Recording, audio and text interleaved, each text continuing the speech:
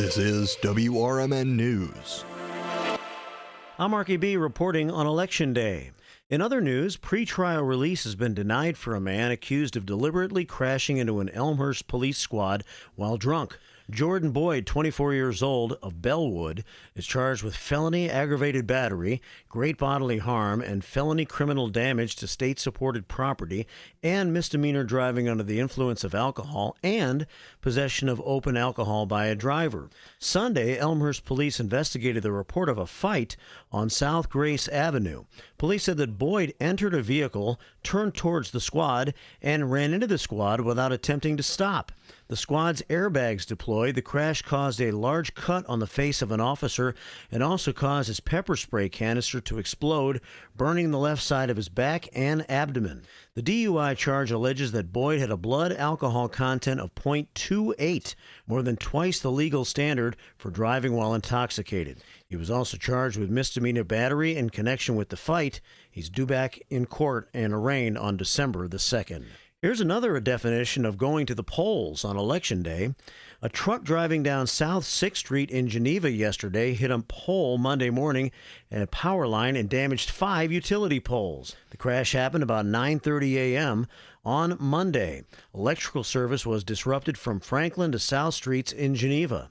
Public Works crews were taking customers manually offline to make repairs since there were active power cables on the ground. 6th Street was closed from Campbell to Fulton for several hours during this debacle. There's a look at news for now. I'm Marky B, and this is the Talk of the Town, WRMN. WRMN News, produced in Studio 14 by the River Media Network. Twin Zeros at 4870 North Harlem Avenue in Harwood Heights, Illinois. Check out the full menu at twinzeros.com. Twin Zeros Restaurant in Harwood Heights not only serves traditional gyros, but also has chicken gyro sandwiches. Twin Zeros also serves a variety of sandwiches ranging from cheeseburgers and Vienna beef hot dogs that have recently been inducted into the Vienna Beef Hot Dog Hall of Fame, Italian beef, Italian sausage, and combo sandwiches, to ethnic favorites such as Slovaki and Grecian chicken. Slovaki is shish kebabs, specifically chicken or pork shish kebabs, grilled to perfection, served on a warm pita with tomatoes, onions, and our homemade tzatziki sauce. You can also enjoy barbecue ribs served every day. Twins is open 7 days a week and also delivers locally. Located at 4870 North Harlem Avenue in Harwood Heights. Check out the full menu at twinzeros.com. That's twinzeros.com.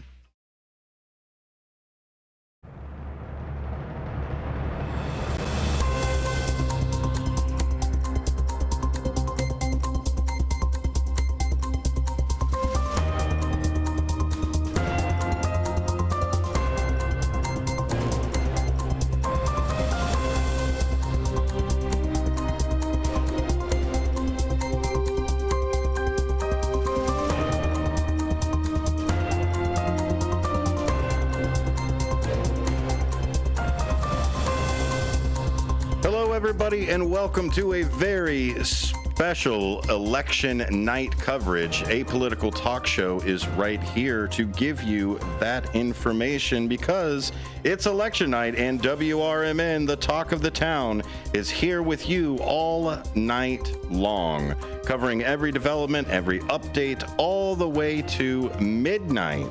As results pour in, join our special political talk show where every voice, every vote, and every moment matters. If you want to jump in, you've got 2 cents you've got to throw into. That would be 847-931-1410, 847-931-1410. Lots of people, lots of things that are going to be happening on the show today, panel discussions, and checking in with the candidates themselves. Here at Apolitical Talk Show, we believe that voting isn't just a civic duty, it's a powerful opportunity. It's a chance to shape the future of our community, our state, and our country. And here on WRMN, we believe that every voice deserves a platform and every opinion has a place. That's why we're bringing you the latest election results, live interviews, and discussions about the choices that affect us all. Your vote, your voice It is the heartbeat of our democracy. It tells the leaders what we care about and what we stand for. And tonight, we celebrate that freedom. We'll be here talking with experts, community leaders, and even taking calls with listeners like you. 847-931-1410. Joining me now on our first panel is who will be joining me for most of the night here. That would be executive producer extraordinaire Ben Demonium Boquest. Thank you, sir, for being here. Hey, man, absolutely. Election night, and we've never been closer. That's it. Yeah, I'm sitting on microphone 2 instead of 3 this time. Because right-hand man at all the times, that is Ben Demonium Boquest there. Also joining us, new to the WRMN team, on the furthest end of the table is also Elliot Serrano. Thank you, sir, for being here with us as well. Thanks for having me back. This feels like sports chat, though. It is. A bunch of guys hanging around some microphones, but we're going to talk politics. I'm really excited. This is going to be a heck of an evening. History is going to be made one way or another. One way or another, absolutely. And also, we've got the first one to show up of our news team. That is John Pettiford. Thank you very much for being here, John. Thank you for having me. I'm nervous yet eager to learn and see what is going on, and even about the election and everything that's going on. Mm-hmm. I kind of gave up on politics, but you kind of found a way to reel me back in. So I'm eager to see what this night produces. I think it's going to be a great time. I really appreciate you coming over here. Instead of going to class, instead of me teaching you in a lecture or sending you into the studio, we get to actually do real radio live production right here. How do you feel about doing that? I am so excited. I just hope to make you proud. Oh, always, every single day, buddy. You're already cruising at a good B+. We'll see if we can get you the rest of the way. Wow. Let's go. Wow. That's it. Just for showing up, right? It's an easy curve.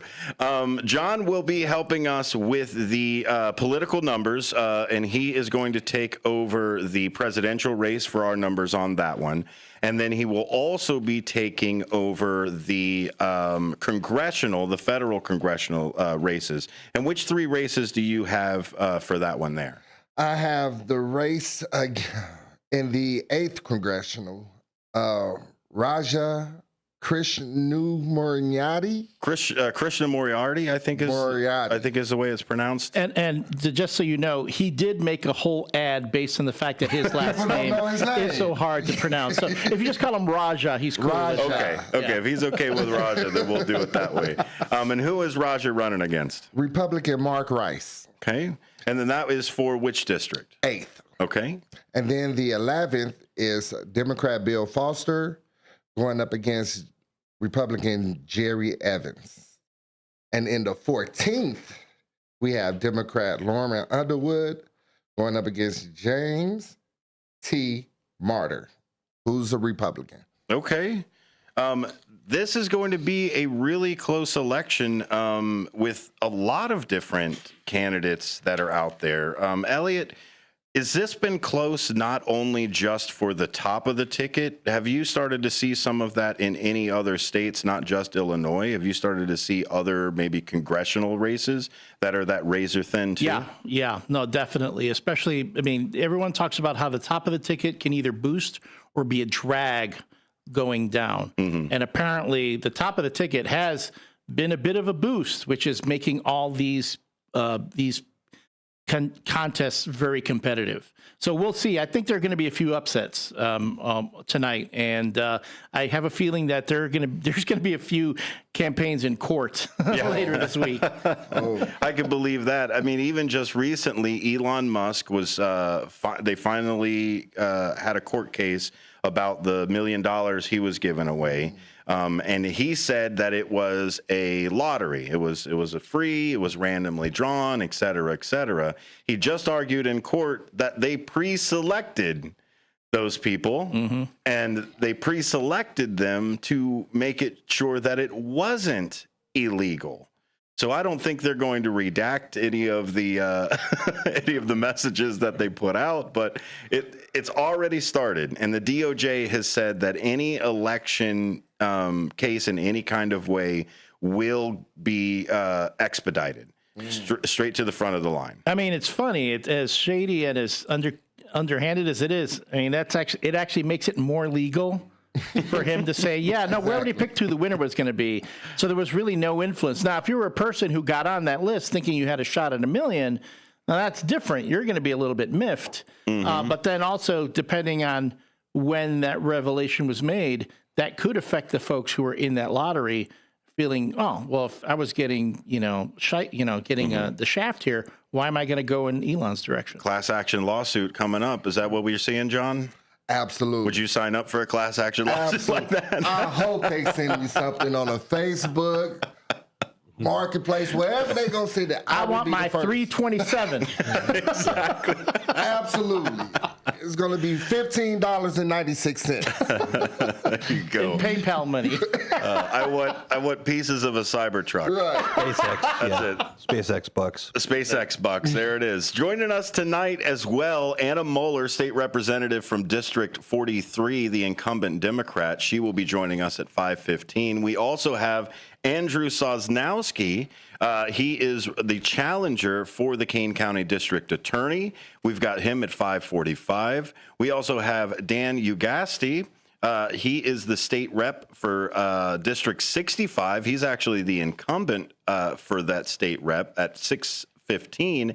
And, of course, Jamie Mosser, Kane County District Attorney incumbent at 6:45. Then at 7 o'clock, we will have our very own radio's Marky B will be at the Kane County GOP watch party. That's happening over at the Arcata tonight. I think you can still have time to register to get into that. That's all they ask to get in there. I don't know what registering is involved with. I sent Marky B instead. So so that I could hang out here and eat pizza and drink coffee with the rest of the news team. I guess we could have ordered Chinese, I guess, for whatever. Nobody's open today. There's no Chinese food that's open right. today. It's a state holiday, too, is the other side of it. And then after that, Marky B will be checking in at that 7 o'clock hour. After Marky B, we will have Dean and Matt, who will be starting out over at the Kane Dems, over at their headquarters in St. Charles. They're having the watch party over there, and then they will start floating in between the two. Luckily, they put the watch parties in the same city. Hey.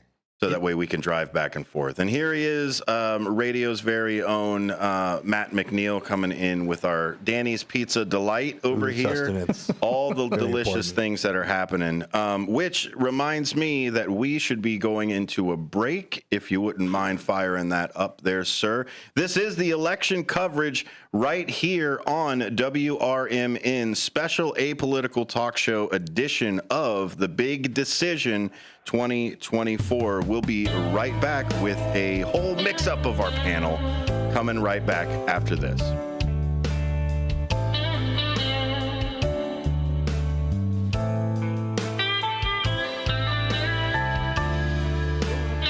Tonight at the China House, 1900 Sycamore Road in DeKalb. Enjoy a platter for two, which includes Shanghai shrimp rolls, beef teriyaki, crab rangoon, spare ribs, as well as chicken wings and shrimp. The China House also offers all Chinese favorites, as well as sushi and hibachi, plus American food and ice cream. Try seafood, beef, chicken, sushi, and more from their most popular buffet items. Let China House tempt your taste buds. Call 815-748-0032. There's a price war in the insurance business, and you may be paying too much. Call the Term Lifeline right now and see if you can save 40%. $500,000 plans and up, that's our specialty. Even great smokers' rates. Protect your family today. Call the Term Lifeline right now for a free quote. 866-509-TERM. 866-509-TERM. 866-509-TERM. LaFleur Taco Grill at 910 Dundee Avenue at the corner of Slade and Elgin is under new management. Enjoy a huge selection of salads, quesadillas, tacos, burritos, and more. LaFleur Taco Grill also has American cuisine favorites and breakfast. Bring the kids. There's a kids menu that they'll love. Are you planning a party this summer? LaFleur also has catering with all types of both Mexican and American foods. Call 847-214-1306 or LaFleur Taco Grill on Facebook. Hi, this is Sue with Newman's Corner Pub in Hampshire, Illinois. Are you looking for the perfect hangout spot? Swing by Newman's Corner Pub right at the corner of 72 and State Street in Hampshire. Enjoy fantastic drinks, live music, and a fun crowd that makes every visit special. Test your luck with our hot slots and our Queen of Hearts drawing every Saturday at 3 p.m. Challenge your friends to darts or pool while you're here. Newman's Corner Pub, where every day feels like a weekend. Visit us at Route 72 and State Street in Hampshire. That's Newman's Corner Pub, your new favorite spot.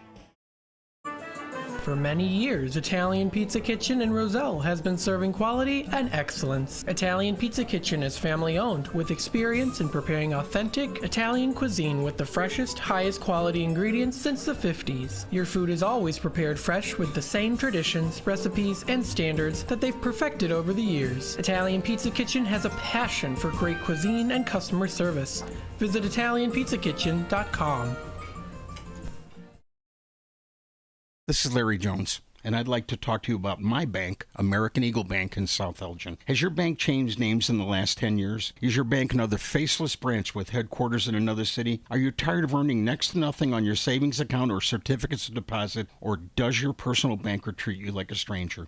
If you answered yes to any of those questions, then you're ready for a new banking experience, and American Eagle is the place for you. American Eagle is a locally owned independent bank that's rooted in the community, and American Eagle customers are greeted by name and treated with the respect that they deserve. American Eagle has an innovative program, Eagle Savings, that teaches your children to save while earning prizes and rewards. American Eagle offers great rates on certificates of deposit. My bank is located in South Elgin on Randall Road between the Target and Caputo's and is open Monday through Saturday.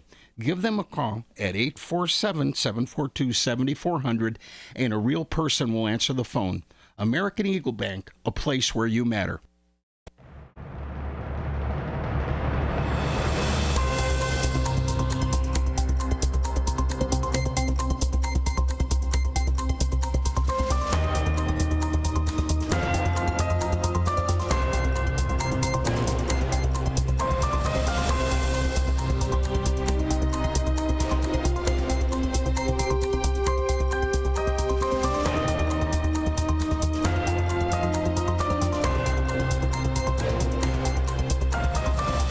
Welcome back to WRMN, an apolitical talk show election coverage special. That's a mouthful. We're still trying to workshop the title. The marquee only has so many different letters to put it up in there.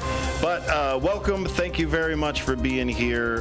This is a very, very important night, both for our neighborhood, but also for our country.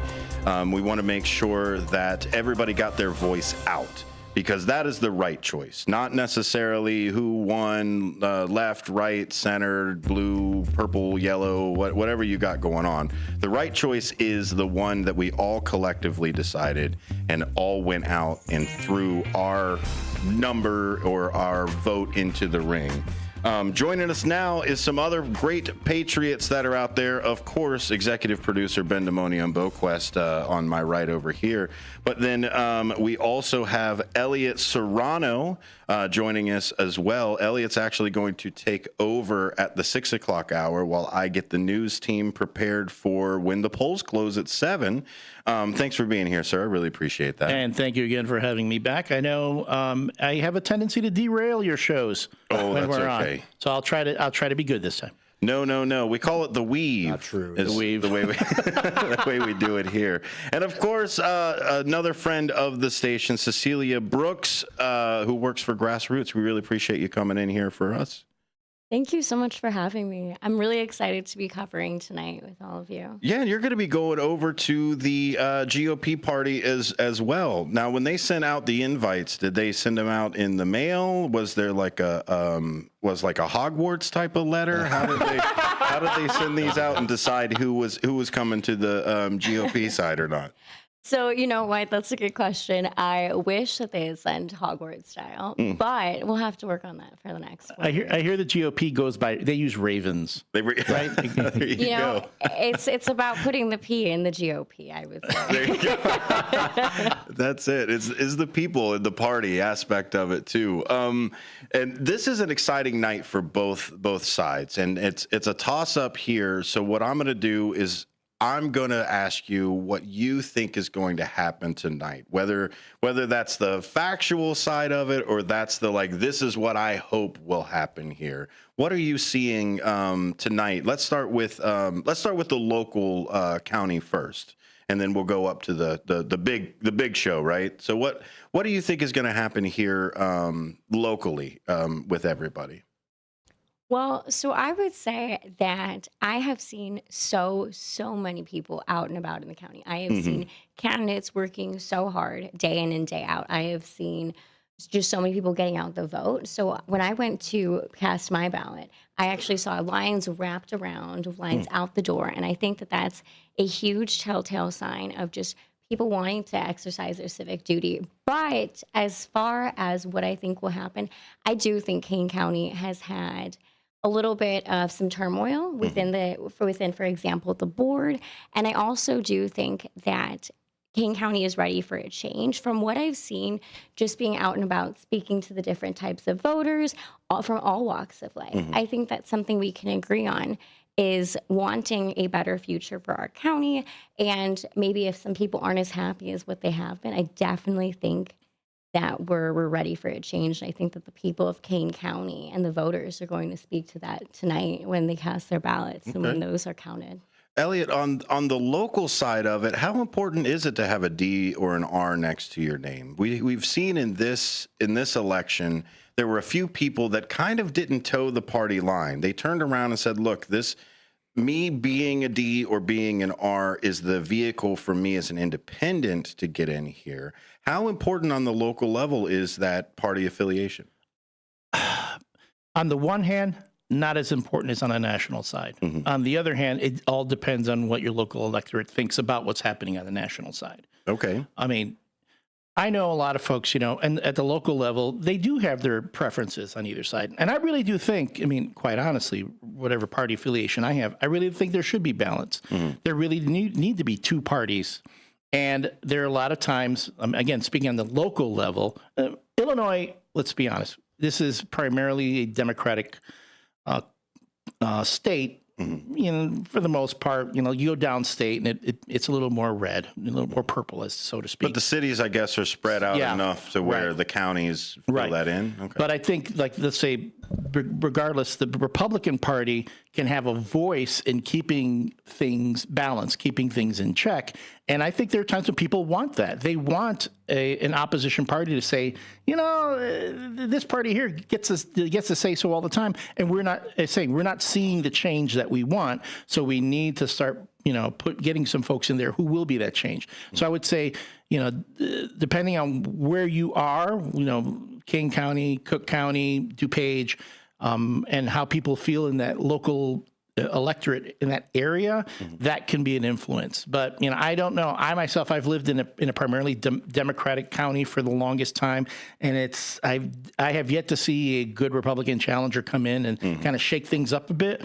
I can't speak to how things are going on in DuPage or Kane.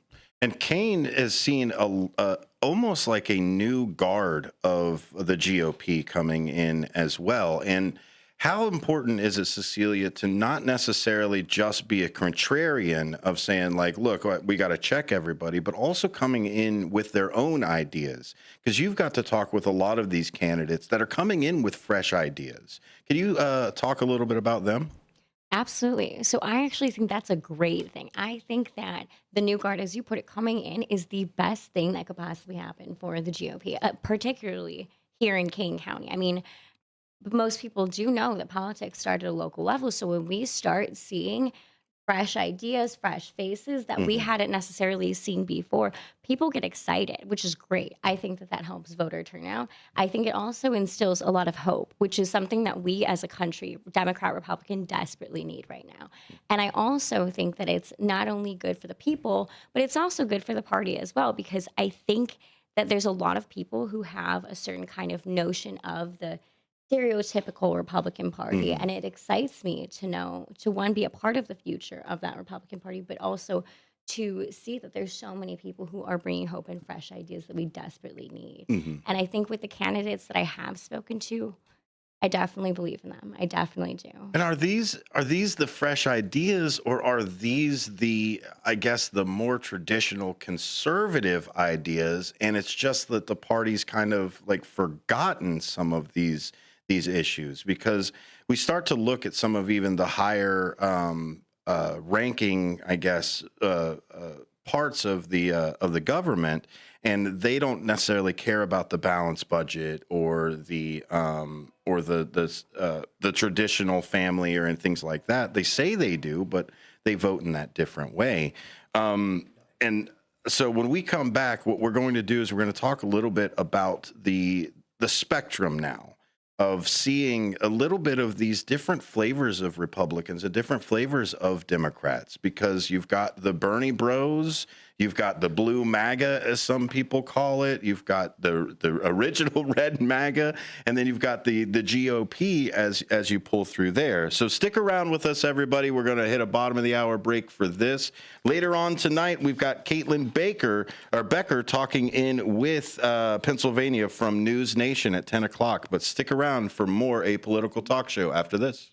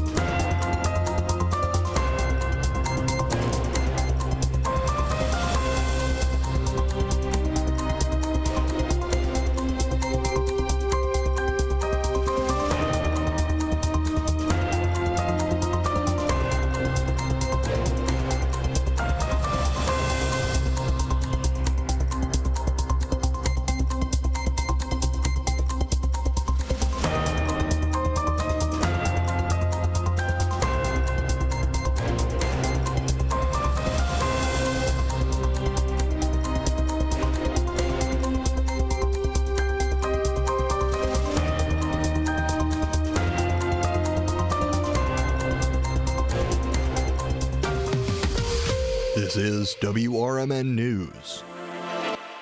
I'm Marky B reporting on Election Day. In other news, pretrial release has been denied for a man accused of deliberately crashing into an Elmhurst police squad while drunk.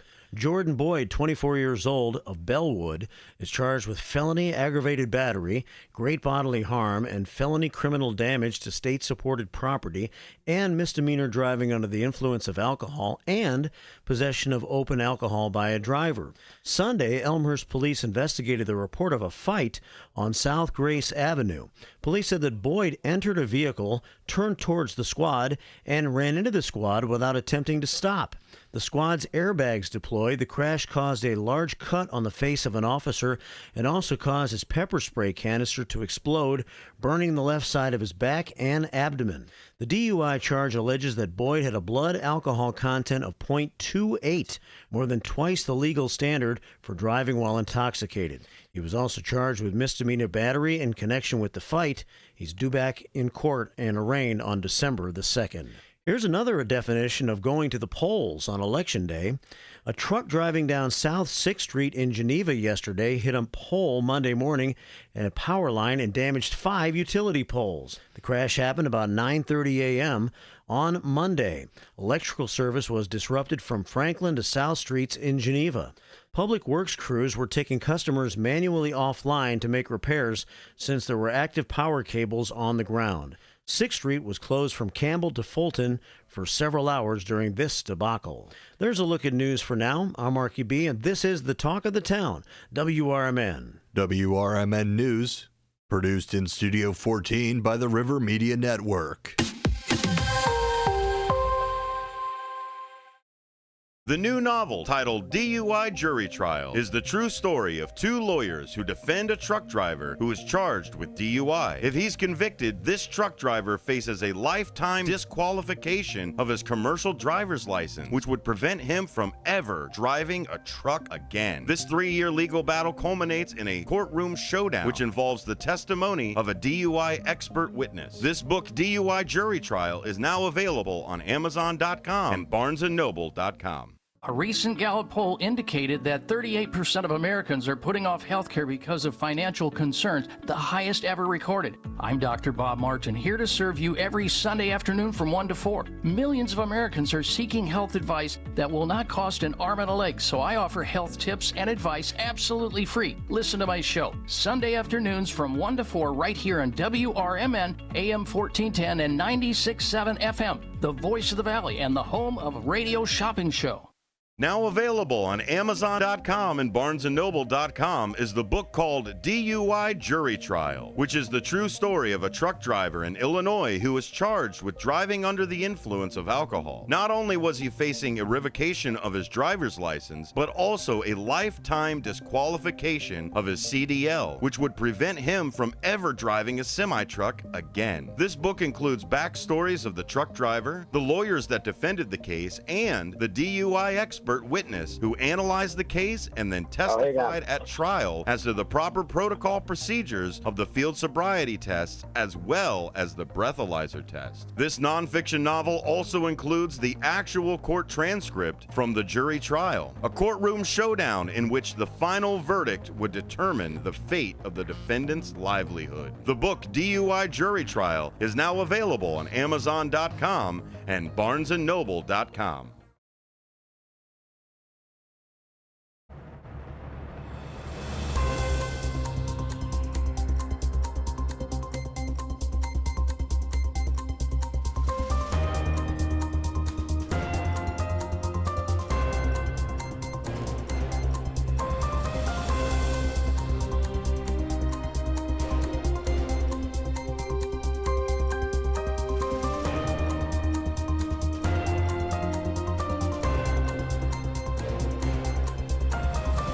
Welcome back to WRMN. That's WRMN 1410 on the AM airwaves. That's amplitude modulation for those of you playing at home.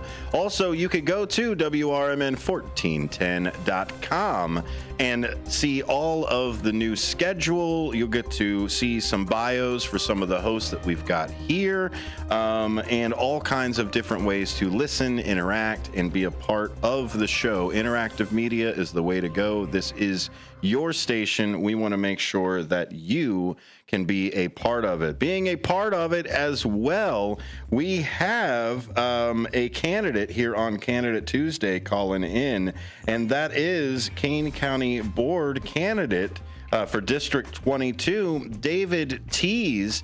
Thank you very much, Mr. Tees, for being on with us. We really appreciate you calling in. Hey, how you doing today? I'm doing really well. This is the political Super Bowl. I don't know what I'm going to do for the rest of the 4 years. I guess I'll just have to dive deep into the city candidates since our friend Miss Brooks here is running. Oh, yes. Cecilia is a wonderful lady. I'm actually at the Elton Township building right now. It's 4:30 ish, and it's really busy here. A lot of cars, a lot of people waiting in line. There's a lot of people here today. Good. The polls seem to be like this all day long. Just the parking lot is full. I mean, everywhere. I know Elton, the library was really busy down on Punkett's on his way back down to there to pass out some literature, and that's what I'm doing here today, passing out some literature. But I wanted to give you an update. A lot of people are out voting, so we got a couple hours left here to get your votes in. Yeah, a couple more hours, and it seems what I've also heard is everybody who's in line at the poll close is still eligible to vote, as long as you are in line at 7. So even if the line is long, we can still go out there. How is it canvassing at the actual polling stations as a candidate? Is there a strategy to it? Do you have certain places that you like to hit more than others? Is there, hey, we're just going to shout at people in the parking lot? What's the strategy behind that, Mr. Tees? Well, the strategy is for me, myself, I'm sitting out here, and as people are walking up, I'm 100 feet away from the door, which is the rules. And as people are walking up, I ask them if they're here to vote today, and they say yeah, and I ask them if they would like some literature, and pretty much about 80% of the people say, yeah, I'll take some literature. It seems like a lot of people really don't know who to vote for yet, and it kind of gives them a little bit of an insight as to a candidate. Maybe I'm in their district, I'm not, because there's a couple different areas that this place covers. I mean, anybody could vote anywhere in Kane County, providing they live in Kane County, and that's a little bit of a hard strategy nowadays. Is because back in the days, you went to your polling place, so we were able to find out and know who, where you could be work effectively with your literature and stuff like that, and talk to people coming in and voting. Cecilia, where do you go to find your information? Like, we were talking about like looking at the judges and a couple other places that are here, where do you go to research candidates? We'll go, for example, as Elliot and I had mentioned, I will actually go to the Illinois Bar Association to see, for example, judges at least, to see which has been recommended, which hasn't been. I guess I would say a little bit of in-person as well, as many candidates as I could get to know. I really go out in the community to try to educate myself, whether that's reading nonpartisan local newspapers and stations like that, but also just getting involved so I can see with my own eyes what these candidates stand for and why I believe in them. David, how important is it to get the face time with your constituents? It's very important because, my picture's on the literature and they see that it's me. I'm the guy out here reaching out to them. And I think people like seeing that. They like seeing the candidate out there talking to them. And, they get a chance up personally to see them and ask them any questions that might concern them. That's it. And Elliot, you've been and seen a couple parades and stuff. Where do you like to see your candidates? I follow them home. That's a joke. That's a joke. Do not stalk your candidate. Well, where is a place that you've been and you were like, man, I'm happy that candidate showed up, or like it's cool to see them participating? No, as you said, the different parades and as the candidate just said, being out in the community. When you can put a face to the name, you can interact with them. I think there is something to be said for meeting your local representatives or the people who are running for office, so you know them as more than just the campaign slogan and more than just what the opposition's ads are saying about them. Getting to know these as people, I think that's really important. We need to remember that when we're voting for our elected representatives, these are people. They're not, they're not constructs of some AI. These are actual people who in most cases have our best interests or have their own ideas they want to bring to government to make a difference. I mean, I would assume anyone who's running for government, especially on the local level, you're doing it because you want to make an impact in your community. Absolutely. And David, that's what we've seen. We were just talking with Cecilia about this, about how this new guard of the GOP that's running right now isn't necessarily like strapping the R to their chest and going out there and going, rah, rah, I'm the Republican that's going to carry the torch. It seems like a lot of the people that have been running in this local election here has kind of had their own independent thoughts for things, and it just comes together in that more traditional conservative side. Have you seen that, or is this more of the party line suit and tie type of Republicans running? This is actually a different election, first of all. I mean, this is there's a lot of bad stuff going on out there, and so people are fed up with it. And one of the nice things about it is that I'm blessed to have a lot of I'm the vice chairman of the Elgin Township Republican Committee Council. In the 5 years I've been doing this, I've learned a lot with this. And having your PCs helping you out and working their precincts, because we all have our own precincts. And if we stick with our precincts, it's a little bit of everybody. It's blue collar workers. It's people like you and me and Cecilia and everybody out there knocking on doors, talking to people, which gives them more a little bit of everybody, a little bit of everything. I think personally, and this is with our township going in a new direction and the GOP in Kane County going in a new direction. This is a more of everybody hands in, let's make this happen type of thing. Well, thank you very much for calling in with us and talking. What are your plans for the evening there, David? Well, I think, if I'm right, I didn't know Cecilia was on the radio with you, but I think today I'll be going to the Arcadia. Hi, Cecilia. I'll be going to the Arcadia tonight at a watch party and hanging out with some people and watching the results in there. I think you're going to be there, right, Cecilia? I will be there, and I wish you all the best of luck, David. I can't wait for a positive evening with everyone tonight. I thank you guys very much, and I will be calling in about 7:30. Mark, if Mark's not there, and I'll be doing a little talking with people there too. Oh, absolutely. At the Arcadia too. All right. Yeah, absolutely. And if you're like, hey, we've got an update, or the mood has started to change, or there's a momentum, or anything that's newsworthy, or anything like that, David, feel free to call in. We'll give you guys an update every chance we get, guys. Sounds great. That is David Tease, Kane County Board District 22 candidate. Was that a tease from David Tease? Yay! That is amazing. Thank you, David. Appreciate that. Is this a paid gig? Puns were last hour. Yeah. Exactly. When we come back from this break, we will give you that conversation of the panel about the spectrum. Are we left, right, ones and zeros, ons and off, with this polarization that we've got, or is it a spectrum that we all need to pay attention to? When we come back from WRMN's Apolitical Talk Show election coverage, we'll be right back after this.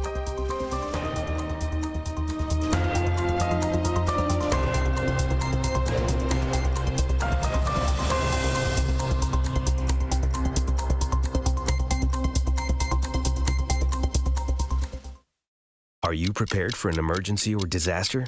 Because it's not a matter of if, but when. Don't find yourself saying, I'll trust water bottles and a flashlight to save the day, but I'll be proved wrong. With a tornado approaching, I'll realize that I lack a wheelchair-accessible shelter. When the floodwaters rise, I'll be up in the attic with 20 cans of beans. It's a recipe for disaster. let's prepare so we all have a better story to tell. Get started at ready.gov/older adults. Brought to you by FEMA and the Ad Council.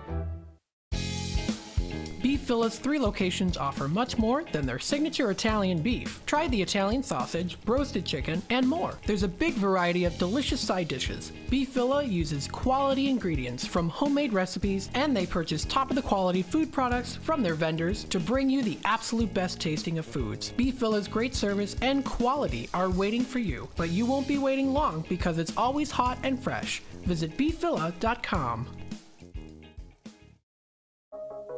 What makes a great pizza restaurant? The obvious answer, great pizza. A local favorite since 1983, Pizza Pub Wisconsin Dells has been serving up the best pizza in the Dells. Year after year after year. Not hungry for pizza? Try the homemade lasagna, chicken parmesan, burgers, salads, and an extensive kids menu. Or take a trip or two to the all-you-care-to-eat lunch buffet. Pizza Pub, walking distance to water parks and hotels in Wisconsin Dells. Visit the Milwaukee County Zoo this summer to enjoy so many species of fun. Home to more than 2,200 animals, representing over 340 different species. The zoo educates, entertains, and inspires. Stomp back in time with the zoo's summer exhibit, Dinosaur Discovery, sponsored by Sendik's Food Market. You'll be astounded by the gigantic and scientifically accurate animatronic displays. Touch, feel, and learn about the role of predators in the ecosystem. Running through October 5th. Visit milwaukeezoo.org. The weather is getting better, and we know it's the time when ladders and DIYers come out. Before you start any new outdoor projects, ComEd wants you to know that electricity can jump from a power line to you and the tools you're using. So maintain a safe distance from any power lines.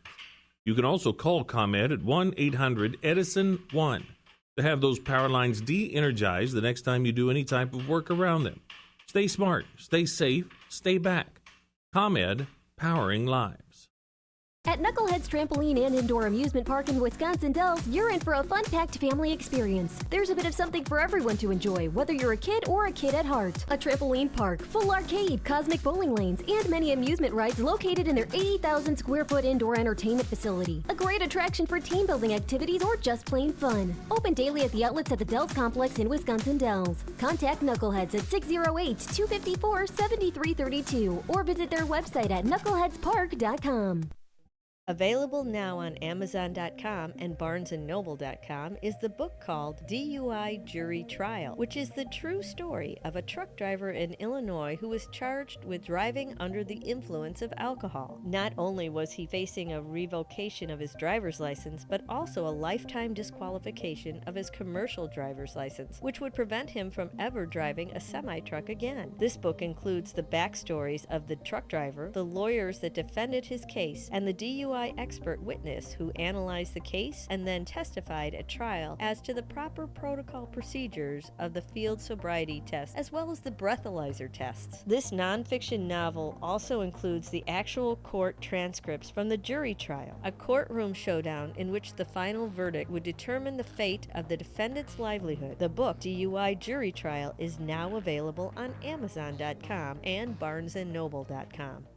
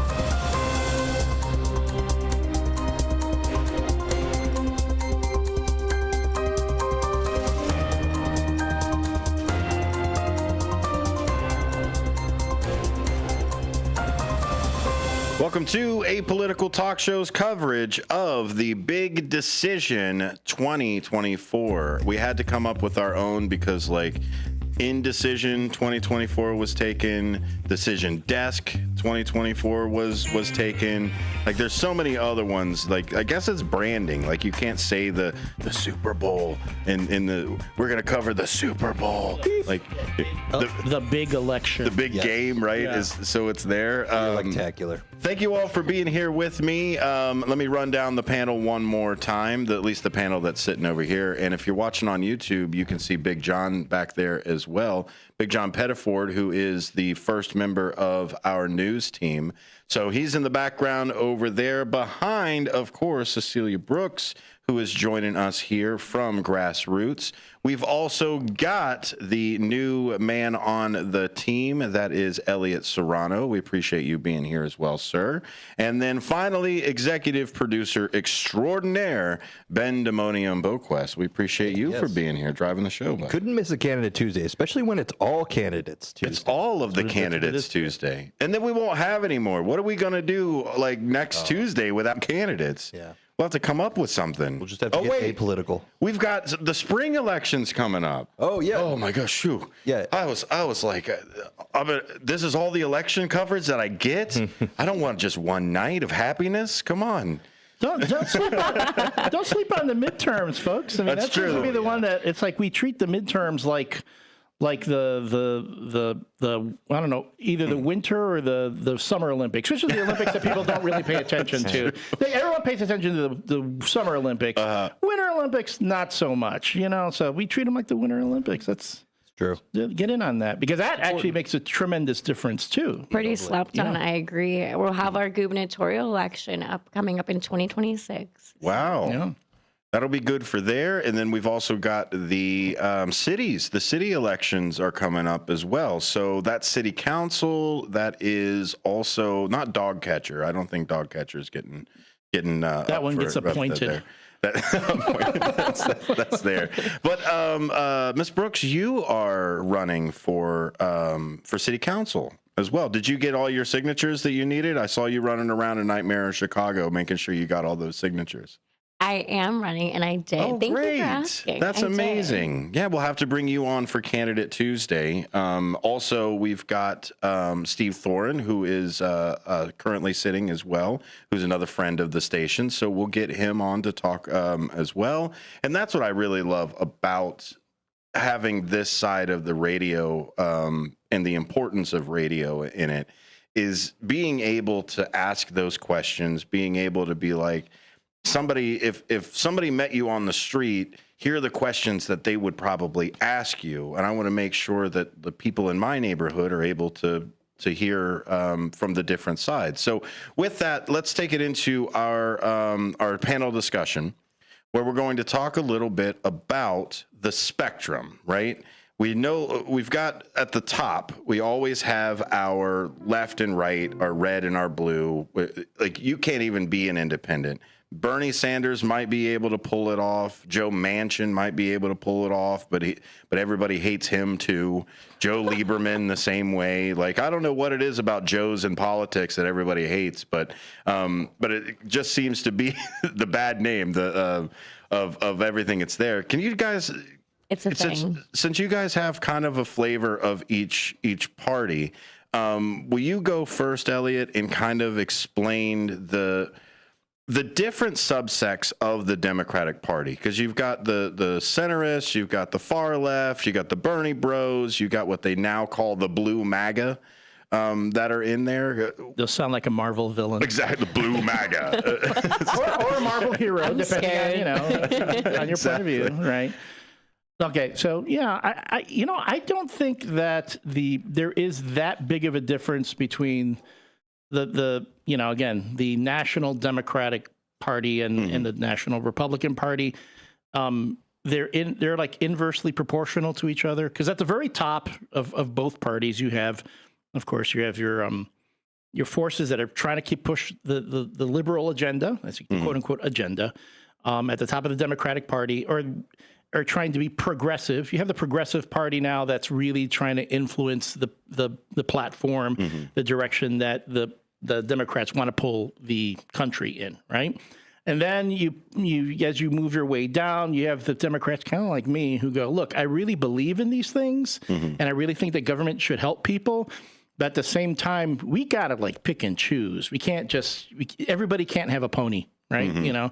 So we have to, with our eyes on being progressive and serving people, understand that you got to pick and choose. And then as you work your way to the bottom, it's again, the Bernie Bros are like, well, none of it works. The system is broken. Burn it all down. Burn it all down. Let's do it. Let's start all over again, which is, and then of course, right. The Republican Party is pretty much the same. Unfortunately, it really seems like both parties are becoming too reactionary to each other. On the very top of the Republican ticket, to me, and I'm only saying this very recently, when you look at the Trump platform, which, let's be honest, it's the Trump platform. Yeah. It's not the Republican platform.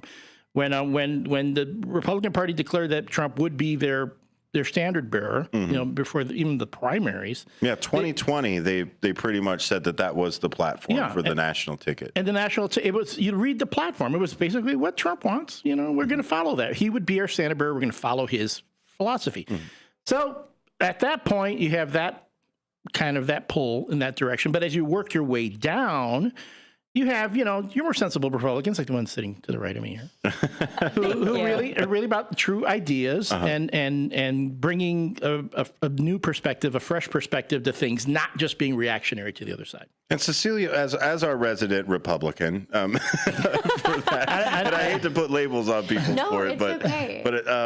My question is, without naming any names, have you seen some of that within even the local side, where there are some that are the burn it down people? I think it doesn't matter what color hat you wear. The burn it down people are the same. They're the let's just burn it down, let's do it. They're not either Dems or otherwise. They're just, the system's terrible, we just need to change it up. But have you seen people on that spectrum through, even on the local level, not necessarily the national?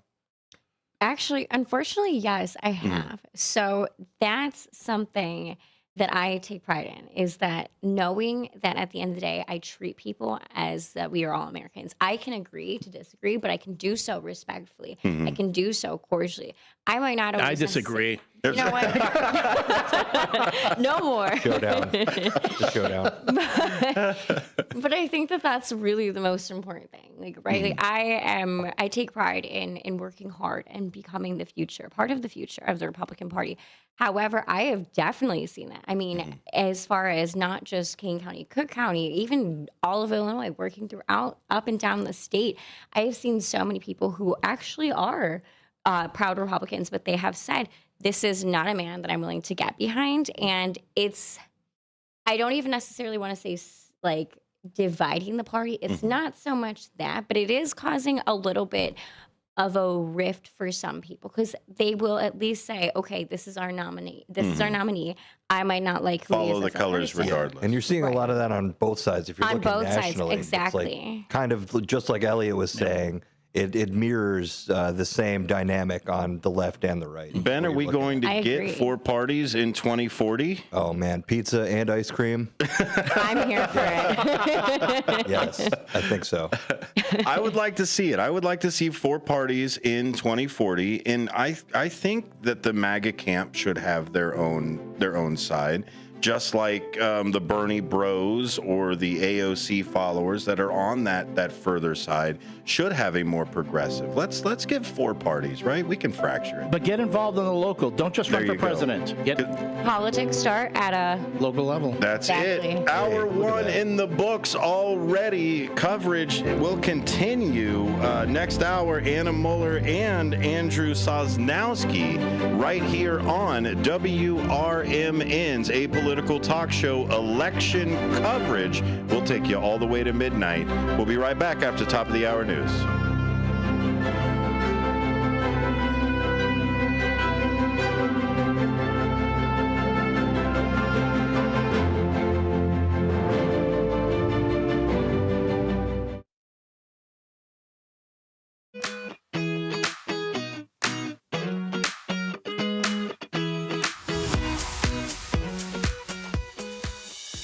At the law offices of Guthrie and Brady, we are dedicated to providing high-quality legal services at affordable prices. Whether you're dealing with real estate transactions, foreclosures, or will and estates, our experienced team, including Mary Brady, the happy lawyer, is here to help. With over 50 years of experience, you can trust that our attorneys have the knowledge and expertise to handle your legal needs. Our comfortable and welcoming office, along with our professional staff, makes it easy for you to get the legal guidance you deserve. If you're looking for expert legal services you can rely on, contact the law offices of Guthrie and Brady today. Schedule a consultation and let us put our decades of experience to work for you. For more information, visit gandblegal.com. That's gandblegal.com.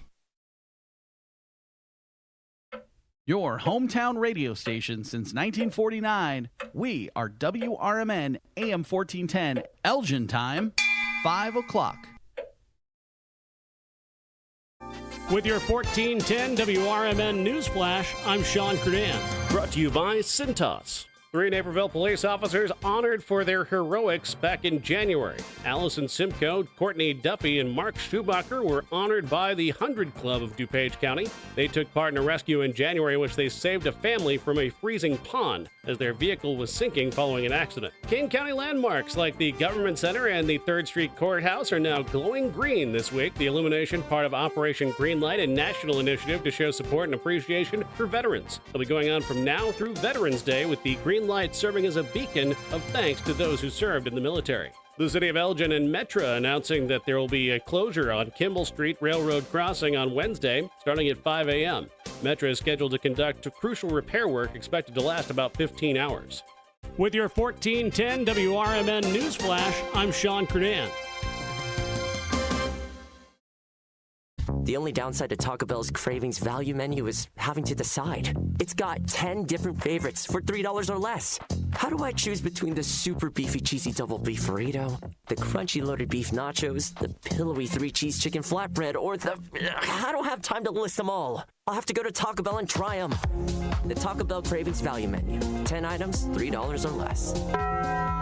At participating U.S. stores while supplies last. Contact store for participation, which varies. Tax extra. Double seasoned beef compared to the Burrito Supreme. Not sure how much you know about Progressive Insurance, You may know us for insuring your home and auto. You may know a couple of our commercials. But what you may not know is that since 2013, Progressive has been honoring veterans with vehicle donations through the annual Keys to Progress Veteran Vehicle Giveaway Program, giving back to those who gave so much. Now, you probably didn't wake up today saying, I really wish I knew more about Progressive Insurance, but this seemed like the type of thing people wouldn't mind hearing about. Find out more about how we're dedicated to our customers and communities at Progressive.com. Progressive Casualty Insurance Company and Affiliates. Wake up, Fox River Valley. WRMN AM 1410 is shaking things up with a brand new weekday lineup that'll keep you informed, entertained, and engaged. I'm Marky B, WRMN Program Director and host of The First Shift, inviting you to start your day with The First Shift from 6 to 10 a.m. Monday through Friday. Larry Jones, Jakes, myself, and the entire First Shift team bring you the latest local news, entertainment, and, my favorite, more to kick off your morning.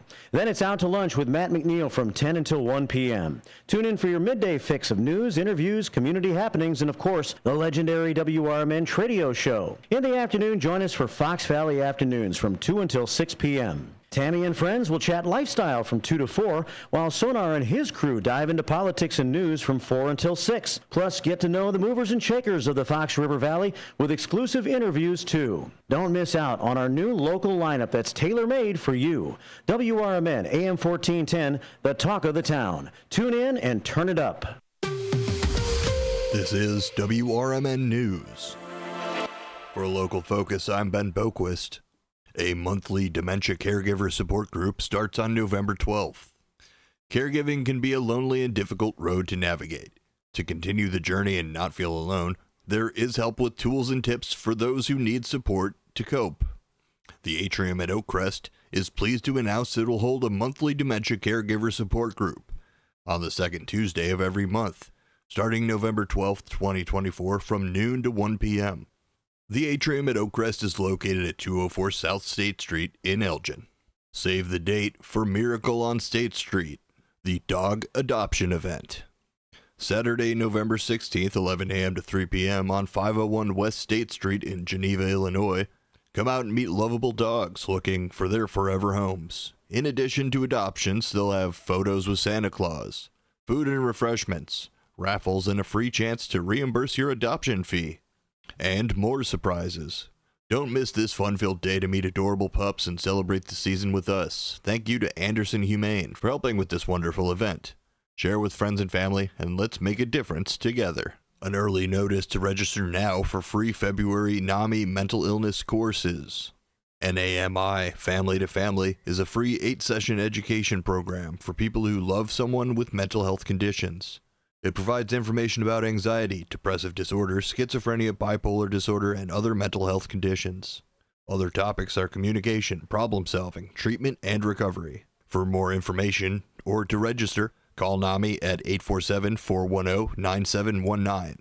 For a local focus, I'm Ben Boquist, WRMN News, produced in Studio 14 by the River Media Network. It's election season, and WRMN 1410 is your go-to source for up-to-the-minute coverage. From federal races to county board seats, local offices, and advisory questions, we're delivering the latest updates as results roll in. Need clarification on a candidate or a ballot measure?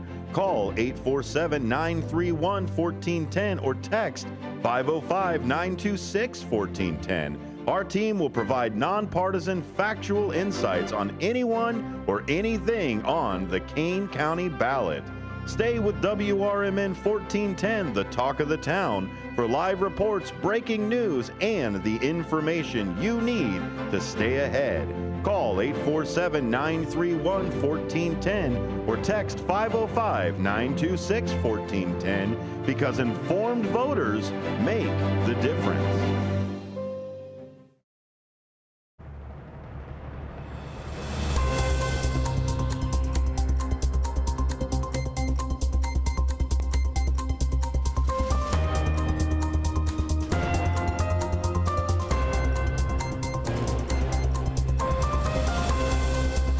Welcome to A Political Talk Show and WRMN's election coverage tonight here on WRMN 1410 AM and WRMN1410.com.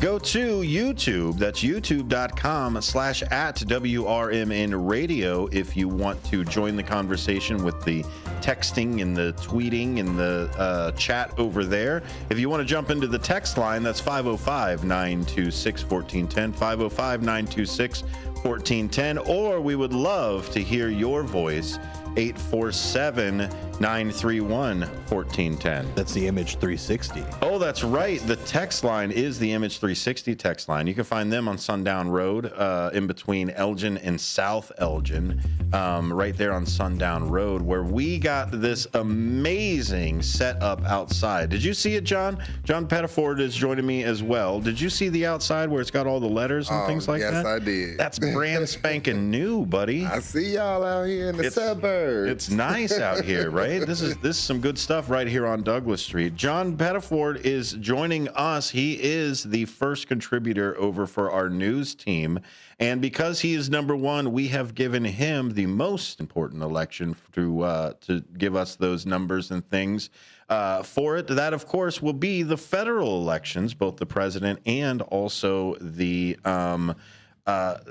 House and Senate. Yes. For what we've got going on over here. So John and I are going to break down a little bit about this map and what states we're going to be looking at specifically, because a lot of the states have already kind of locked in. They're traditionally as they move through, right? Illinois is blue. It's been blue as far as I've ever seen it. New York, California, the same way. You start getting Nebraska and some of those other Montana and things like that. Those are solid red. So Indiana. Yeah. So what states are we looking at for here? I heard Pennsylvania is really the key to what we need to look at here. Well, Pennsylvania, you got Nevada, Michigan, Wisconsin, Georgia. Okay. And Georgia has only recently become a swing state out of it, because I've always seen it red, and then Obama flipped it blue. Yes. And then didn't Biden also flip it as well, Ben? You're going to have to correct me on that one. What state is that? Georgia. Yeah. Didn't he win that one as well? So 11, however many votes. So I always thought Georgia was going to end up being that blue state or that red state of that solid color. And it wasn't until, I guess, not the Biden, but the Obama administration, you could include Biden in that. Well, absolutely. Anybody in his cabinet is going to keep, Georgia blue for as long as they can. So I think it might be blue this time around too. Okay. What makes you say that? South loves Miss Harris. Okay. Or, my contact. I have a cousin in Atlanta, and she said a lot of people is going out there voting blue. Going that way? Yeah. And a lot of what we've seen, and we'll have a panel discussion at the bottom of the hour about voter turnout. And what I've started to see, and even the statistic-wise, already in the nation, women outnumber men already in the nation to begin with. Also, women outnumber men in voting turnout as well. And seeing a 17 is where I've started to see it, 15 to 17, 18% deficit of women supporting Harris versus Trump.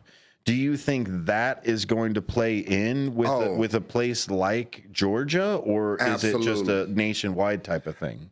Not only Georgia, like you said, it's going to be nationwide, and I think Ms. Harris is going to bring out the women. I could see that. She's going to bring them out. I think Hillary, if she would have ran, could have did the same thing. And this one here, if she was running now, or no, then. I think I was 16. Yeah, 16. Yeah. I think she would have did the same thing, but And I think voter turnout really is what got her. And then also there are two silent Trump voters that are out. But if you look at the statistics, there's two types of silent Trump voters. One of them is a Trump voter that doesn't tell anybody that they're a Trump voter. They don't like to tell the pollers. They don't like to tell anybody. They're like, look, this is who I am. This is where I'm going to go. Whatever their reason is to vote for it. The other silent Trump voter is the other direction, where they outside it is Trump, Trump, Trump, but then they go towards Harris.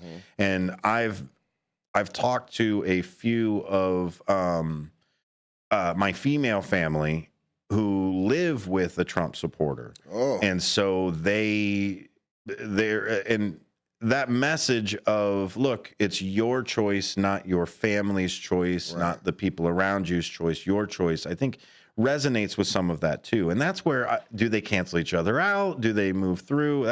That's really where we're going to have to see that tonight. Yeah, it's definitely going to depend, right? Like, you can have people that say, I'm not going to share my vote. I'm going to go in and I'm going to keep it to myself. And then you got people saying, I'm going to wait to the very last minute and see if my vote really counts, see if I can push it over the edge. So I think it might be a close one, but I think Harris brings the women out. And if she bring all the women out, then... That's it.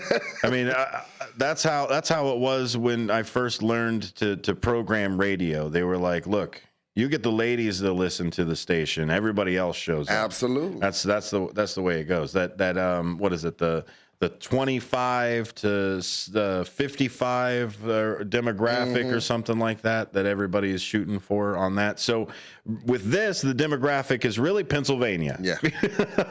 Are you a Pennsylvanian? Do you live in Pennsylvania? That's really the demographic everybody's shooting for. 19 electoral votes, Benjamin. Is this the state to watch? It has been, and it's kind of the talk of the election. It has been for quite a while at this point, and it's just, it's frustrating to the point where it's like, can't we just take a break? Can the rest of us just take a break and just let Pennsylvania figure this out? That's what it is. Let them go for it. So let me tell you about the worst outcome so that we can all be happy for the rest of the night. The 3 tie combinations is what we do not want. We don't want a tie, because here's what happens. Everybody's like, what happens if it's a tie? What if they both get 269? Well, if they both get 269, which there are 3 different combinations tonight that could happen, the House chooses the president and the Senate chooses the vice president. So we could end up with a Trump-Walz leadership if things stay the way that they are. I think with the way that the House votes in, I think there is a new House and a new Congress by the time that the president is sworn in. So it may end up being a House swap, and then it could be Jeffries and the Democrats that pick the president, and then if they could keep the Senate, then they can pick it from there. The way things going, I wouldn't be surprised. Please don't be a tie. I wouldn't be surprised. I would not be surprised. That tie combination, the 2 things are actually 3 things that we're looking at in conjunction. Pennsylvania going red, Michigan going red, and Arizona going blue. If those 3 things happen, we are 50% of the way to a tie. So those are the things we need to look for. Ben has pulled up the map over here. And are you looking at the polling map, or are you looking at the just as the census for you there? Yeah, this is the interactive map. There you go. So that's what we're going to be pulling up. Go to 270 to win. There's a few different maps that you can look at. You can look at the consensus map. You can look at the poll map. And you can also change the colors of the map to see where that draw is. 270 is what everybody needs to win, and that's where we're going to go with it. We are going to take a quick break while we call State Representative for District 43, Anna Muller, who will be on with us here for a quick update on what she plans on doing for the evening and how she's feeling about the election on that side. You're listening to a political talk show, the election coverage over here on WRMN. John Pettiford, thank you very much for being here with us. I hope to talk to you a little bit more. Absolutely, I'll be here. That'll be fun. I'm going to go get some pizza, too. All right. This is WRMN. We'll be right back.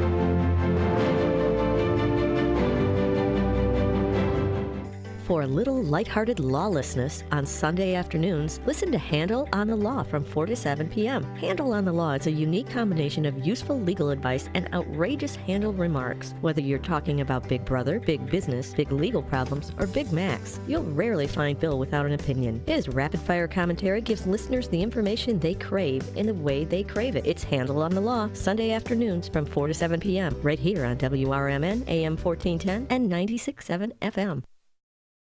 Attention restaurant owners, are you struggling with grease trap issues or bulk grease removal? Look no further than Hopkins Grease Company. Serving the greater Chicago area since 1947, Hopkins Grease has been the go-to company for grease recycling and maintenance, offering a range of specialized services for restaurants, big or small. From used cooking oil collection to grease trap cleaning, their full fleet of vehicles and dedicated team of employees ensures fast, efficient service in areas like Elgin, Crystal Lake, Algonquin, and Schaumburg. And they're not just a business. They are part of your community. As a family-owned company, Hopkins Grease is big enough to meet your needs, but small enough to give you personalized, friendly service. And they proudly support America's First Responders through our partnership with America's First Responders Fest. So when you choose Hopkins Grease, you're choosing a company that gives back. Need service today? Call Hopkins Grease at 847-458-4040. We're ready to take your grease worries off your plate. Businesses come in all shapes and sizes. Integrity doesn't. For more than a century, the Better Business Bureau has set the standards for how businesses should operate honestly and ethically. So when you're looking for a business you can trust, check to see who's BBB accredited and who isn't. Always choose the Better Business. Look for the BBB seal because it's looking out for you. That's why it's the sign of a better business. And find a better business anytime at bbb.org. My fellow Kane Countyans, I am Anthony Catella, the Republican candidate for Circuit Clerk. This election is important for Kane County as well as our country.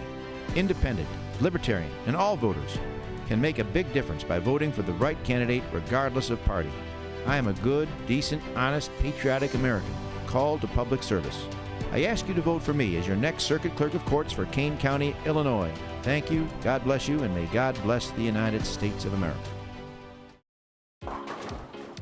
Roll into Bolero in Algonquin or Roselle and wake up with a story to tell. Bolero is bowling, gaming, dining, and nightlife with a twist. Score a sweet deal every day of the week and save big by checking out the daily deals online. Team up with your friends and hit the lanes by forming your own social club. Clubs offer lively competition and laid-back fun for everyone. From beginners to pros, make new friends, bowl, and hang out at a happening place. Visit bolero.com.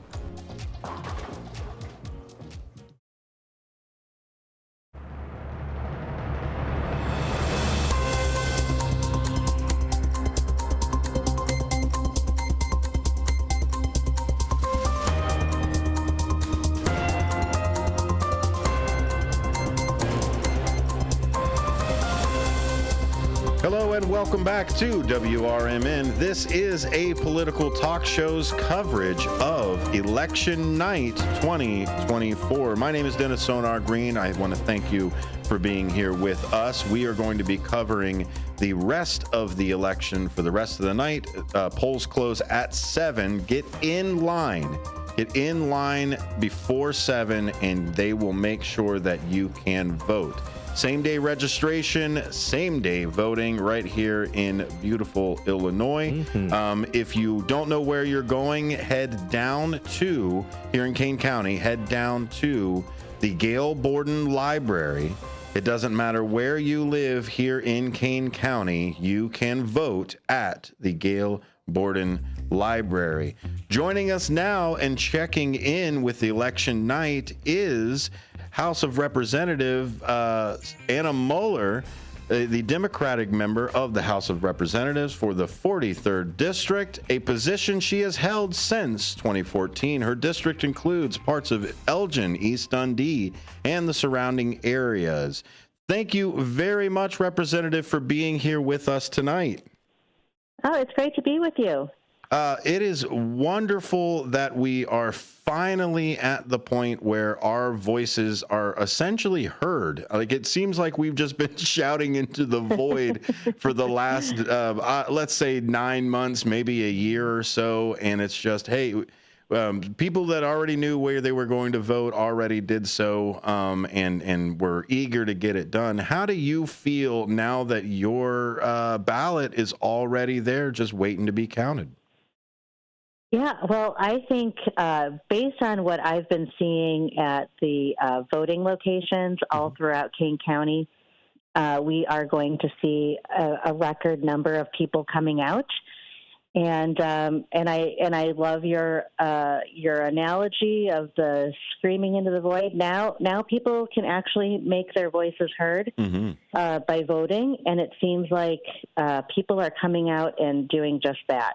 So it's been great. Early voting sites had long lines of people waiting to vote all week, and tonight we're seeing the same thing, and that tells me that people are engaged and they're wanting to exercise their franchise, and they're getting out and voting, and I think that's just a great thing.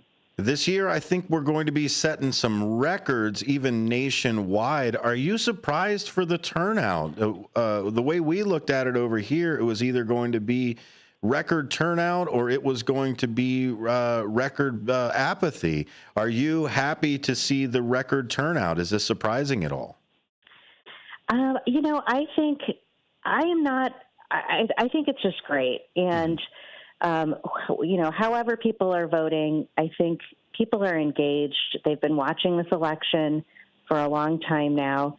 There have been a lot of twists and turns over the last few months, and the issues are very important to a lot of people. The candidates could not be any more different, and I think people understand how important this election is and why it's important to come out and vote. And one of the things that I was really happy to see today when I was out in front of the Gail Borden Library earlier is just the number of new voters and voters who are coming out, which is, normally a difficult group of voters to capture and get engaged. But there were so many voters coming, getting in line to vote, who told us that this was the first time they were voting. And they were excited about it, and it was a great thing to see. How has your campaign this year been different than some of your others? Did you try to capitalize on some of those new voters? Well, I think there's just been a lot of energy because of I'm a Democrat, and there was a change in candidate in our party, and I saw a very distinctive change in how people were responding to this election after Kamala Harris jumped in early August. I had people reaching out to me right away, asking how they could get involved, how they could help out. And it was, I could tell that this election was going to be very different once Vice President Harris jumped in. And so we've been talking to voters about the issues that they care about, why they're being energized by Vice President Harris. I think people are worried about some of the things that happened during the Trump administration, with the overturning of Roe v. Wade. I hear that a lot from young women, especially, that they're worried about their future. I hear this from older women who are worried about this for their daughters and their granddaughters. And so this has been a major issue in the campaign. And then obviously, the cost of living, we've talked a lot about inflation and the high prices at the grocery store and in healthcare. And these are things that I've worked on and we've worked on, here in Illinois, and just getting out and talking to voters about, what we've done, what more we are, needing to do. And we've had a really great response from people because they understand that these are important issues and it affects their daily lives. And I think that's why we're seeing people excited and engaged and wanting to make their voices heard. Absolutely. Yeah. Very, very on point with most election cycles nowadays. Representative, this is Ben. You've heard a lot of focus this election cycle about people having their voting plan, especially we're so lucky in Illinois to have the open early voting and all this stuff. So what, if you wouldn't mind excuse me, if you wouldn't mind sharing with us your voting plan and how that went for you this year. So I used to be a traditional election day voter. It's a special day in my family. Election day has always been kind of a sacred day where we would take the kids and we would vote on election day. Over the past few years, though, I've switched to early voting just to make sure that I get my vote in and there aren't any snafus, come election day. And what I like to do is I like to vote on the first day of early expanded voting. And I like to bring friends, and I like to make it an event because I think we take it for granted in our country how sacred and special our system is, our system of democracy.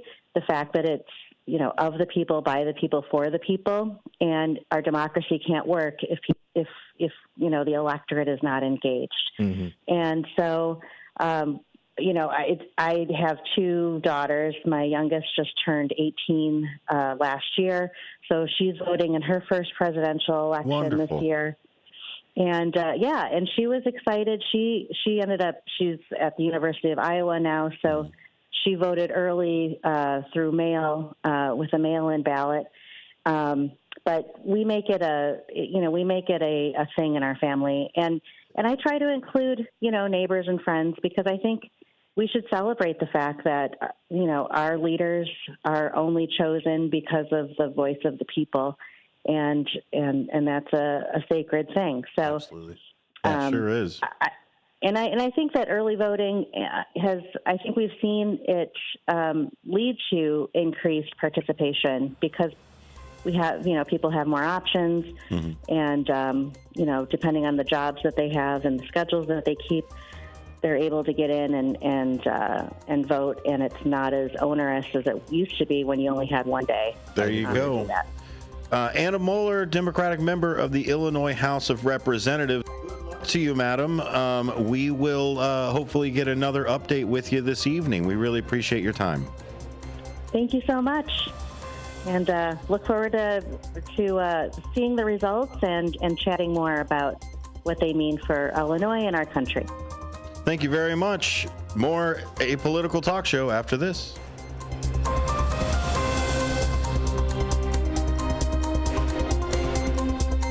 Crashing into an Elmhurst police squad while drunk. Jordan Boyd, 24 years old, of Bellwood, is charged with felony aggravated battery, great bodily harm, and felony criminal damage to state-supported property, and misdemeanor driving under the influence of alcohol, and possession of open alcohol by a driver. Sunday, Elmhurst police investigated the report of a fight on South Grace Avenue. Police said that Boyd entered a vehicle, turned towards the squad, and ran into the squad without attempting to stop. The squad's airbags deployed. The crash caused a large cut on the face of an officer and also caused his pepper spray canister to explode, burning the left side of his back and abdomen. The DUI charge alleges that Boyd had a blood alcohol content of .28, more than twice the legal standard for driving while intoxicated. He was also charged with misdemeanor battery in connection with the fight. He's due back in court and arraigned on December the 2nd. Here's another definition of going to the polls on Election Day. A truck driving down South 6th Street in Geneva yesterday hit a pole Monday morning and a power line and damaged 5 utility poles. The crash happened about 9:30 a.m. on Monday. Electrical service was disrupted from Franklin to South Streets in Geneva. Public Works crews were taking customers manually offline to make repairs since there were active power cables on the ground. 6th Street was closed from Campbell to Fulton for several hours during this debacle. There's a look at news for now. I'm Marky B, and this is the Talk of the Town, WRMN. WRMN News, produced in Studio 14 by the River Media Network.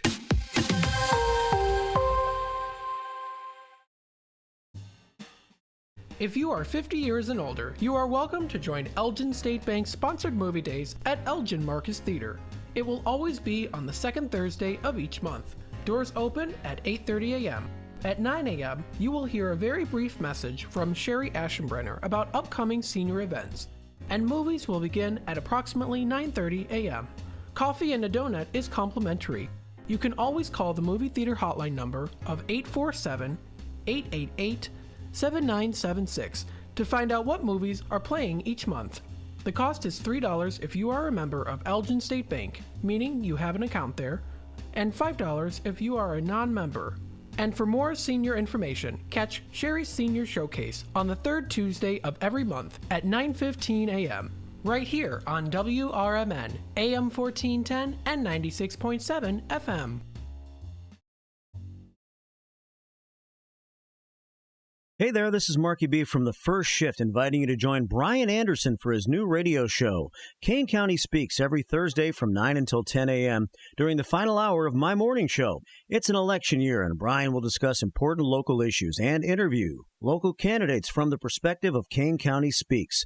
The show will feature open phone lines for your thoughts, comments, and questions, and the chat room will be open at WRMN Radio on YouTube. Kane County Speaks is citizen-driven and focused on making Kane County a better place to live and work with goals of freedom, security, and prosperity for all. To learn more about their grassroots organization, you can check them out at KaneCountySpeaks.com.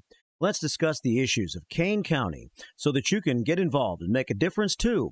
It's Kane County Speaks every Thursday morning with Brian Anderson from 9 until 10 a.m. during the first shift right here on WRMN, AM 1410, and at WRMN Radio on YouTube.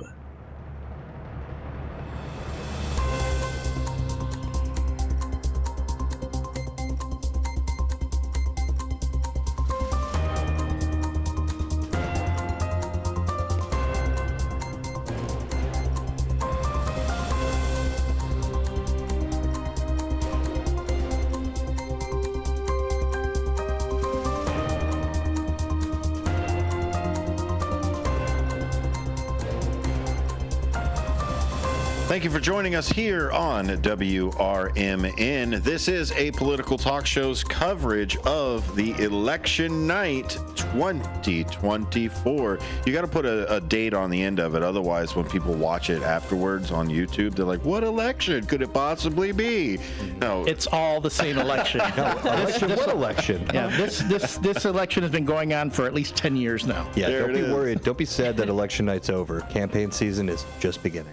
Just begin, exactly. Well, at least the court season is going to be started tomorrow. But joining us now is the panel that you love so much for the election coverage, because you are here and you're not watching Karnacki or anybody else just point at a screen all day.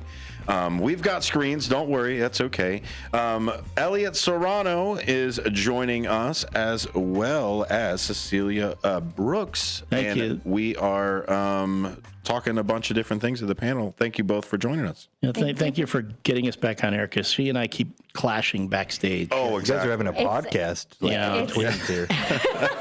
I'm telling you. No black eyes yet, so no one's bleeding yet. So we'll she's got range. Oh, no. Yeah, no, that's why. Someone's gonna have to find out. No, I heard about. I know jujitsu. Oh, there you go. It is election night coverage. We've still got a couple of hours until Illinois is done. In fact, it's 90 minutes or so. I hate doing quick math on the air, but all the way up until 7 p.m. is when the polls will close. And then everybody in line at that time, it's okay. That clock is right. Everybody pulls up their phones to see what time it was. I never set my watch back. It's an hour late. Oh, my goodness. You're early. You're going to get the election results before we do. We should ask the people in Australia, since they're already in the next day. Right? Exactly. The suspense is killing me. We have somebody from Australia. Go ahead and pull somebody from Australia. Hello. How are you, madam? I am great, thanks. I am glad that you are here. Are you also following the United States election on the other side of the hemisphere? Oh, yeah. Well, I've been watching it on TV, and it's been on the news, and it's a big major news story on the news here. So I've been watching it. There it is. What time is it already? Because you guys are in the future. It's got to be.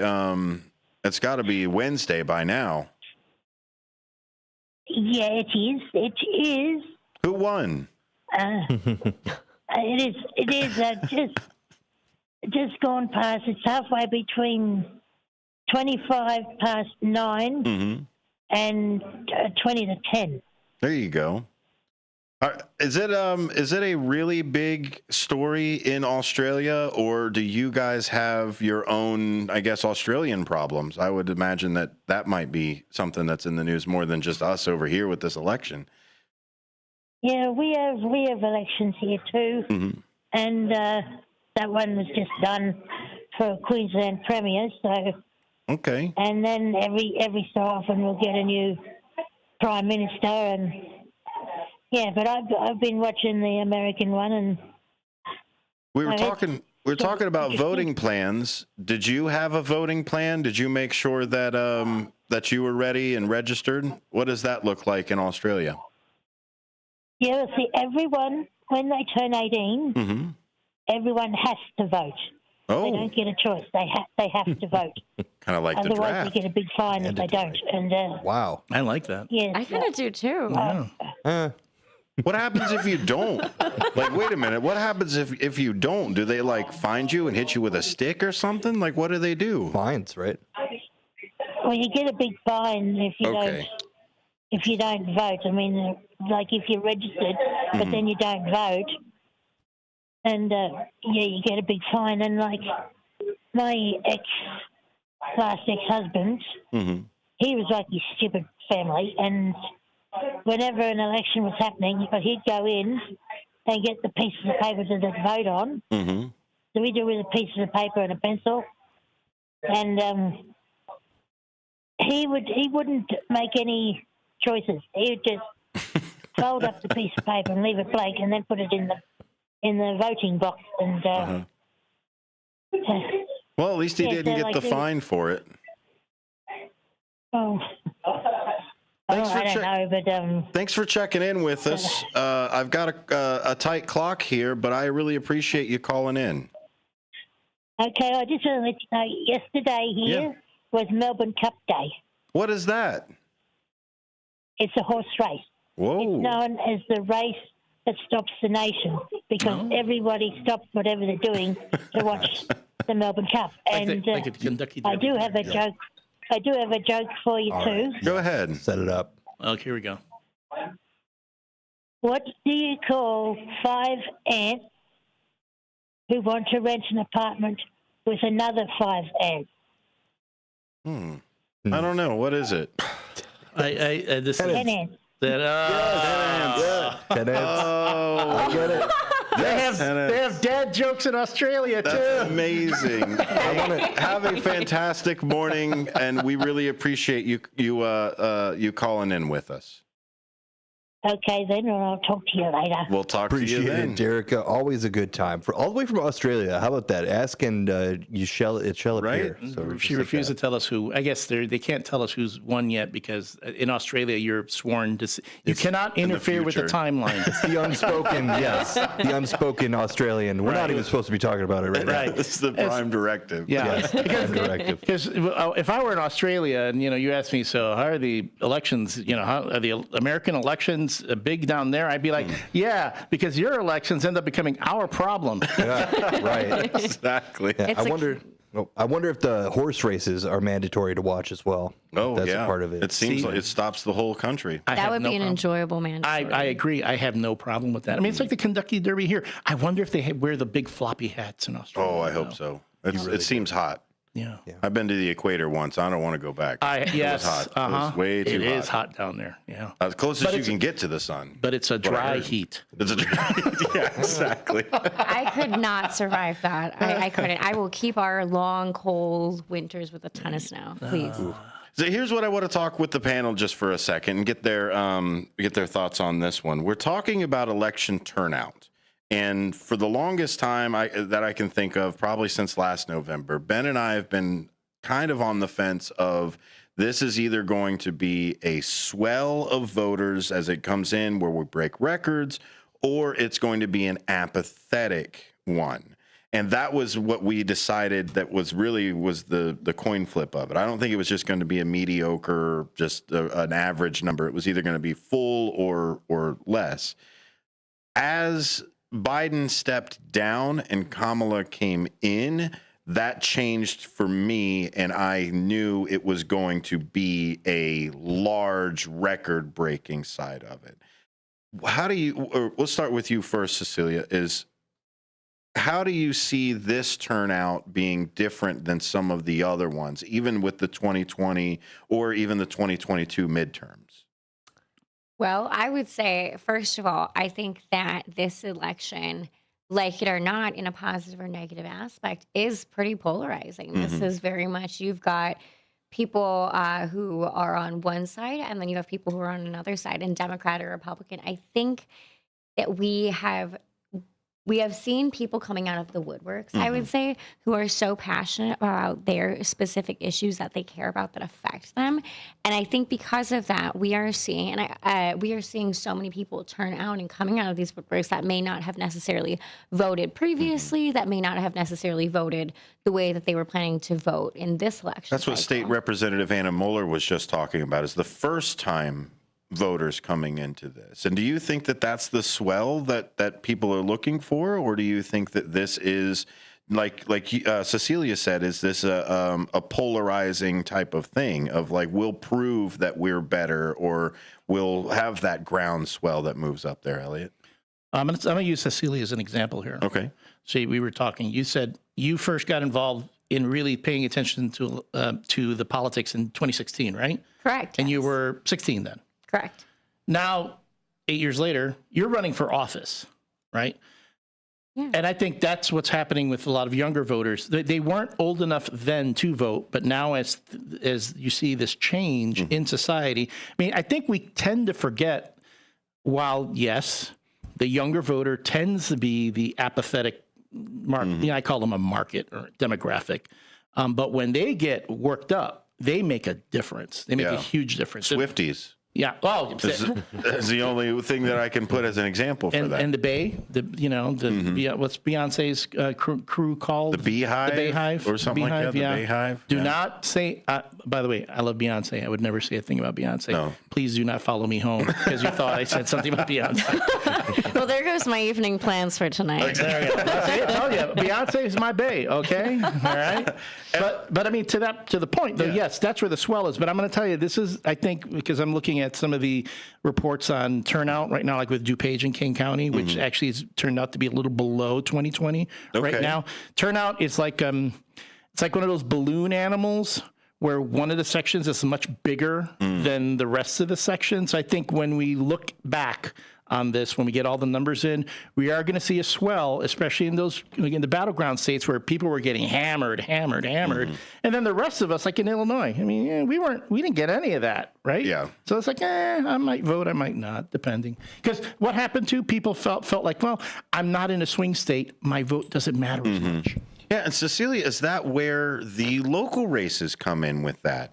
Is even if you feel like, okay, well, I'm in a solid red or a solid blue state, is this where the local races kind of make that difference? Is you still get that swell of voters and bringing more people in from the national side that boosts the, I guess, the numbers for the local as well?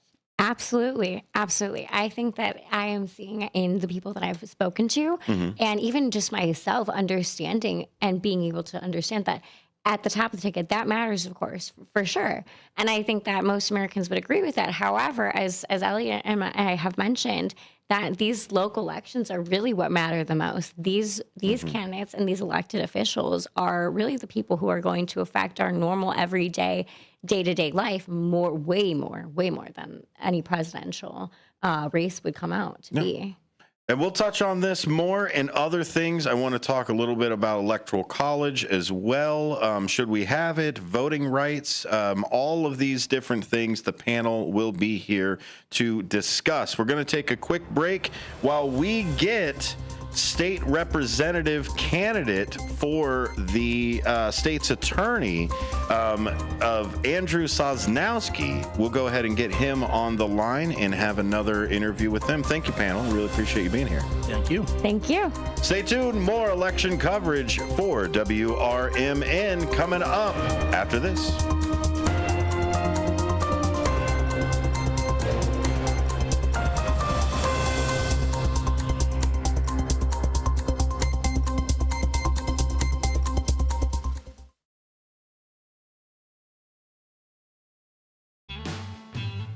Belux Bar and Grill, Wisconsin tells, is the quintessential American grill and bar, with refined rustic cuisine and award-winning libations.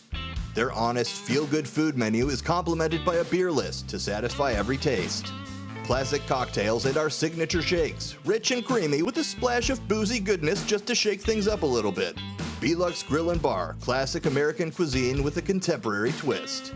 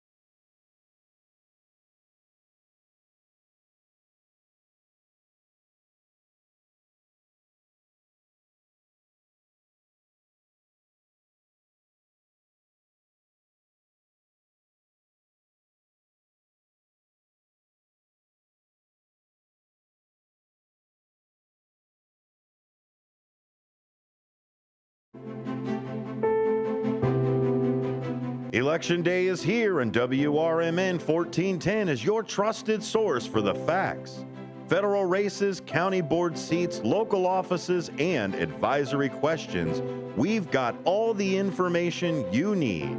Have a question? What's on your ballot? Call 847-931-1410 or text 505-926-1410. We'll give you clear, unbiased information about any candidate or issue on the Kane County ballot. Just the facts, no spin. Stay informed with WRMN 1410, the talk of the town, your source for reliable coverage all day long. Call 847-931-1410 or text 505-926-1410. Your vote matters. Let's make it count together. live here outside the Perez family home, just waiting for the... And there they go, almost on time this morning. Mom is coming out the front door strong with a double-arm kid carry. Looks like Dad has the bags. Daughter is bringing up the rear. Oh, but the diaper bag wasn't closed. Diapers and toys are everywhere. Ooh, but Mom has just nailed the perfect car seat buckle for the toddler. And now the eldest daughter, who looks to be about 9 or 10, has secured herself in the booster seat. Dad zips the bag closed, and they're off. But looks like Mom doesn't realize her coffee cup is still on the roof of the car. And there it goes. Oh, that's a shame. That mug was a fam favorite. Don't sweat the small stuff. Just nail the big stuff, like making sure your kids are buckled correctly in the right seat for their age and size. Learn more at nhtsa.gov/the right seat. Visit nhtsa.gov/the right seat. Brought to you by NHTSA and the Ad Council.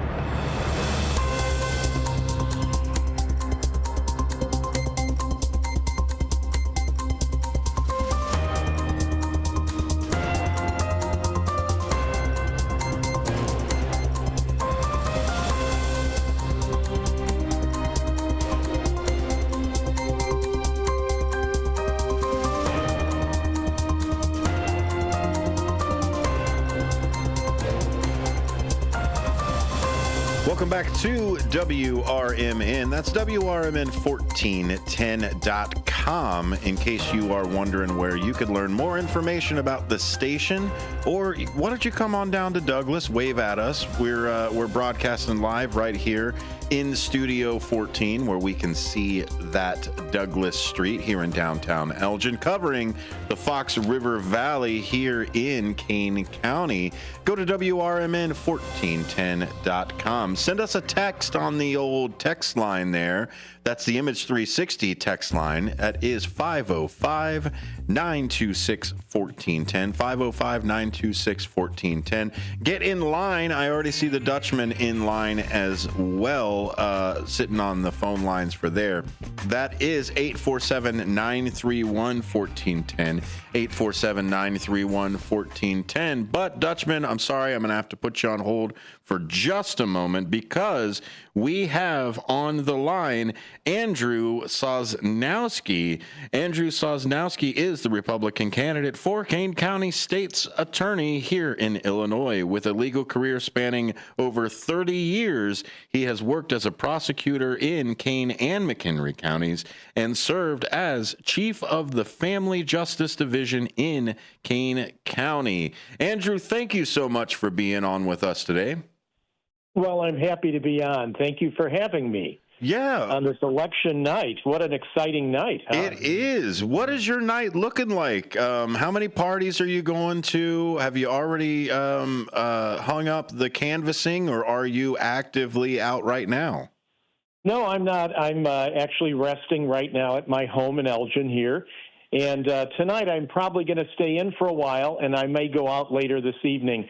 I plan on having something at my office at 164 Division Street, probably around 9 p.m. I have some students of mine from Elgin Community College in Aurora probably coming out there just to hang out with me for a couple hours tonight. And your students have been a great motivation for you to run. Can you tell us a little bit about that? Yes, absolutely. Well, the reason I really got into this race was my students. I'm a professor at Aurora University and also Elgin Community College for the last 24 years, where I teach criminal justice. My students at Aurora actually approached me after class one time back in November, actually, of 2023, excuse me, and said, you know, Professor, it would be great. You should run for state's attorney. And I said, well, that sounds great. The next day they came in and they said, you have about 12 or 14 days to get your name on the ballot. I said, well, if you really want me on there, why don't you get me on the ballot? So they started passing petitions out. And, of course, I said, yes, I would do that. And the next thing I know, I'm on the ballot.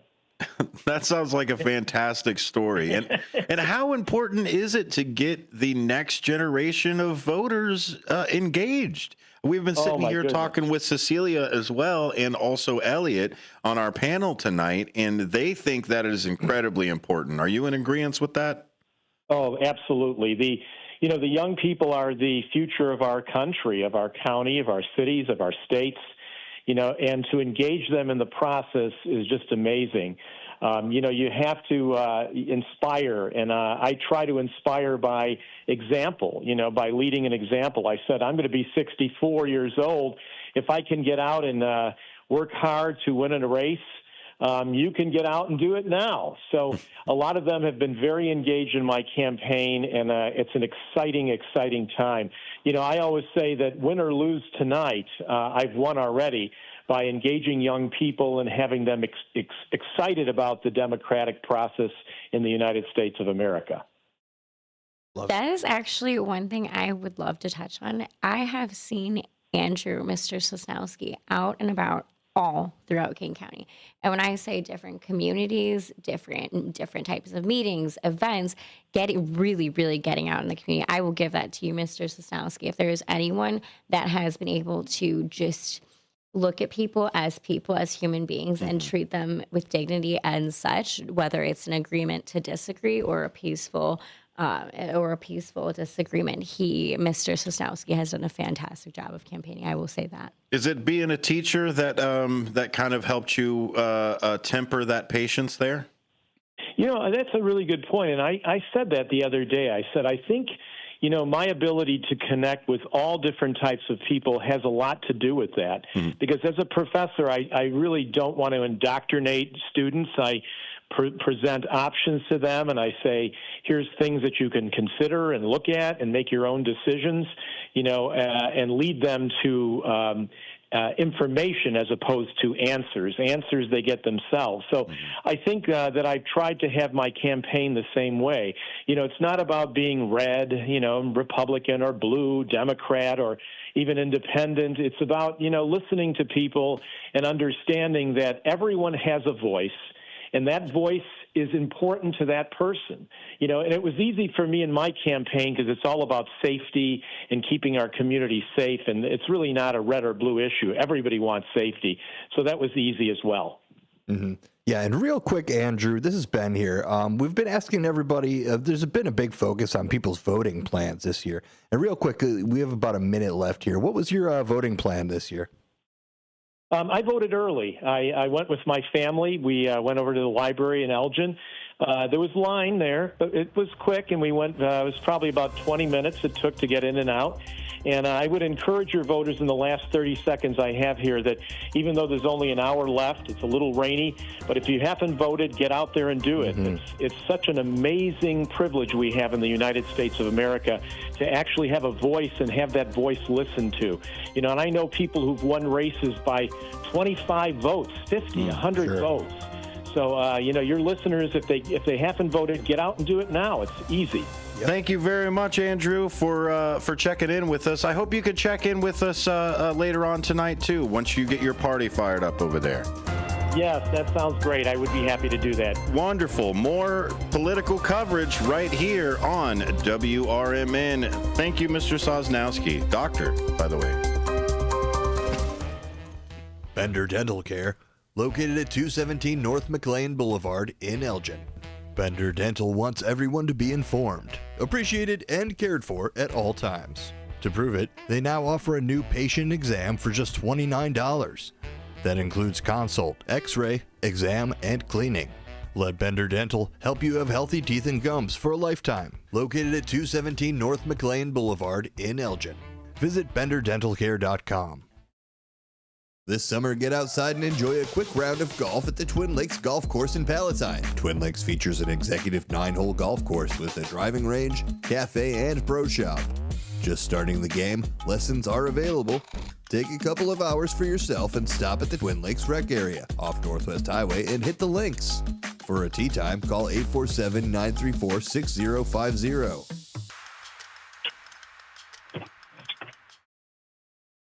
Hey, Dustman, we got you here, buddy.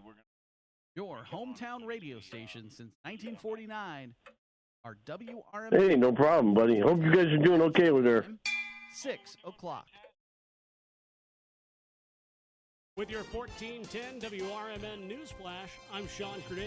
Brought to you by Cintas. Kane County landmarks like the Government Center and the 3rd Street Courthouse are now glowing green this week. The illumination part of Operation... I'm going to, definitely. I'm in the shop working on my table and some other stuff while I'm listening to you guys. So, with the green light serving as a beacon of thanks to those who served in the military. All right, buddy, thanks. And Metra announcing that there will be a closure on Kimball Street Railroad Crossing on Wednesday, starting at 5 a.m. Metra is scheduled to conduct crucial repair work expected to last about 15 hours. 3 Naperville police officers honored for their heroics back in January. Allison Simcoe, Courtney Duffy, and Mark Schumacher were honored by the 100 Club of DuPage County. They took part in a rescue in January in which they saved a family from a freezing pond as their vehicle was sinking following an accident. With your 1410 WRMN News Flash, I'm Sean Curdan. The only downside to Taco Bell's Cravings value menu is having to decide. It's got 10 different favorites for $3 or less.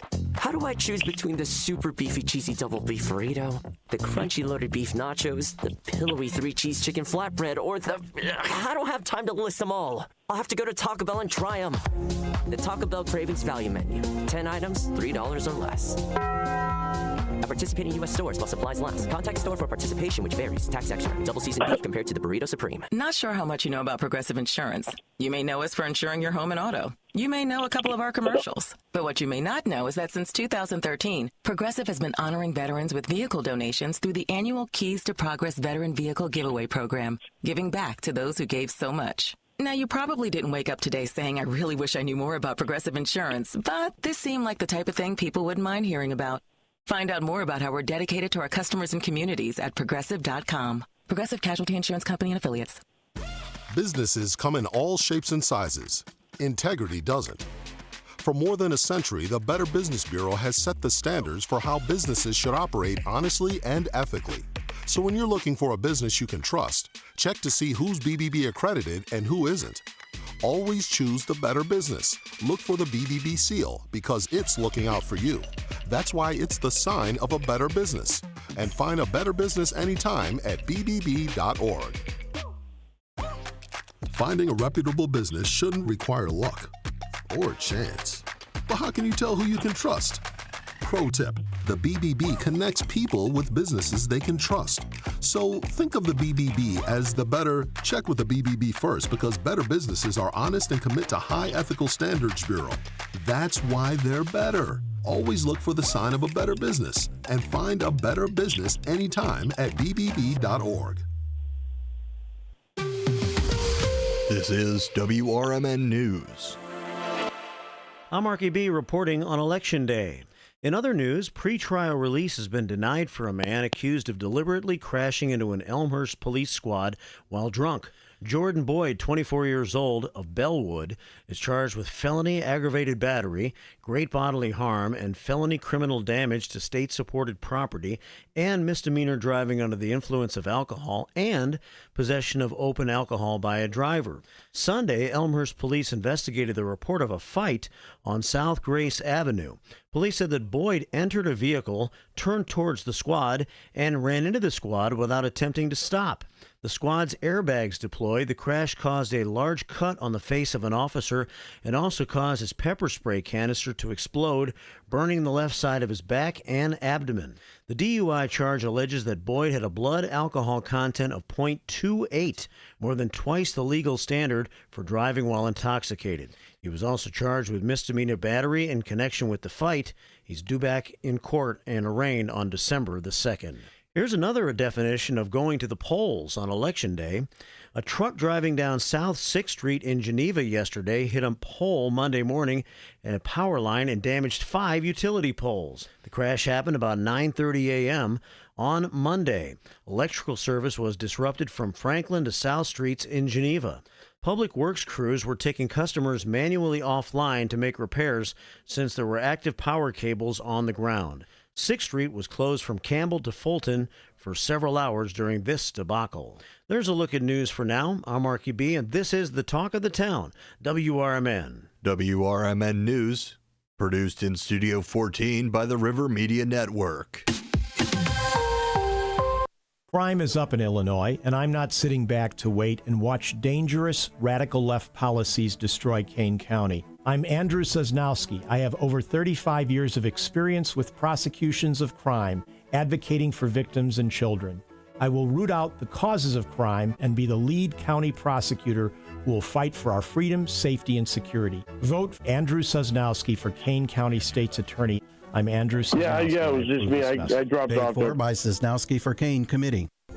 WRMN says thank you to all of our local veterans, like Jerry Christofferson of True Patriots Care. We had the 1,700 flags up across from the wall. That's how many POWs and MIAs from Vietnam are still missing. Plus, we do veterans and first responders funerals. Yeah.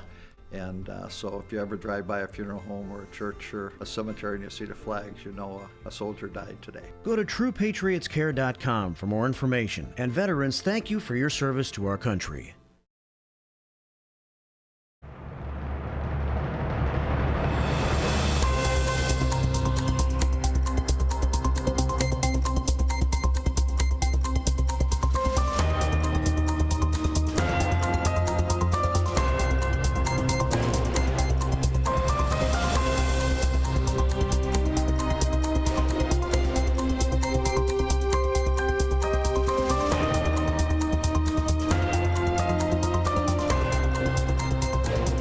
Welcome back, everybody, to A Political Talk Show.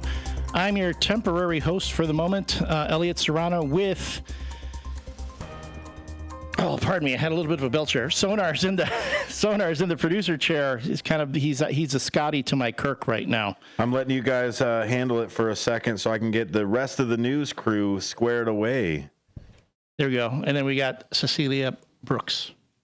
Thank you for having me. I thank you for staying. You know, I mean, again, I'm happy to be here. We keep throwing left hooks at each other in between segments, and you're a real good sport about it. I'm going to tell you that. You're really good at ducking and dodging. I'll tell you that. Well, yeah. I mean, duck and move.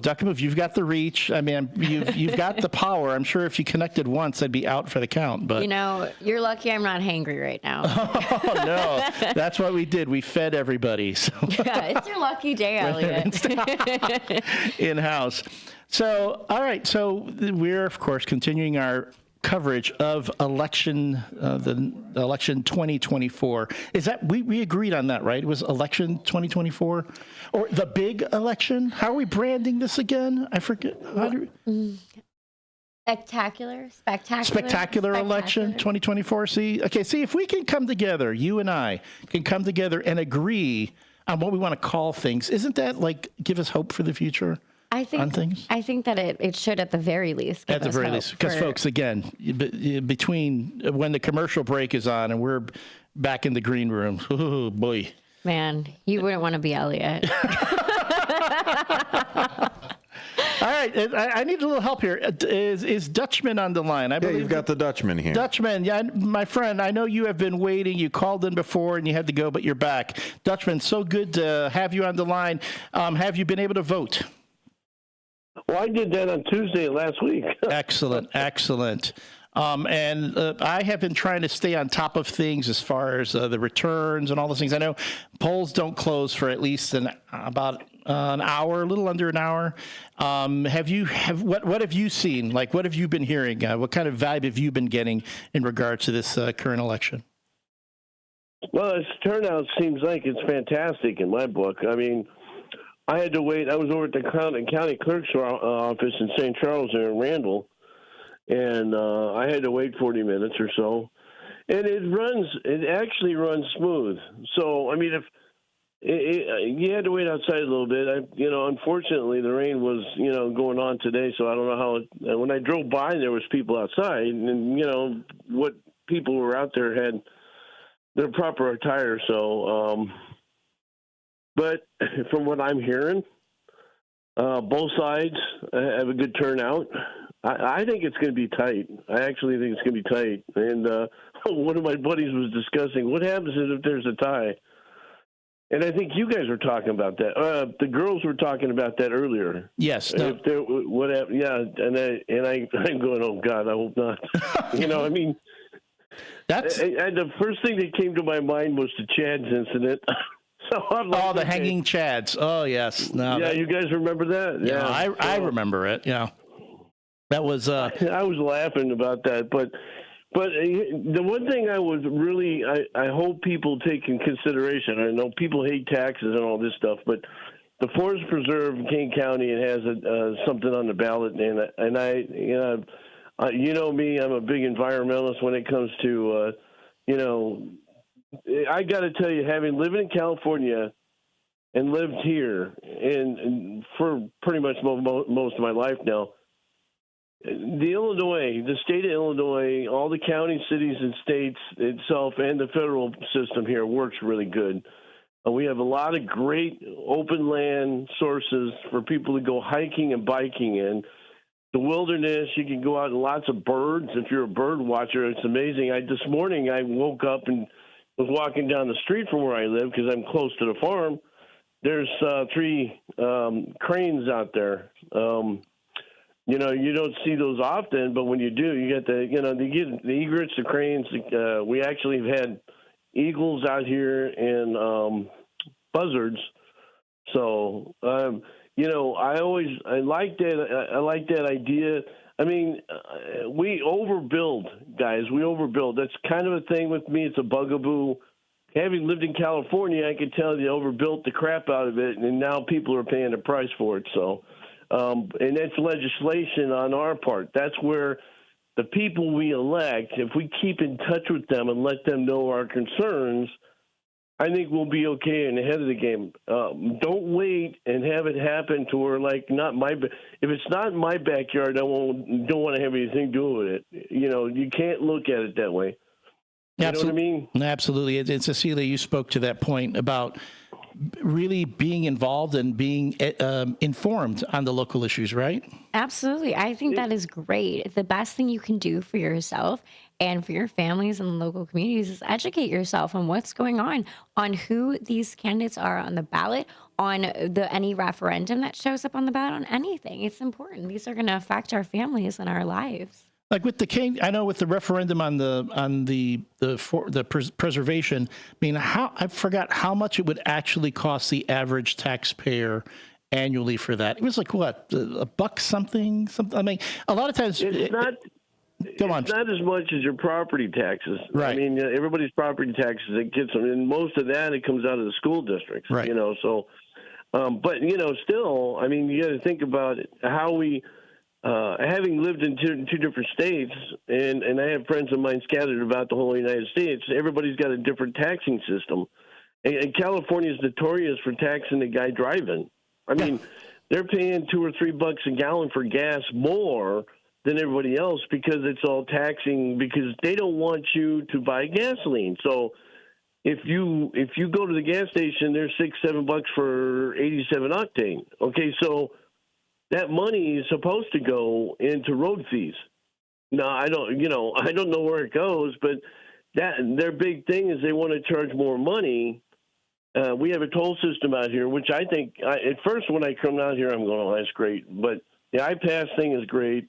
I think our roadways actually are pretty good compared to a lot of other places. And it's a game that everybody plays within the internal. It just depends on which cities, counties, and states. The cities work with the counties, as long as that works out. In the wintertime, we know it's a battle for the snow. I mean, and the salt.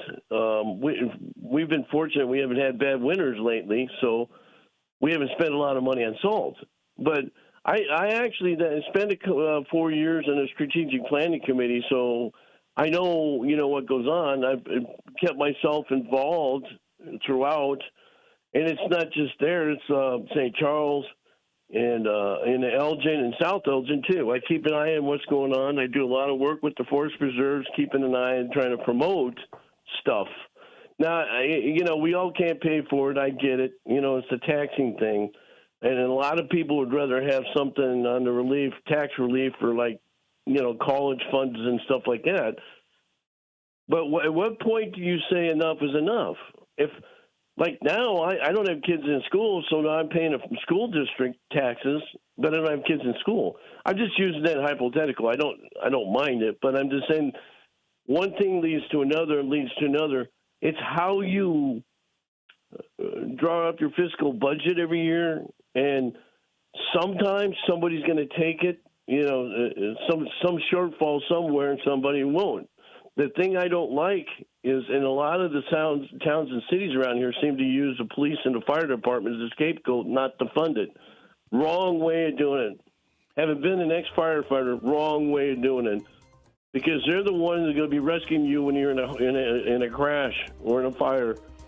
You want them to have the best equipment possible. I mean, I hate this. I mean, you've heard me say this about FEMA, right? People want to blame FEMA, and I don't do that, because being one of them, with all the disasters we've had in this country this year, FEMA, it wouldn't be surprised if they ran out of money. But when you're voting locally, just make sure you do your due diligence and study up on who you're voting for. That's the same thing with national. Dutchman, I'm afraid I have to cut you there because I'm up against a hard break right now. But thank you so much for all those points that you've been making. Thanks for hanging back and coming back and chiming in. Hey, feel free. We're going to be here all night if you want to come back later on. No, you guys are great. I'll be listening. I got to keep working, pounding nails and making sawdust. All right. Thanks, buddy. Thank you. This has been WRMN News Talk Radio with the election coverage 2024.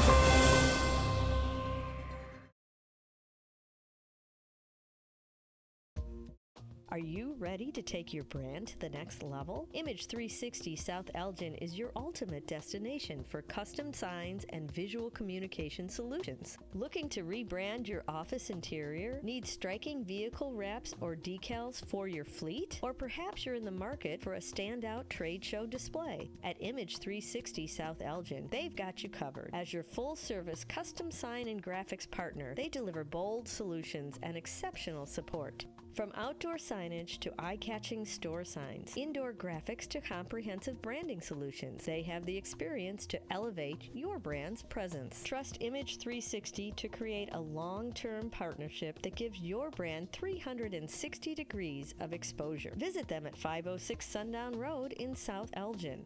Image 360 South Elgin. Bold solutions, exceptional support. Over time, you want to work less of it, so you need your crop protection to work more of it.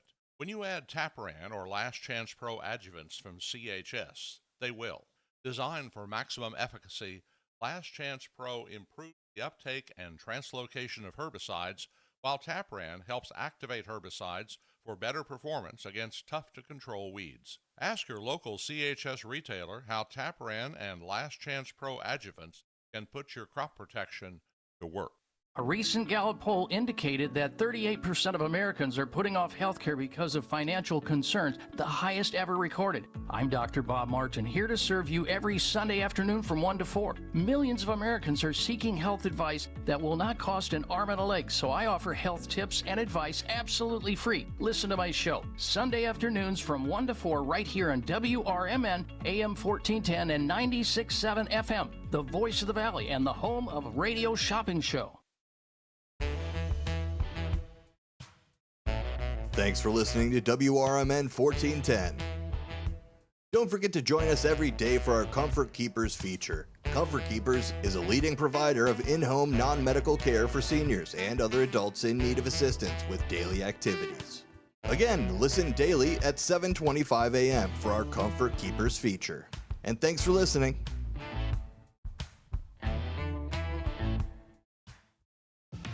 Take a historic walk through the home of America's greatest showman, Al Ringling. Located in Baraboo, Wisconsin, you can view the grand opulence on a guided tour, now hourly starting 11 a.m. to 3 p.m. Weekday tours begin on the veranda and on the weekends in the tap room of the Al Ringling Brewery. Behind the mansion, kick back and try a flight of craft beers and dine at this family-friendly stop. Visit alringlingmansion.com for more information.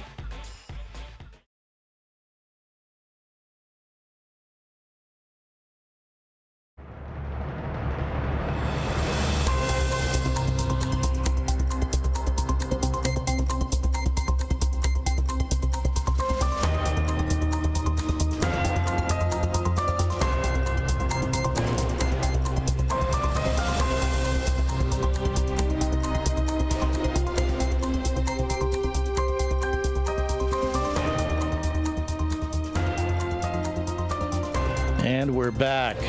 Welcome, everyone. This is Apolitical Talk Show with your temporary host, Elliot Serrano, joined by Cecilia Brooks, my new arch enemy / best friend. I don't know how we're going to deal with this. Frenemies. Frenemies? Arch frenemies? Best arch frenemies. Best arch frenemies. I like think that. this could be a vibe. That might be fun. We will see how things end at the end of the evening. I know, Sonar, we've got an update. We do have an update for it. There's been 3 states that have been called. If you're watching onto the YouTube, we'll go ahead and pull up that map that's sitting in here.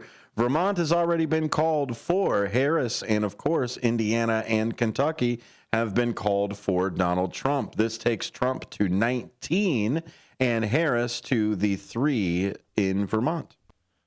So this is still very early in the evening, but we've gotten to the point in the evening where returns are going to be coming in. I know some folks get fairly frustrated with that whole bit about, heck, I haven't even voted yet, and they're already starting to call the election. And I want to, again, tell folks, your vote matters. Your vote counts, especially when it comes to the local elections. If you're in line now, if you still have time to get out to your polling place, really get out there, get involved, let your voice be heard, especially with these local elections where they do make a tremendous difference. And speaking about local elections, we do have State Representative Dan Ugasti of District 65 on the line. Hello, sir. Hi, how are you? I'm doing well. Did I pronounce your name correctly, sir?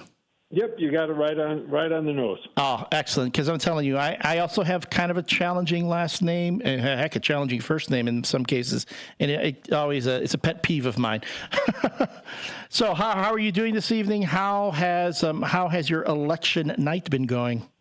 Well, this evening things are okay. I'm waiting anxiously, as all candidates are, to see what the results are going to be. We all work very hard getting to this point, and at this point, it's all in the hands of the voters. And like you said, who gets out, who stays in line, and whether or not they make it to vote. So that's where I am. But it's something I've done before. And fortunately have come out on the better side of it for the past 3 elections, and hopefully will again. So much has been made, as they say, of the vibe. I'm doing the air quotes thing here. How one side, candidates on either side are really trying to get their voters enthused, so to speak.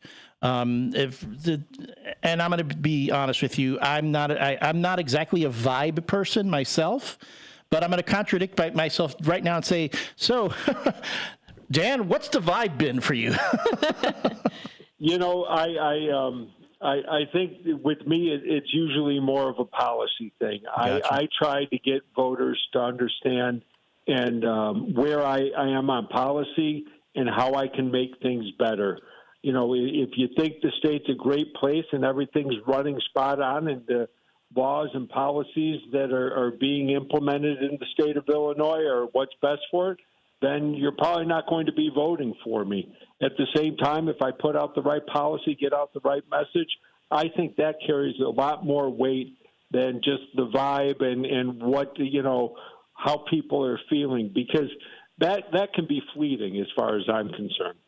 I mean, you are a state representative in a state that has a Democratic supermajority, so I'm sure that there's some challenges there, right?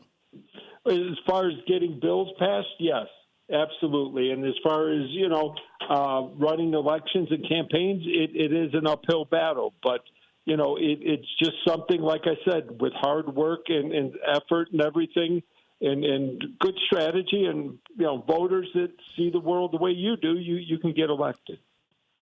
So, Dan, it's been nice seeing you all around Kane County and getting to see you out and involved in the communities. I know you recently did a forest preserve cleanup a little while back. And so I guess I wanted to just ask you, what would be something that most excites you about the position that you've been elected to right now as a state representative here in Illinois? And what would also be something that you are most looking forward to if you were to be reelected? Well, what I've enjoyed most is actually working with and meeting people. I have met more people doing this job than I probably met in the 35 years that I did my other job. It's been a great experience getting to know Kane County better and the people in it, as well as doing events like you just mentioned, that river cleanup, because the greatest thing was that my team was paired with a troop of Boy Scouts and their parents, and I got to see a bunch of young men very enthusiastic about the environment, keeping things clean and taking care of the world around us. So that, to me, was just a great experience all the way around.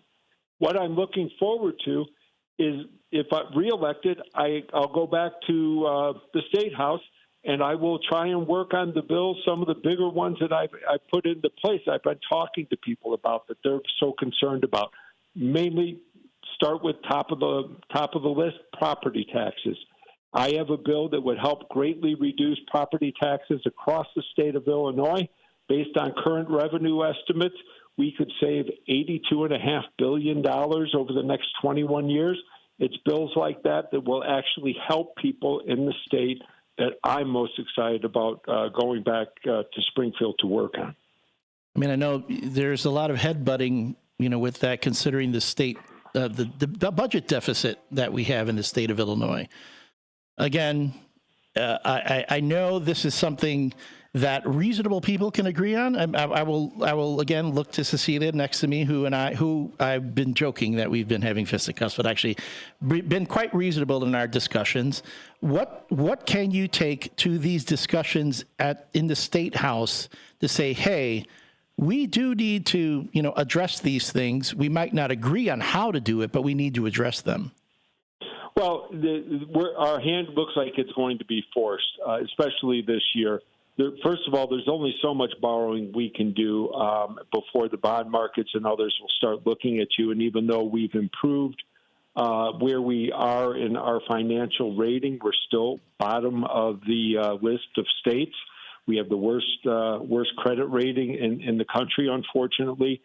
But once we realize where we are, that we can't keep borrowing, and are forced to start addressing the issues and saying, okay, where can we spend wisely? What can we do? That is what is going to turn the page here. And I think we're hitting that point. We just saw a report come out from Gamby, the Governor's Office of Management Budget, that basically said we're lining up to be $3.16 billion short. And if that happens, we're going to have to just address it. There's no other way to do it. But the best way to do it, I think, is to actually grow our way out of this situation. We can make certain cuts, lower some taxes on people, and at the same time change certain laws that have excess regulation, lower some litigation costs, not take us to the bottom, but just put us at a nice competitive level, and we will grow our way out of this. Illinois is still a wonderful place to be. Businesses would like to be here. They're just waiting for us to address some of these issues. I would say that that's a great point to make. I think that Illinois as a state has for the land of Lincoln, and we are, at the end of the day, I believe, living in one of the greatest states in the greatest country in the history of the world. And I think that this state has the potential to be amazing, but I definitely do agree. We need to figure out how to work together, because at the end of the day, it should not be a left versus right thing necessarily. No. I think that these people should work together. And I think, Dan, you have embodied what it looks like to be someone for the people. And I think at the end of the day, that's most important. Well, thank you. I appreciate that. And I agree. Illinois is a wonderful place. It's the only place I ever lived. It's the only place I've ever wanted to live. And hopefully we'll keep it that way and keep it so that a lot of people end up wanting to stay there, currently indicating they're considering leaving. And we can grow it to where we can bring more people into the state and businesses. And I don't think it's as hard as a lot of people think. It's just willingness to do it, like you said, on both sides of the aisle, and to work together to find a common way to approach it. Well, thank you. That's been State Representative Dan Ugasti of the 65th District. Folks, it's half hour till the polls close in Illinois. Get out there and vote. And we'll be back after this break. This is WRMN News Talk Radio.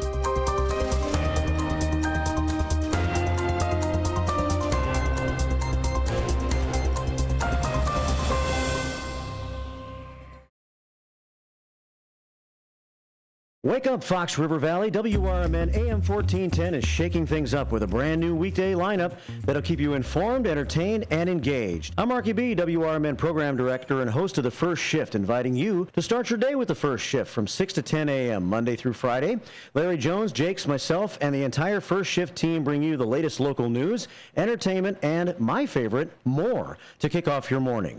Then it's out to lunch with Matt McNeil from 10 until 1 p.m. Tune in for your midday fix of news, interviews, community happenings, and of course, the legendary WRMN Tradio Show. In the afternoon, join us for Fox Valley Afternoons from 2 until 6 p.m. Tammy and friends will chat lifestyle from 2 to 4, while Sonar and his crew dive into politics and news from 4 until 6. Plus, get to know the movers and shakers of the Fox River Valley with exclusive interviews, too. Don't miss out on our new local lineup that's tailor-made for you. WRMN AM 1410, the talk of the town. Tune in and turn it up. Ultimate Combat Gauntlet, live professional wrestling. Newest, freshest, most exciting, action-packed, fun-to-watch wrestling event on the southwest side of the Chicagoland area. Magoo's Bar on 6550 South on Menard Avenue in Bedford Park. Next show, Friday, 20 September. Doors open at 6 p.m. Show starts at 7 p.m. $20 for adults, $10 for children accompanied by adults. Discount for military veterans and first responders. Come on out to the Country Donuts, that is, at Route 20 and Nestler Road. They're always open.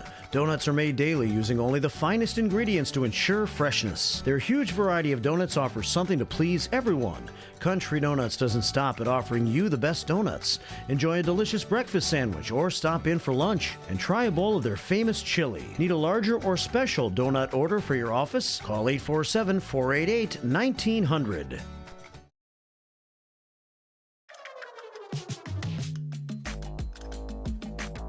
Located in the heart of Wisconsin Dells on beautiful Lake Delton, the Delton Oaks Resort offers a classic Wisconsin family vacation.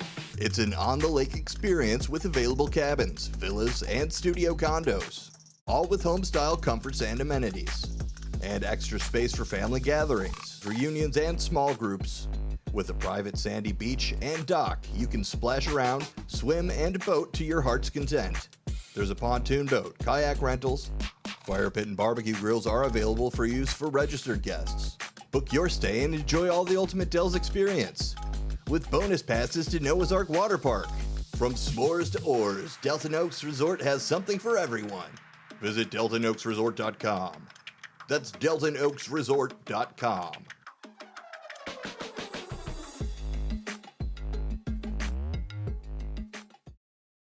Hide out with friends at Galati's Hideaway in Cary. It's the perfect place for lunch, dinner, and specialty drinks. Check out their sports bar for the best spot to watch games. Try Galati's Dining Room for a relaxing night of dining on their signature Italian dishes. Try their great pizza or the Build Your Own Burger. Galati's Hideaway also has a large variety of entree favorites like prime fillets, steak kebabs, salmon, and ribs. Book your party in their banquet room. Visit GalatisHideaway.com.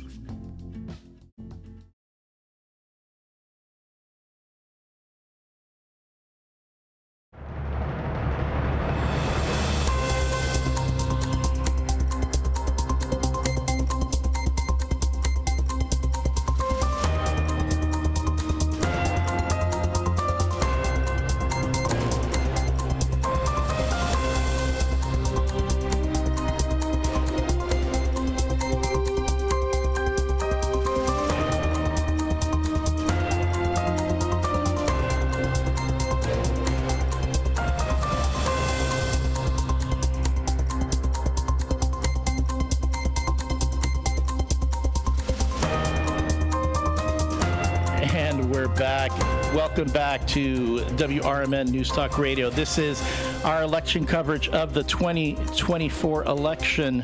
Well, that was redundant. Our coverage of the 2024 election, the big election. Cecilia, help me here. Have we agreed on a brand yet? Okay, so I will say we have not agreed on a brand yet, but now we have a nonpartisan or a bipartisan goal. A bipartisan goal to come up with a brand name for this election coverage.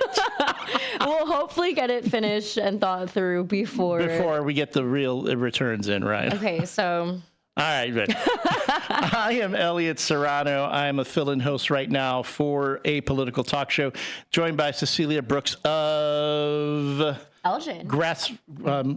Your group again. Just the grassroots. Grassroots, really just grassroots. Right? We call it grassroots, correct? And a future candidate. You're going to be running for office. So, and again, we've been joking a bit about our differences politically. You know, Cecilia is a Republican. I'm a Democrat, but I'm kind of like one of those. I'm an old school Democrat. I grew up in a very conservative family. In fact, my father was a Republican. And, voted Republican and was like a big Fox News watcher near the end. Before Fox News got really, this is when they were just conservative television, not this crazy television that they are now. Right. So that's what I grew up in. And I have a lot of conservative aspects to my own philosophies. But I do want to say that as of late, having these conversations with you, a lot of the folks that we've had on as guests, y'all are you're going to put the R, which stands for reason. I think that should be the platform for the Republican Party going forward, putting the R back in reason. I would completely agree. And I appreciate that, Elliot. I really do, because as we've talked about, you and I, just over and over again, just how polarizing this election has been. I mean, not as much at the local level, but it shouldn't be. It shouldn't be. And I think that being able to joke with you, being able to have these respectful, cordial conversations. Well, you did threaten to pummel me. But you may or may not have deserved it. Again, I'm joking there, of course. But no, to your point, yes. And it seems to be just, I don't know, it's easier that way, right? Yeah. For some reason, I think what happens, especially around this time of year, it's the election season, there's so much anxiety, right? So much anxiety out there about what's going to happen with the election.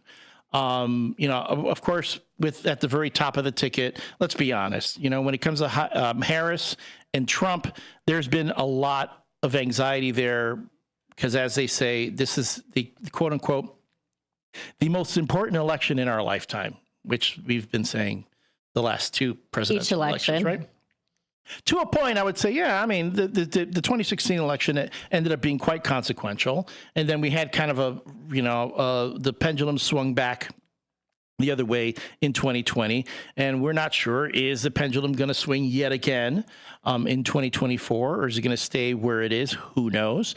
But there are a lot of folks who have carried a fair amount of anxiety about how things are going to turn out, especially when it comes to things like, Roe v. Wade, when it comes to how the economy is going to run.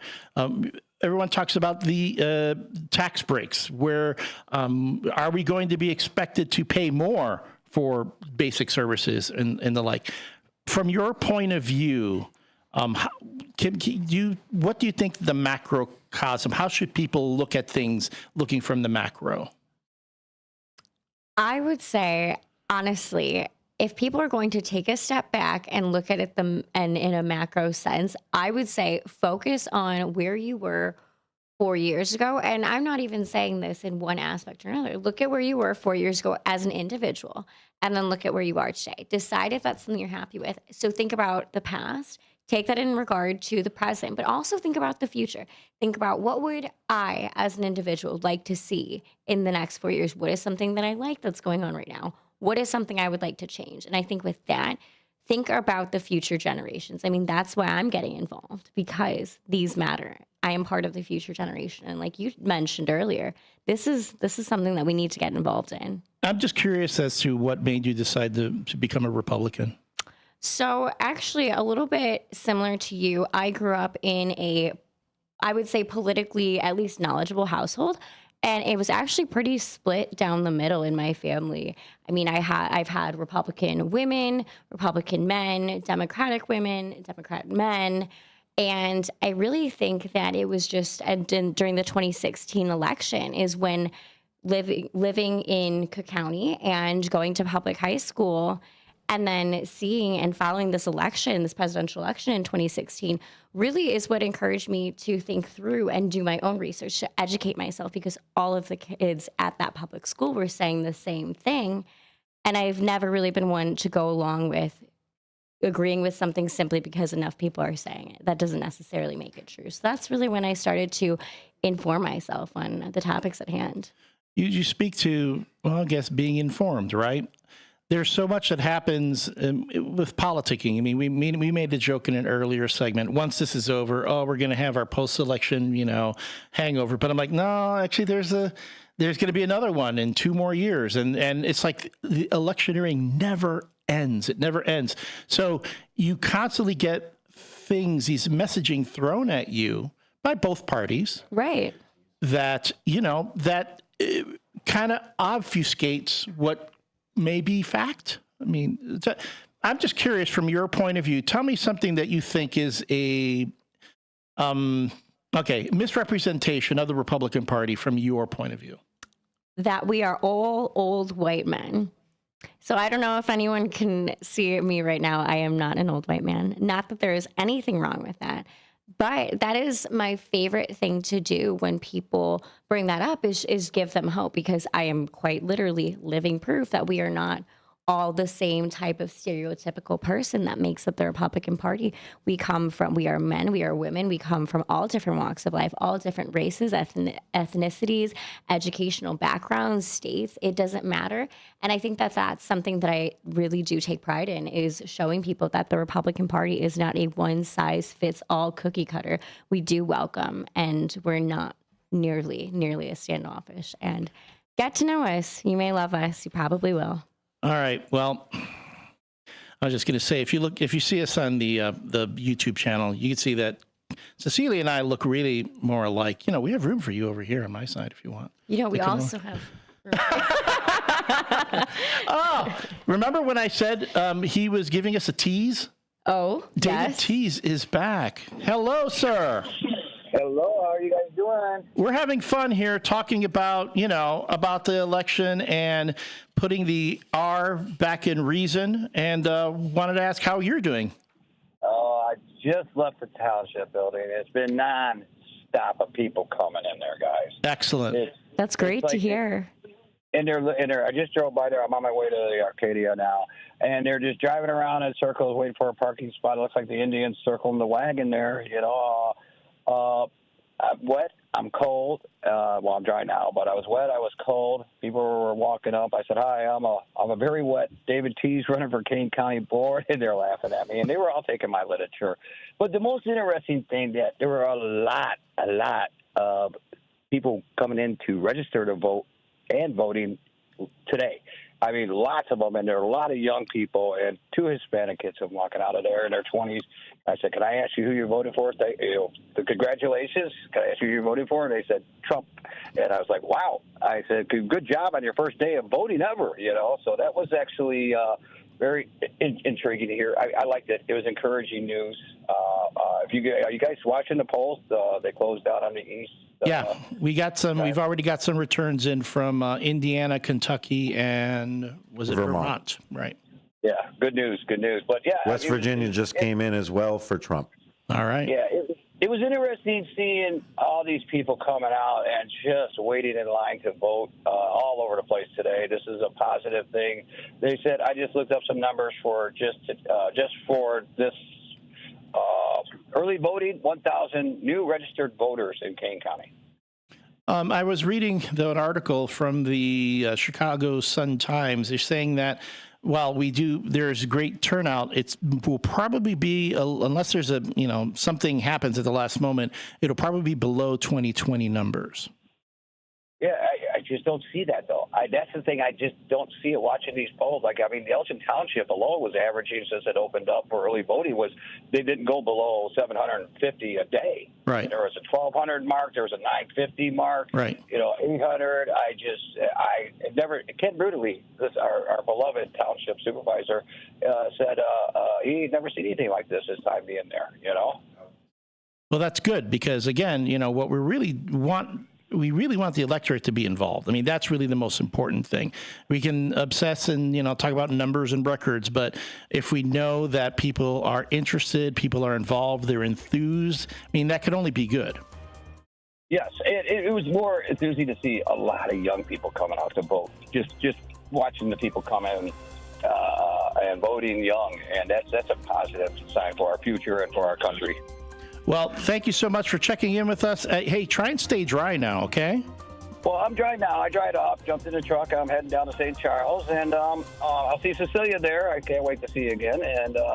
And you guys keep up your good show and keep up your election information for everybody. Thank you, and thanks for checking in. Thank you, David. I'll see you later. All right, folks. We'll be back after this break. You're listening to WRMN News Talk Radio, AM 1410.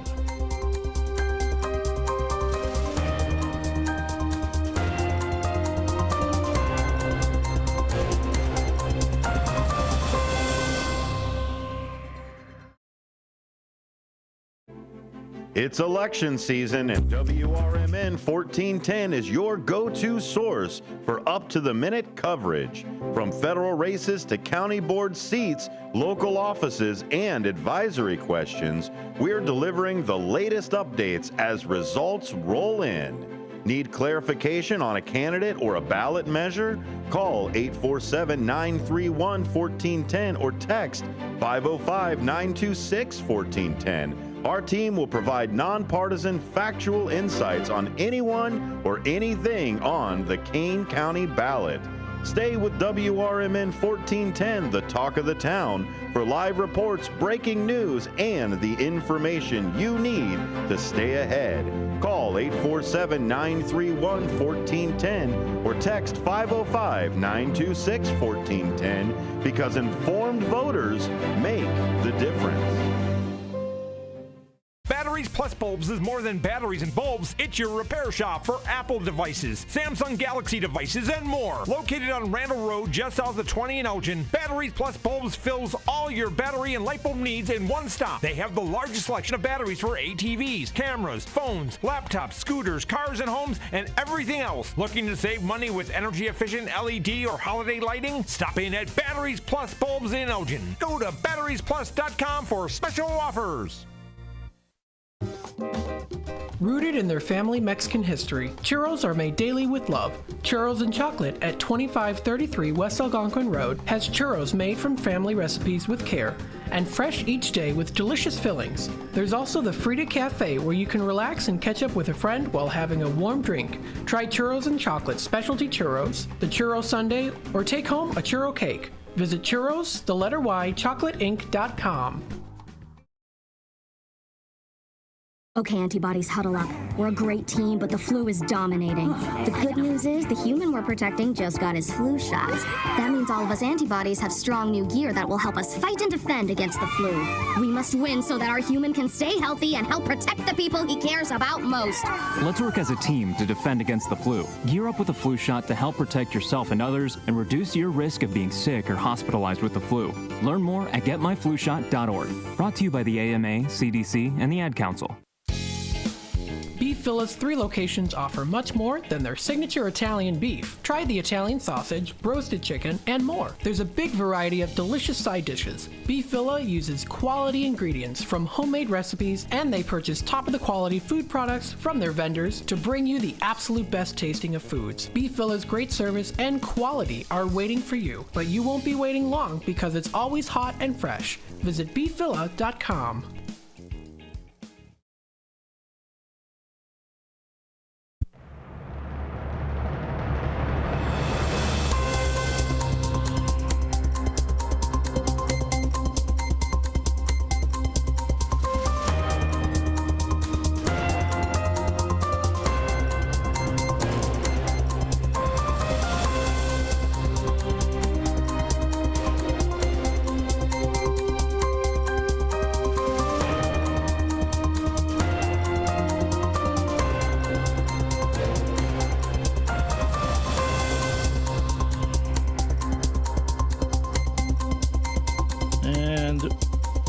We're back. This is Elliot Serrano. On a political talk show, I'm your temporary host as we're shuffling some folks around. Sonar's on the board, but we've also got all these, the rest of the team coming in and out, getting things in order. I am sitting here with Cecilia Brooks, and can you stop rubbing my nose in the returns right now? I mean, seriously? Do you have to? Sonar, what's going on? Oh, yeah. Here, let me pull up my producer screen. I don't get to be in the little box too often. Go ahead and watch over on YouTube if you are falling asleep to the AM. It is youtube.com/@WRMN. And what we'll do with that is we'll pull up the other screen here. And, of course, we've now gotten another state in, and that is West Virginia. West Virginia is now at the 3% reporting, but they are already calling it for him. Donald Trump, him. Well, it's a him versus her type of situation we got here. You know, it's not like he's Voldemort. Yeah, he even cannot be named. No, that's not true. Because this is going to be a tight race as it moves through. Even if you look at the popular vote as it comes in, we are still seeing some of these, and it's only, I don't know, maybe 1.5 million compared to what's going on with the whole thing. Vermont's the only one on the furthest east that has been reported in, and that has gone for Kamala Harris for the 3 votes there. We've got Ohio, South Carolina, Georgia, and Florida all leaning towards Donald Trump. And then we've also got North Carolina with only 2% reporting, though, coming in, leaning a little bit towards Kamala Harris. So it's still anybody's game. Like, what? I don't know what else to say at the end of that. You were channeling Vin Scully just then. It's still anybody's game, folks. Folks, it's still the first inning. We're still in the first inning here. There's a lot going on. There's going to be a lot of ups and downs. And again, we talked in the last segment about the anxiety that people are feeling about this particular election. That's, it's to be expected. But folks, again, we have a long ways to go. There's nothing wrong. If you have voted already, you're not in line anymore. Mind you, if you are still in line right now, you're at your polling place. Stay in line. Stay in line, yes. Polls will close at 7, but if you are in line, you are legally allowed to vote. So even if it's 7 o'clock and you haven't had a chance to vote yet, you stay in line. You will get your opportunity to vote. And trust me, when it comes to the local elections, every vote is important. Every vote does count. There's so many people who go, it's just me. My vote doesn't count. When you see how, especially the past few elections, how close those voting results were. It absolutely counts. It really can make the difference between one ballot and one. I mean, there was a movie that was about that. I want to believe it was called like Kevin Costner was like the guy who had cast this one ballot that couldn't quite read it, and then it's like he was going to decide who would be president of the United States, and he had both presidential candidates trying to woo him for their vote, for his vote, and like Kelsey Grammer was one of the presidential candidates. I can't remember the name of that movie. If anyone out there, no, the guy, he plays Frasier. He played Frasier on Cheers. He had Frasier in general on the show. Frasier. Kelsey Grammer? Kelsey Grammer. Is that who you're talking about? Yes. Okay. But I mean, Kelsey Grammer played the president in one of the candidates in this movie that was trying to woo Kevin Costner for this vote. And so, I mean, imagine you're that. Imagine you're that person who your one vote can decide the election. I think we all really should go into, we should consider our vote that way. Is that vital, that important? I agree. I absolutely agree. And no matter what side you're on, like we've discussed time and time again throughout the night, it really is these local elections that are going to affect you more so than anything else, even more so than the top of the ticket. So as Elliot and I have stressed enough, I really do not care to me right now what party you are. If you are in line, you stay in line because your vote matters. Your vote will count, and your vote and your voice deserve to be heard. So I think that that's something great that it is an honor we are able to take part in that. I'm going to counter with a Will Bailey line from The West Wing, where the little kids are saying, it doesn't matter who you vote for, just vote. And he goes, no, it does matter who you vote for. So it's vote. Just it does matter who you vote for, but vote. But no, to that point, I mean, I'm certainly, I do not want to denigrate, you, of course, again, we're kind of political. I wouldn't even say opposites, 'cause I think we agree on a lot of stuff. More so, yes. More so than anything. We might approach things from different angle or different perspective. But I think we have more common ground than the other things. Absolutely. But anyway, to my point that I was trying to make earlier was that, okay, if you have voted already and you're just sitting there in the TV, like chewing your nails, you know what? There's nothing wrong with like turn the TV off. If you want to listen to us, we're gonna cover this, and we're trying to keep things a little lighthearted here. We're trying to have a little, I won't say much fun. It's not to say that this isn't serious business, but we are trying to bring more of a casual atmosphere and kind of break the stress here and just demonstrate that with all the partisanship that's been going on, there can still be there still can be some cooperation. There can still be some, just some agreement in a lot of things. And, geez, Cecilia, do you have to get up and do that touchdown dance every time, the returns come in? Again, the camera's it's going to keep going. Okay, so maybe we need to keep the camera on during the commercial break so you can see what she's doing, what we're doing here. I don't know. Speaking of joining together, the chat's been active over there on youtube.com/@WRMN Radio. Appreciate you all spending the time covering the election. Spring election and Taco Tuesday. They were talking about what to cover on Tuesday in the first hour. We were like, once the election's over, what are we covering? They said the spring election and, of course, Taco Tuesday. Can't go wrong with Taco Tuesday. And that is what pulled everybody together with unification on chat, was Taco Tuesday. At least 3 other people cheered it on as well. So maybe that's the unity that we're all waiting for. All I know is that somebody threatened me with taco trucks on every corner, and I did not have a problem with that. Back then, I have never said no to a taco, especially not on Tuesday. Not on Tuesday. Never that. All right. So yeah. So take a break, go for a walk. Walk your dog. Yeah. My dog's at home right now wondering where I am. So, but she got plenty of walk today. But decompress. This is going to be a long evening.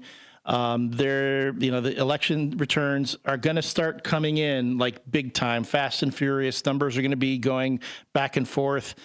This is all put together to kind of get you engaged, but we want this to be a good engagement. We want you to feel enthused by participating in democracy, not all stressed out. So if it's stressing you out, there's nothing wrong with just, go out, have a pizza. Take a step back. Like I said, Danny's on Douglas has the greatest pizza. Yeah, go to Danny's. I second and third that. This entire night has been sponsored by Danny's Pizza and coffee. Yes. Maxwell House. That's what it is. Danny's Pizza and Maxwell House. Like that's two fan favorites and 2 good classics. Can't go wrong with If it was the 1950s, I'd probably say cigarettes too. You see those coverage where they're just sitting there, here's the news. I'm going to give it to you. Hey, don't give us any ideas. All right. You kids ever see a dead body? Like just Wow. That's the old news right there. What about the new news that's coming around here? How you guys like streaming in this last minute right here?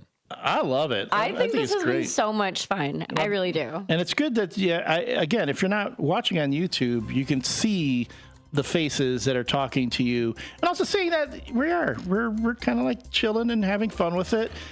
And, it's going to be a long night, so let's try to make it good for each other as we're doing it. All right, Cecilia, I know you're going to go to this party, but you're going to come back later? I am going to come back later. All right, then, and then, folks, we're going to have more folks joining us in the next hour. This is Elliot Serrano for the Apolitical Talk Show on WRMN News Talk Radio AM 1410.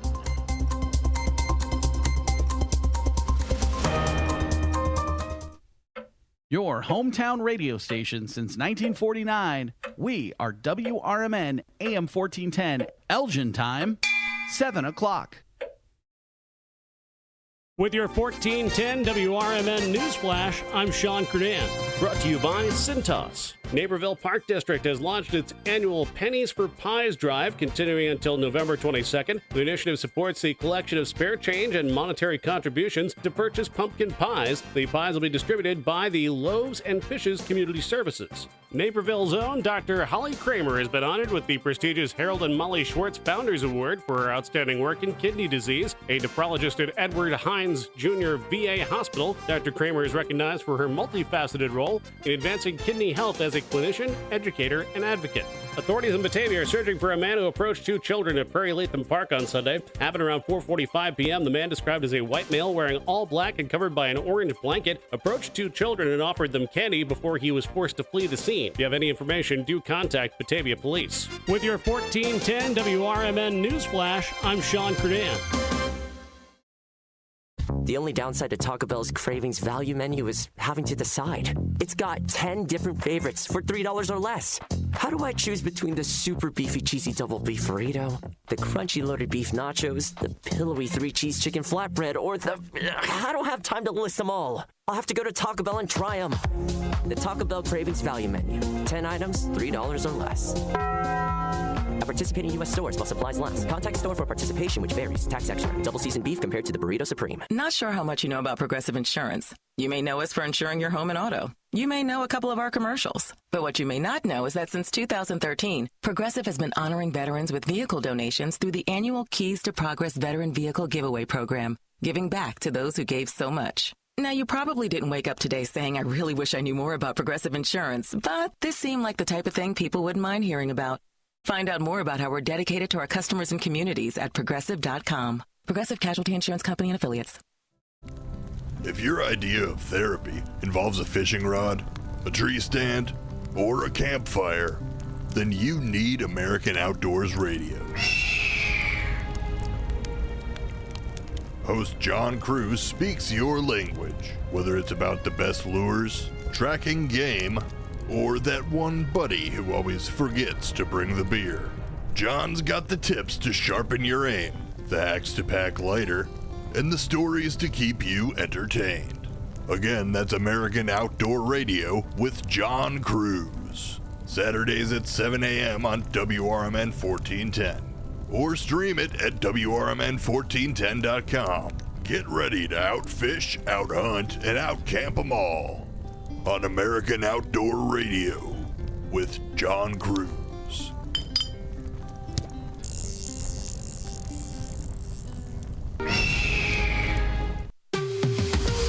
This is WRMN News. For a local focus, I'm Ben Boquist. A monthly dementia caregiver support group starts on November 12th. Caregiving can be a lonely and difficult road to navigate. To continue the journey and not feel alone, there is help with tools and tips for those who need support to cope. The Atrium at Oakcrest is pleased to announce it will hold a monthly dementia caregiver support group on the second Tuesday of every month, starting November 12th, 2024 from noon to 1 p.m. The Atrium at Oakcrest is located at 204 South State Street in Elgin. Save the date for Miracle on State Street, the dog adoption event. Saturday, November 16th, 11 a.m. to 3 p.m. on 501 West State Street in Geneva, Illinois. Come out and meet lovable dogs looking for their forever homes. In addition to adoptions, they'll have photos with Santa Claus, food and refreshments, raffles, and a free chance to reimburse your adoption fee. And more surprises. Don't miss this fun-filled day to meet adorable pups and celebrate the season with us. Thank you to Anderson Humane for helping with this wonderful event. Share with friends and family, and let's make a difference together. An early notice to register now for free February NAMI mental illness courses. NAMI Family to Family is a free 8-session education program for people who love someone with mental health conditions. It provides information about anxiety, depressive disorder, schizophrenia, bipolar disorder, and other mental health conditions. Other topics are communication, problem solving, treatment, and recovery. For more information or to register, call NAMI at 847-410-9719. For a local focus, I'm Ben Boquist, WRMN News. Produced in Studio 14 by the River Media Network.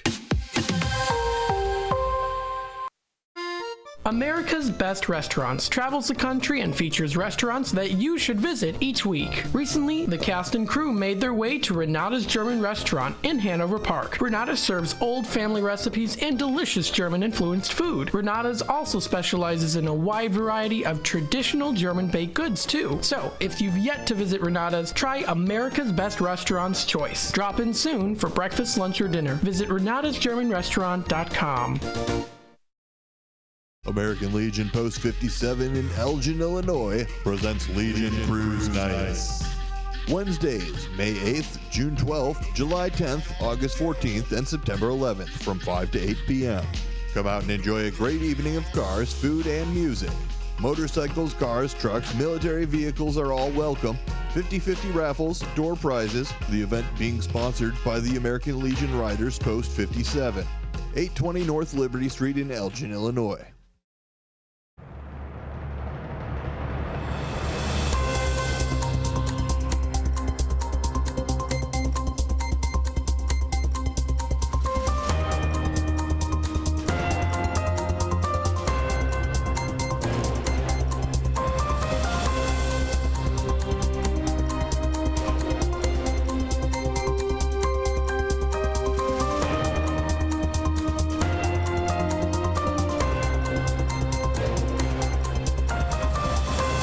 Back right here on your favorite AM radio station, WRMN 1410, a political talk show. We're bringing you live election results all night until we get all the results locally. We'll see what happens with the presidential election, and all the way till midnight you'll be listening to us right here on 1410 WRMN. Thanks again.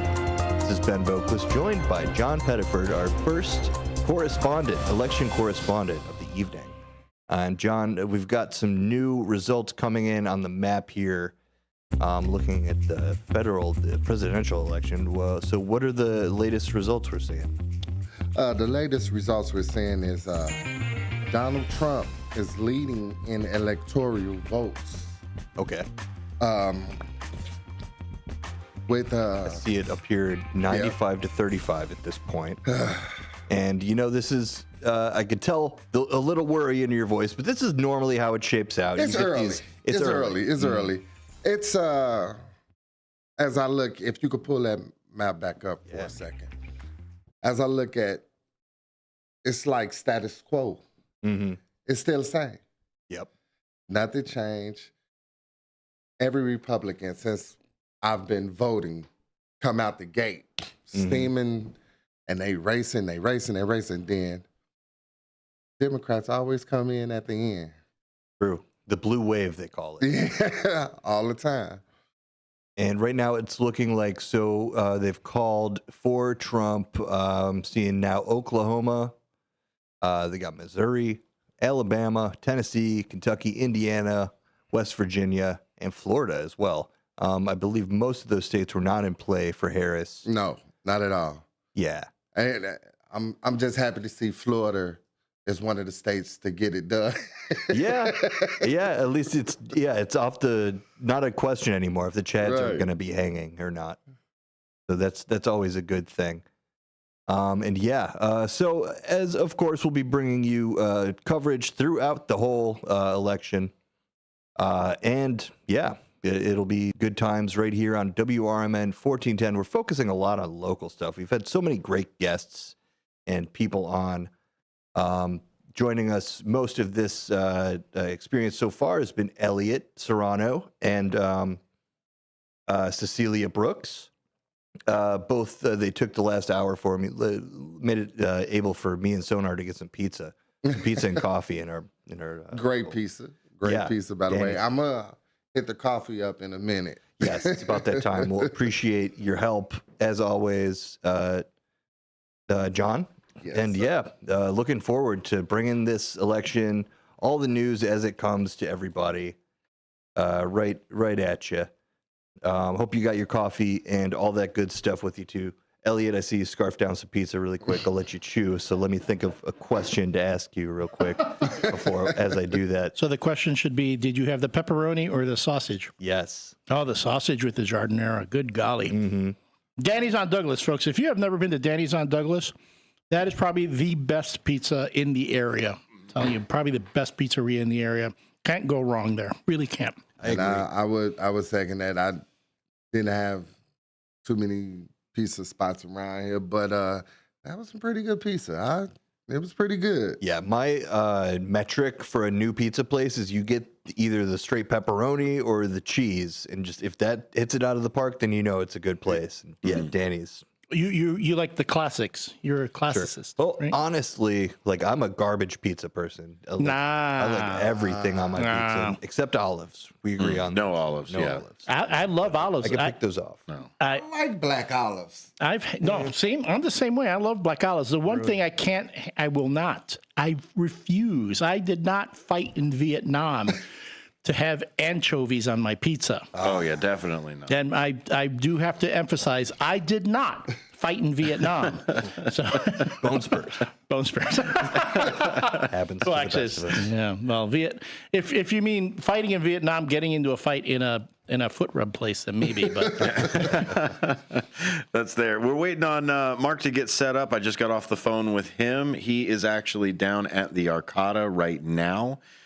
He is connecting over on Zoom, and then he's going to grab his first guest, give us a thumbs up, and throw it over to them. Love it. While Mark is setting up there, we also have another team that's over at the Kane County Dems that's setting up over there. Dean and Matt are gathering people for that side of it. Mark is going to hand the torch over to them at 8 o'clock. And then we'll jump into some of our News Nation guests as well. We have News Nation guests lined up to talk about Pennsylvania at 9:30. Then we'll talk about the red wave that you guys were talking about before, the red wave or the blue wave or whatever, with a correspondent then. And then we've got another one to wrap out the last hour the second to last hour with another News Nation. So we've got the national stuff that's covered over here, and it was really great to be able to talk to some of the local candidates as well. And I think these watch parties, I think are a really good chance for us to kind of get a vibe. Everybody talks about who votes with a vibe or a feeling or what have you. This is where we get to see the rubber meet the road. Have you guys ever been to a watch party for either candidates or held a watch party? I am no longer allowed to go to watch parties. I am a jinx. I am a jinx. If you want to make sure that your opponent wins, invite me to your watch party. Oh, geez. And there is a vibe shift as the numbers start to come in, because it may be a toss-up for most of the night, but at a certain point, it is going to start to paint a picture. Yeah, it's going to tip at one point. But mind you, that's still way too early. Oh, yeah. And again, I have to keep emphasizing to folks, but people are still voting on the West Coast. They're still voting west of us. And if you are in line right now, and you haven't gotten into your polling place yet, stay in line. Yeah, don't get out. Don't get out. Just because you're hearing, again, I know this frustrates a lot of folks. They get frustrated like the whole, I haven't even voted yet, and they're already calling the winner here and there. I'm like, folks, no. Yes, I know this is a product of the immediacy of media that we want to predict these things. And hey, predictions have been wrong too. I mean, I look at you get to go as you don't have to talk about Dewey, beats Truman. I mean, you have to talk Gore, Bush. That kind of threw people for a loop and made a lot of folks, in the national news kind of eat some crow on things. So by all means, your vote counts. That's what matters, and especially in the local elections. Absolutely. And that's where I like the draw of the national, bringing that into the local election. Because if I'm going to go in already and vote on the national side and see all of the campaigning, see all of the news, see all of the everything that's out there, that's going to draw me in to at least vote on that side. And then while I'm there, hey, why not vote for these people or those people as it moves? I just would hope that that there's people other than the president on this. Well, yeah, but speaking of that, I know a lot of people that would rather vote locally or in-state, and they won't do federal at all. Yeah, but that has happened. No, that has happened. That's been effective, and that's affected some national elections too, where people just they were so, again, they say they were fed up with both parties. They left the top of the ballot blank and they voted everything else down. And I can see that being a tactic that a lot of people take. Okay, so to open it up then, Ben, if you're not distracted with Mark, let's open that up of the abstaining of voting. In Michigan, that was a big thing for Biden. Was the what did they call themselves? It was it wasn't the undecided, it was the uncommitted. Uncommitted. The uncommitted movement on this side. So big vote in the midterms this year. And I think Michigan is going to be that big hit there. What do you think about that? Yeah, I mean, that's been the narrative really. A lot of people have been talking about that from the side of Harris more so because, I mean, it's just not an issue, it seems like, on the right side. So be that as it may, what I would point to is the people who actually left the Biden administration over the war in Gaza are resoundingly saying we're voting for Kamala. Gotcha. So that's the way I rationalize it, at least. It's the idea is, instead of obviously just kind of voting for no one, leaving it in the wind, voting third party, writing in as a protest, that you have someone who you could actually try to hold to account after the fact instead of just, as I said, voting as a pure protest. I want to know if they actually keep numbers on the number of people who actually entered Mickey Mouse. Remember when that was the thing? Yeah. You know, your protest vote was just write in Mickey Mouse. They used to say, so many people, and that was a metric of how unhappy people were with who was running. As the write-in. Yeah. It makes it harder for a write-in now. Like with the digital side, I would have to like pick the person's spelling and all kinds of stuff. Like if you spell it incorrectly too, they would disqualify. Yeah. And there was someone in my local election. He had signs out there, vote for me. Write in. And I'm like, but dude, your name is so hard to spell. Yeah, make a song about it. MICKEYMOUSE. So the absentee vote, but not necessarily the absentee vote is like I can't vote, but the couch vote. Yeah. How does that affect I guess elections, or at least apathy towards the government in general of staying home and not really caring? Disdain. Yeah. You know, that's what it all boils down to, is disdain for what we've been seeing or what they've been seeing and how they feel, and not really feeling like they have a voice. Is it effective? Voting third party or staying home, is it effective? It'll affect, because you could have been voting for one party and your vote could have been like, we're going to push this state from a red state to a blue state. That's true. It could have. But it's, people think it don't count. They vote don't count because they're one person to millions. Yeah. So it's only one vote. Why do that? When you add that one vote up, and then you add that up, that's two. Then that two becomes three, so on and so forth. That's when it matters. Okay. You get the snowball effect, right? Yep. And keep it rolling downhill. And now you look up, you got 500 snowmen, or the abominable snowmen. Does this help the independent movement by staying out of parties, Elliot? No, it doesn't. Okay. I mean, my thing is with independence, like we were talking about, do you want 4 parties in 2030? Which are 2040. 2040. I think it's achievable. Yeah. That has to happen on the local level, I think. And that's when you definitely need to show up. I mean, show up for the party or show up for the candidate? For everything. For the election. I mean, you need to find that candidate who you want to get behind for that party. Because I look at my ballots and it's like, okay, here's a Green Party person, and they might get, maybe 10% of the vote at the end. If you want another party to get involved, you need them to electrify folks at the grassroots. Be there. Don't just be there for, the big ones. You got to be there at the bottom. That's how parties in general happen. And if you just stay home, then you're like, you give the other vote more power. You make another person's vote count for two at that point. I can see that. Ben, do we grow a new party or do we shave off an old? Yeah, no, I think it's pretty much set up right now. We've been talking about how divisive and divided the parties are right now. I mean, it's kind of obvious. It's like a marriage that's not working out or something like that, where it's like, what do we see it doing at this point? They're effectively staying together for the kids of this election, and you could say it as that. Man, with you're speaking to me right now. This is resonating a little too much. It's not your fault, Elliot. Yeah. It's not your fault. Yeah, no, sorry to put it in such a 50-50 terms as that. But and it's one of those things, just like I'm going to mispronounce Kamala's name probably for the next 4 years just because that's how my brain works. I think it's inevitable.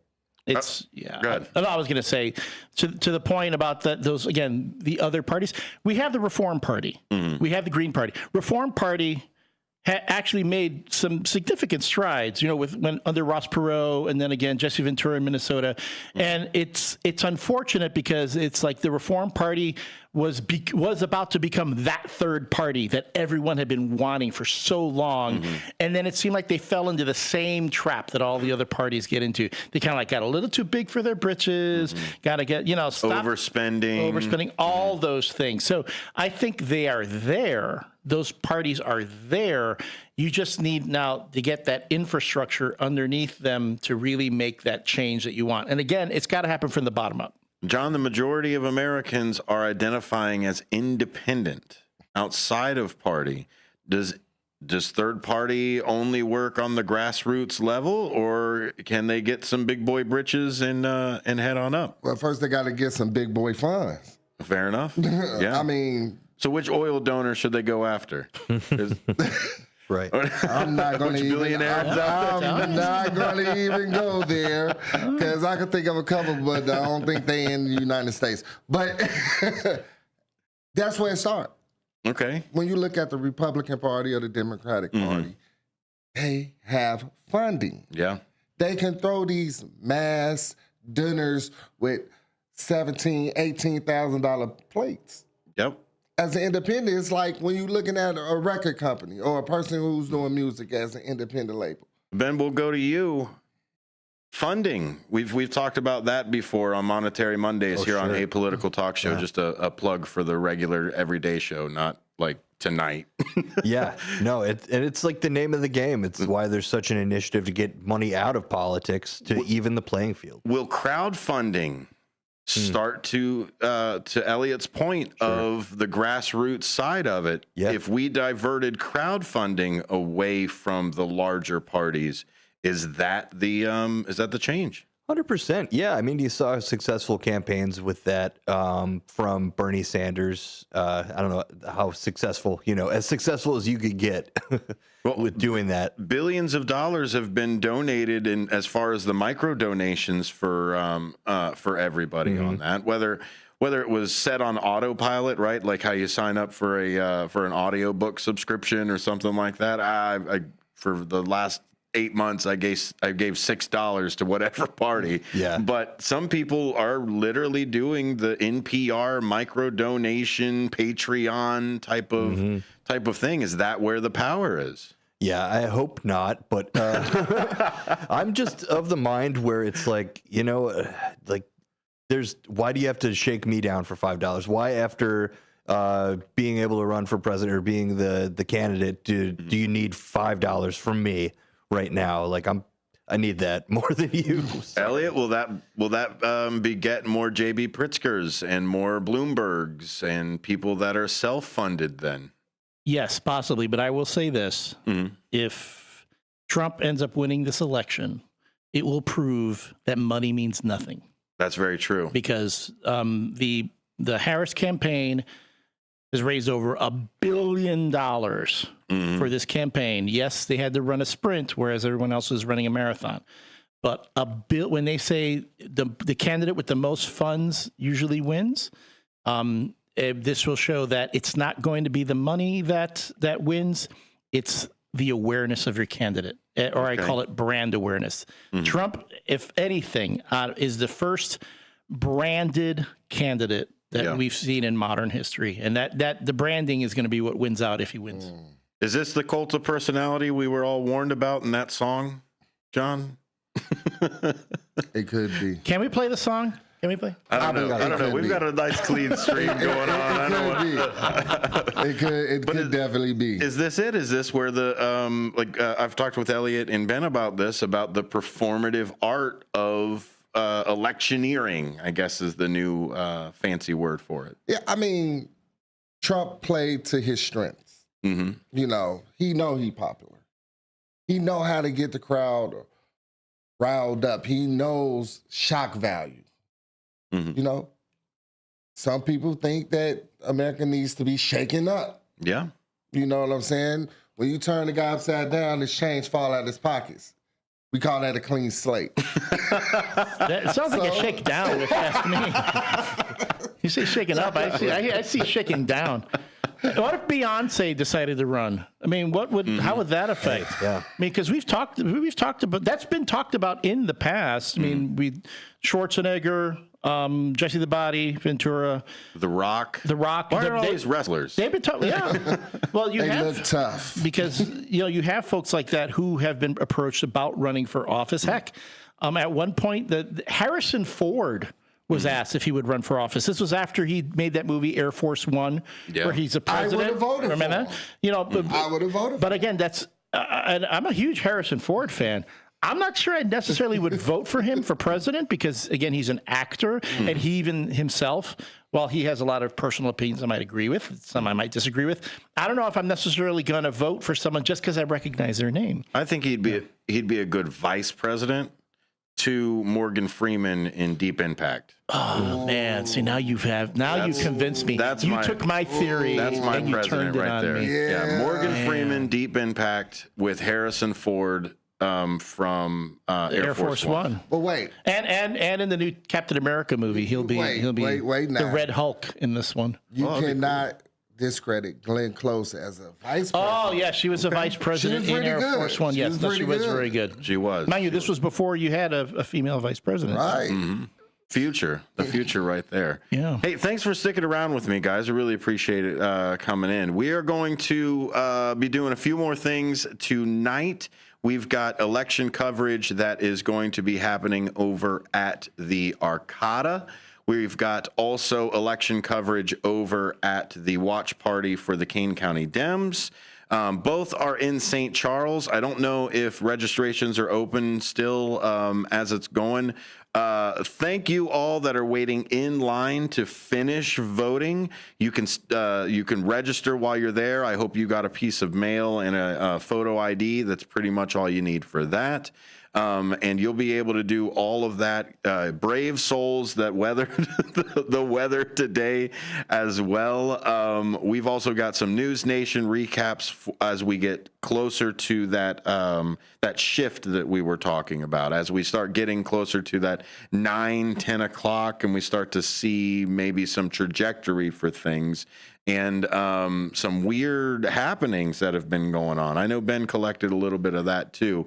But we're going to try to connect with the news teams out there. Thank you, gentlemen, for the riveting conversations. I hope we have a few more hours of those. Absolutely. Absolutely. WRMN 1410 AM and WRMN1410.com. If you want to join the conversation, 847-931-1410, 847-931-1410. If you want to give us a text on that Image 360 text line, that's 505-926-1410, 505-926-1410. Don't forget to check us out on YouTube, youtube.com/@WRMN Radio. We'll be right back after this.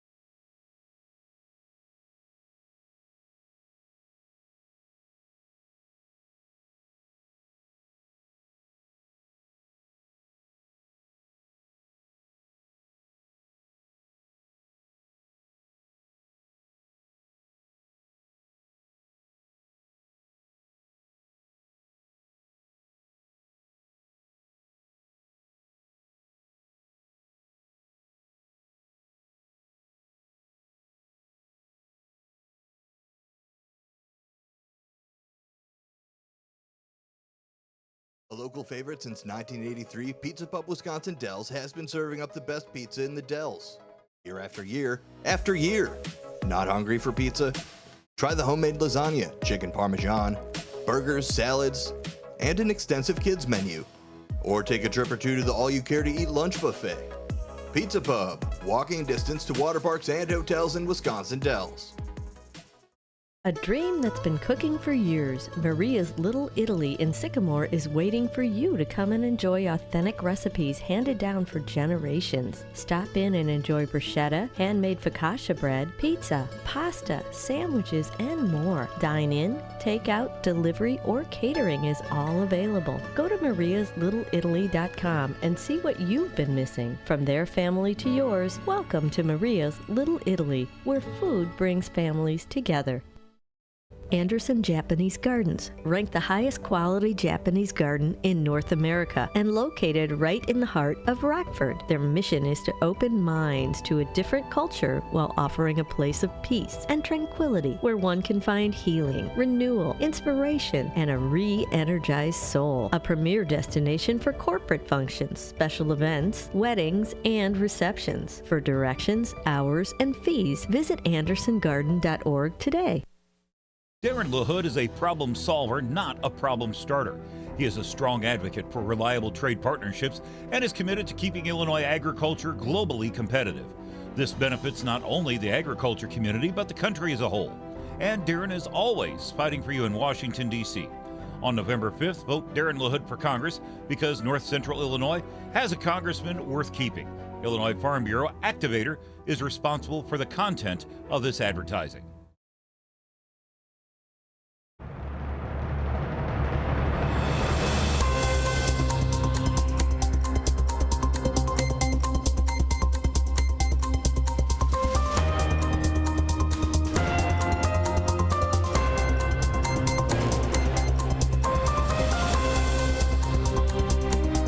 Welcome back to WRMN 1410's election coverage right here on WRMN1410.com and YouTube.com/@WRMN. As the results come in, we're going to be checking in with our news crew. And right now, we've got Marky B from the First Shift over at the Arcata, and he is talking with the Kane County GOP. Hey, Mark, how are you over there?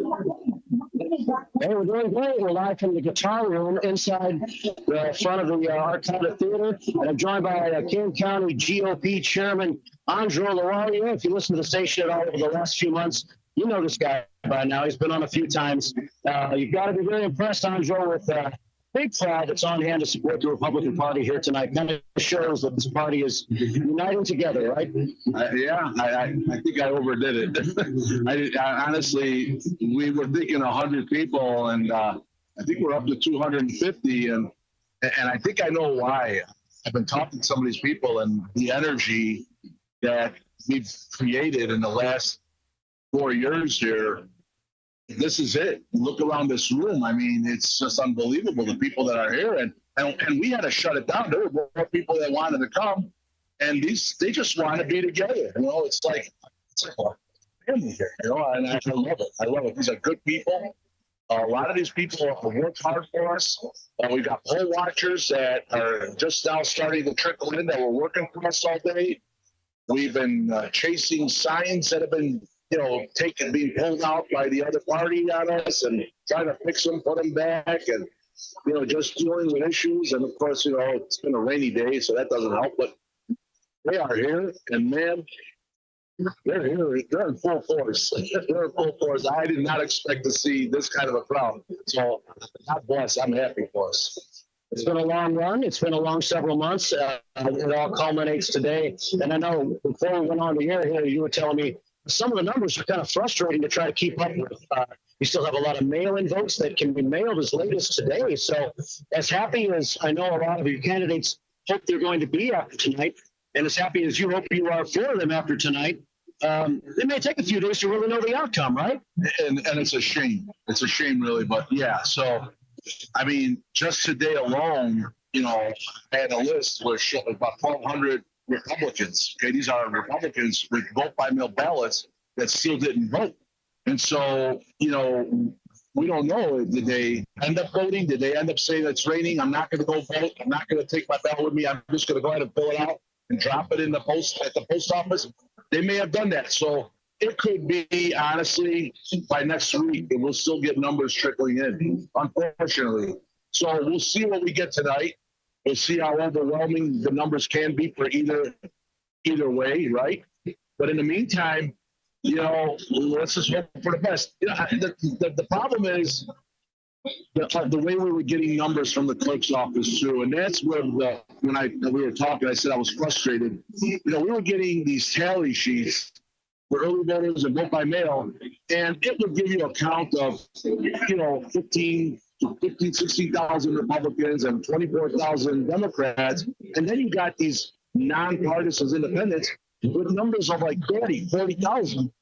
And the frustration is, on one day I would get the tally, and it would be 30,000, let's say, nonpartisans, independents, and well, whatever you want to call them. And all of a sudden, the following day I get it, and it's 26,000, 25,000 less. So I'm like, well, wait a minute, where did these 12,000 voters just disappear to, right? So you're trying to figure this all out. You're trying to say, okay, did they go to Republican? Did they go to Democrat? The numbers don't jive. And then you talk to the clerk's office, and they tell you, oh, no, it was clerical error. It's like, that's a huge mistake. So that's why people are asking me, and I'm just like, I don't know. I really don't know. I wish I could give you guys a real honest answer as to where we're at tonight. I really don't know. The numbers are just everywhere. So we'll see. We'll see. We'll all know tonight, I guess. Some of the races for Kane County Board that we've been keeping track of include the race between David Tees and Vern Tepe, the race between Eric Stair and his opponent, Ted Pennesis. We expect those to be pretty tight races, but I know when we talked on the phone this morning, we felt pretty good at the numbers you had seen within the last 24 to 48 hours, right? The number of Democrats that have voted, the number of Republicans that have voted in the early voting was fairly equal.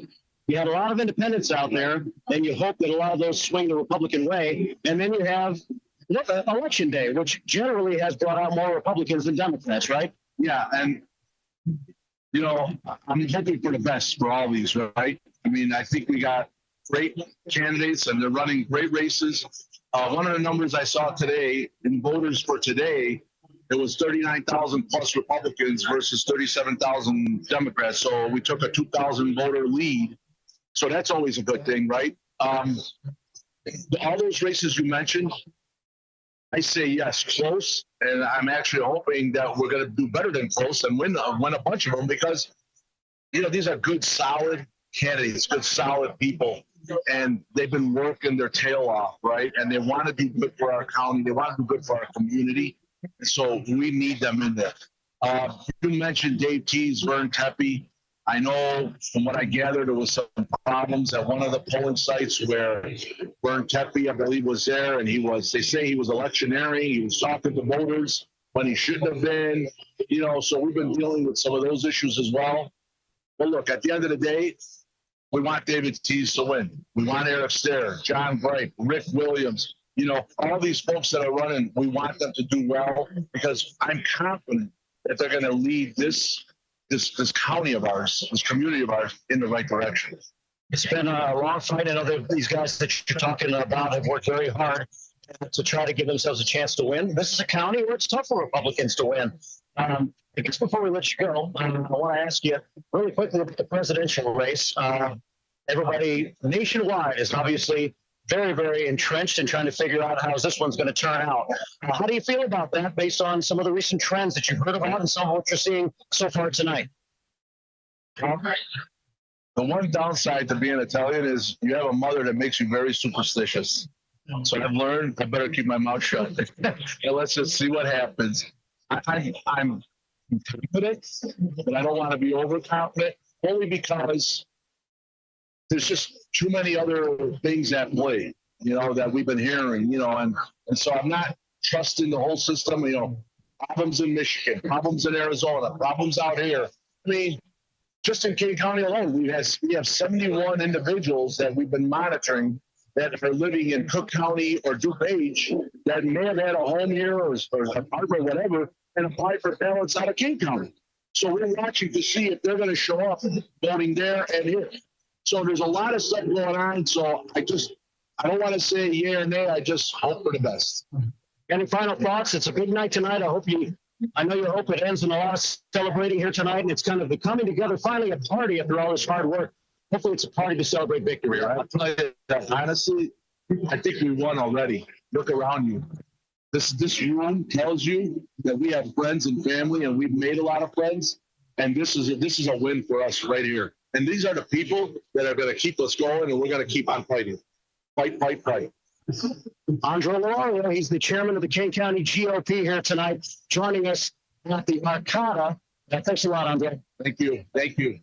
All right, it is election coverage on the WRMN AM 1410 and WRMN Radio on YouTube. We're going to be on the air till about midnight tonight. I think Dino and Matt are heading to the Democratic headquarters. We're going to get some coverage later on tonight.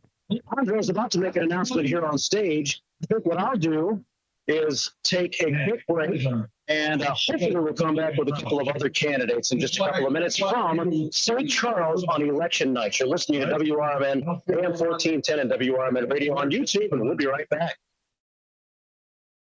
Searching for a financial partner that truly has your best interest at heart? Join KCT Credit Union, where they're more than just a bank. They're a not-for-profit financial cooperative. KCT members are owners, meaning profits go back to you in the form of lower loan rates, higher savings rates, and fewer fees. Experience personalized service that puts you first. Become a part of KCT, where your financial well-being is their top priority. Visit kctcu.org. Each account insured up to $250,000 by member's choice. This institution is not federally insured.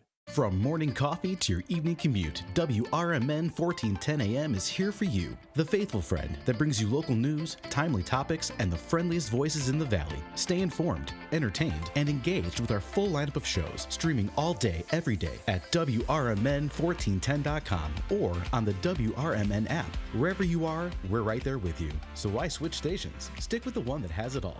WRMN 1410 AM, your daily companion, your constant conversation. Discover the authentic taste of Italy at Massiano's Pizza and Pastaria of Elgin. There is one inexhaustible aspect of everyday life that never dulls, namely the simple pleasure of eating and drinking. Massiano's wants to make sure that this is the best part of your day.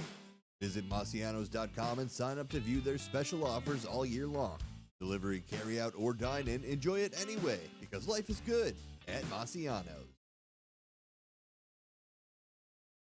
For local information and fun times in the mornings, listen to Marky B and Larry Jones on the first shift. And when it's like Christmas time and Thanksgiving time, Brian has these little competitions. People ring up and they gobble like a turkey, and whoever gets the most votes for the best gobble off, they win a turkey for Thanksgiving. Really? That's a great idea. That's a great radio contest. Derek has given us some great ideas here. That's Larry. right. Yeah. It's the first shift, weekdays from 6 to 10 a.m. right here on WRMN. In our household, we put family first. I'm Dan Ugasti. Right now, Illinois families are suffering with rising property taxes and grocery bills, along with communities that are left safe. Keeping family members from moving out of Illinois isn't easy. As your state representative, I'm working to be a voice of reason in a time of extremism. That means I'm focusing on the issues that unite us, bringing down property taxes, creating opportunities, and controlling government spending. I'm Dan Ugasti, and I'd be honored to have your vote. Paid for by Citizens for Dan Ugasti. Over the years, you've brought them into your home. You were prescribed opioids after the C-section, when Dad injured his back, when your basketball star tore his ACL. Opioids helped with the pain, and you held on to them just in case. But did you know holding on to unused opioids puts your family at risk? Opioids are powerful pain-reducing prescription medicines, but most people who are prescribed opioids don't finish their prescriptions. So millions of unused opioids are sitting in homes across the country. And tragically, more than 100 Americans die every day from overdoses involving opioids.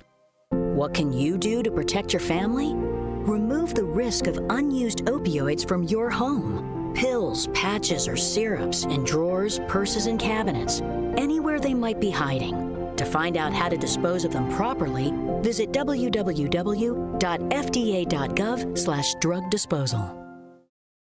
Microsoft has new computers that put AI first, this special category called Copilot Plus PCs. They have minimum specs plus a chip just for AI. The company unveiling the first Surface devices with the designation, powered by Qualcomm chips, not Intel. One notable AI feature is called Recall. It lets your computer remember everything you do so that you can find files, images, and websites later. More tech news tips on Rich on Tech.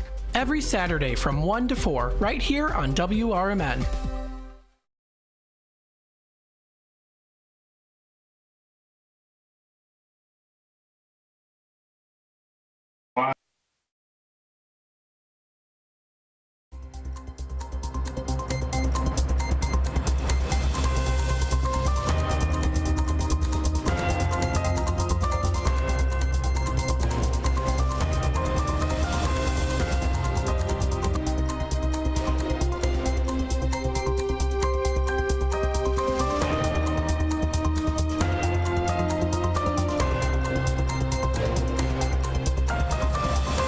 Welcome back to A Political Talk Show right here on WRMN. That's WRMN 1410 AM and WRMN1410.com.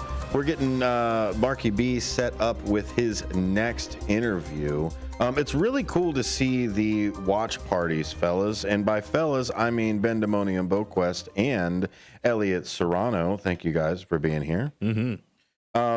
It's really cool to see the different vibes at the different parties, right? And that is kind of like a party arch anyway. We all come together and say, hey, let's celebrate something, or let's have a reason to celebrate, or reason to come together. Do you think the literal political party is something that that necessarily we should have or not have? We talked about it in the history of voting, how it used to be a kind of a carnival atmosphere. You'd all go down to the state house and you'd yell out your vote.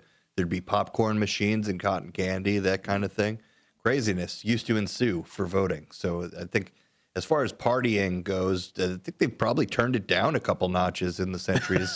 So yeah, turned down for what? On a Tuesday? Come on. Yeah. November 5th, people. There we go. I say bring back the popcorn. I want that. Yeah. Bring it back. I mean, we've had pizza. I believe we're going to have some sweets later on. Yeah, there's cake in the fridge too, if you want some. Lots and lots of coffee. What are we missing right now?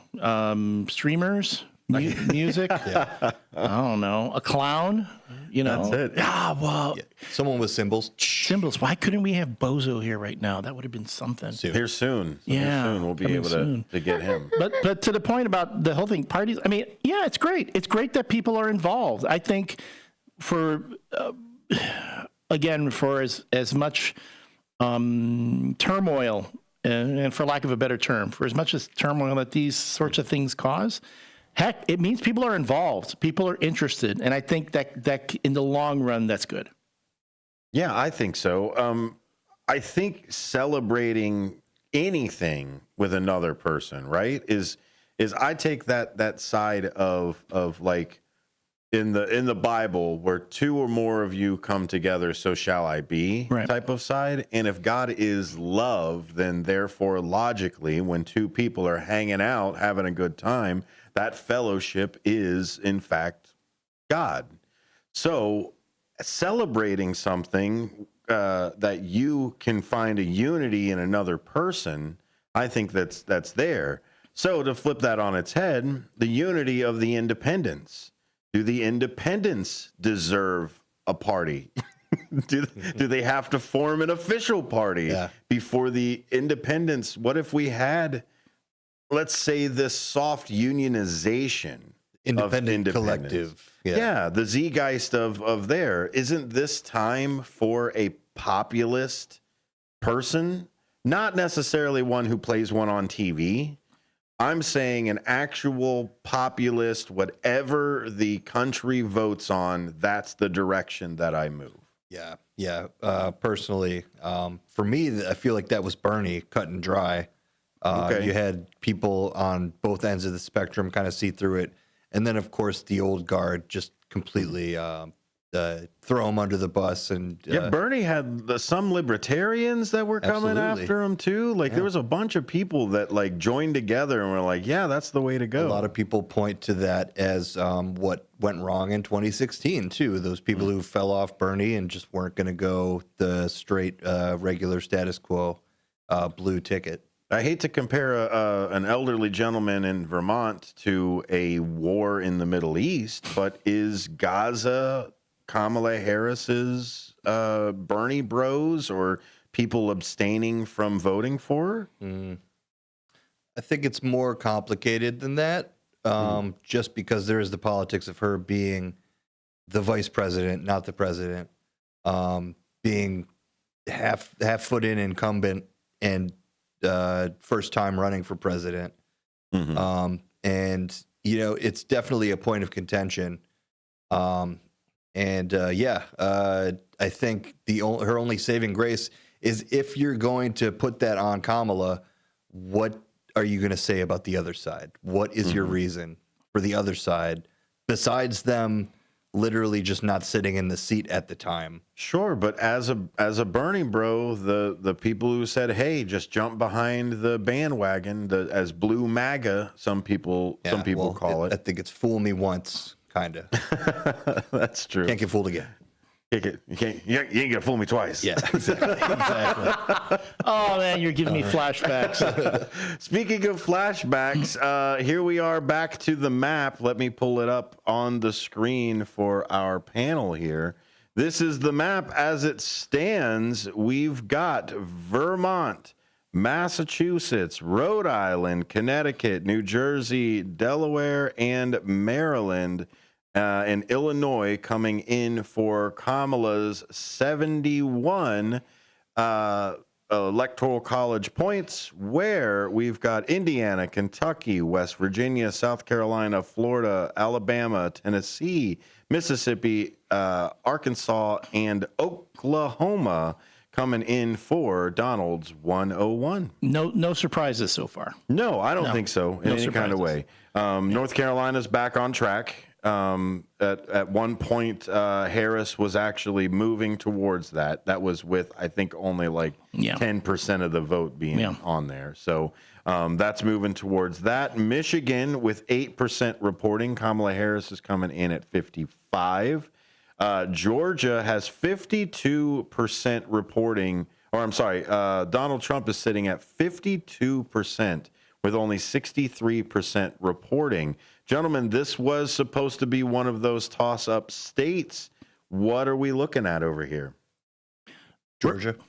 Yeah, Georgia, yeah. Well, no, this is going to be, it's going to be back to the vibe, the vibe narrative that we heard. Oh, on the ground, people on the ground, they're saying this and everyone's involved and so on and so forth. We're going to see if that really was relevant. This is 170,000 separation. Yeah, right now, and it's still, a lot can happen. I don't know which districts have been reported, have reported yet. If you break it down, I'm sure it gets more granular. I don't know if Atlanta, has been called in yet. So there's a lot still that can happen. But yeah, no, if Georgia flips, then maybe this talk about the vibe is legitimate. If not, then, again, that's just another thing that, we like talking about for a while, but, it in the end, it was just talk. And looking at some of the consensus maps and things like that, some of the other states, but Georgia is definitely in there for the tie, I believe. If I look at it that way, the doom and gloom tie, I'm trying to pull up here. Let me see, go to the polling map, and then we will see the tie. So in that tie that we were saying, 2 out of the 3 is Georgia going blue, right? On that. But the blue wall.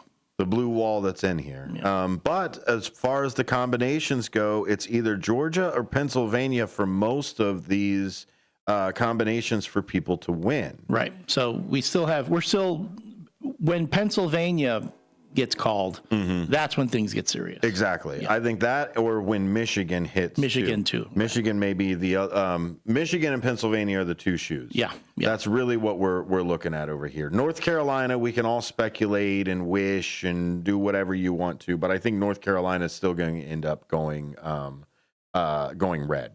On that side, which is again the vibe. You know, people talk about the vibe, and so mind you, they had freaking hurricanes hit down there. A lot of folks didn't have voting on their minds, in that area at a particular point. So when we come back from the top of the hour news, we've got Marky B standing by. Hello, Marky B. How are you, sir? We're doing great. We're ready. I got David Tees standing by with me, running for Kane County Board 16, so we're going to talk to him. Hey, that's another David Tees that we've got going on over here. Hey, how's the vibe over there since we're talking vibes? Well, like Andrew said before, Sona, it's a great vibe here tonight. I think they've got about twice as many people here than they thought. And so it's a big party. I think everybody on the Republican side is hoping for the best, that the hard work all pays off. I don't know where we are as far as time is right now, Sona. Did you want me to go in with David Tees now, or do you want to wait a few minutes for that? Nope, we're going to wait for the top of the hour, so we'll hit David Tees at the 6 after the top of the hour news. Okay, that sounds great.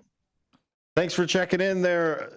Radio's very own Marky B coming in for that. With another tease. Another tease. David Tees. Yeah. That's great. And that's the other side that we talked about was the candidates being involved with everything so much. You want somebody on the local level who's actually in the local level. Yeah. Then you get to know them. I mean, I really would like to get to know these candidates more than just what's in their ad campaigns, the spots that they record for the radio where they say, I'm not going to let the leftists do this, or I'm not going to let the radical right do that. I mean, let's talk about us as people. You only get 30 seconds, right? Yeah. So, hey, let's just have real discussion of the issues that people care about and that matter to them, and then let people decide from there. We're starting to see results, or at least votes being counted, and things roll in here, so stay tuned. We'll be hitting the local side as well, reporting Marky B over at the Kane County Dems over at the Arcata. Check out the Arcata's website and hang out for Rockin' Ravioli. That seems like a fun night to do all of that. You're listening to WRMN 1410's election coverage. Stay tuned. We'll be right back after the news.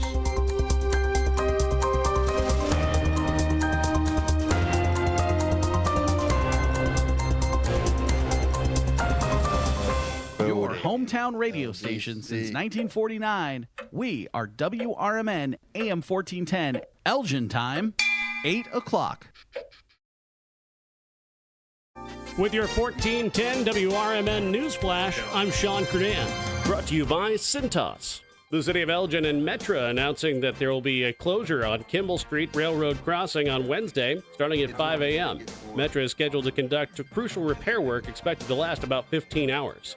3 Naperville police officers honored for their heroics back in January.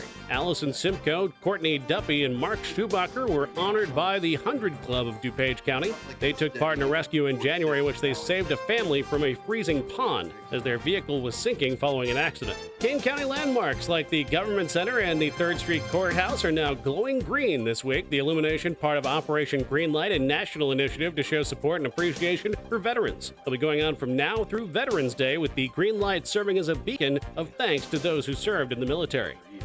With your 1410 WRMN Newsflash, I'm Sean Kernan. The only downside to Taco Bell's Cravings value menu is having to decide. It's got 10 different favorites for $3 or less. How do I choose between the super beefy cheesy double beef burrito, the crunchy loaded beef nachos, the pillowy 3-cheese chicken flatbread, or the... I don't have time to list them all. I'll have to go to Taco Bell and try them. The Taco Bell Cravings value menu. 10 items, $3 or less.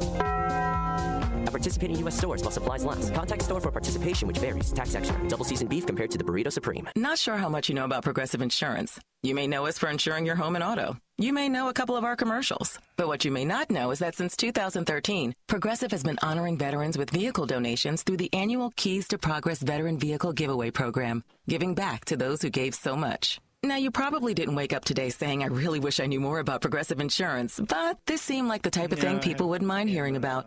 Find out more about how we're dedicated to our customers and communities at Progressive.com. Progressive Casualty Insurance Company and Affiliates. B-Lux Bar and Grill Wisconsin Dells is the quintessential American grill and bar, with refined rustic cuisine and award-winning libations. Their honest, feel-good food menu is complemented by a beer list to satisfy every taste. Classic cocktails and our signature shakes, rich and creamy with a splash of boozy goodness just to shake things up a little bit.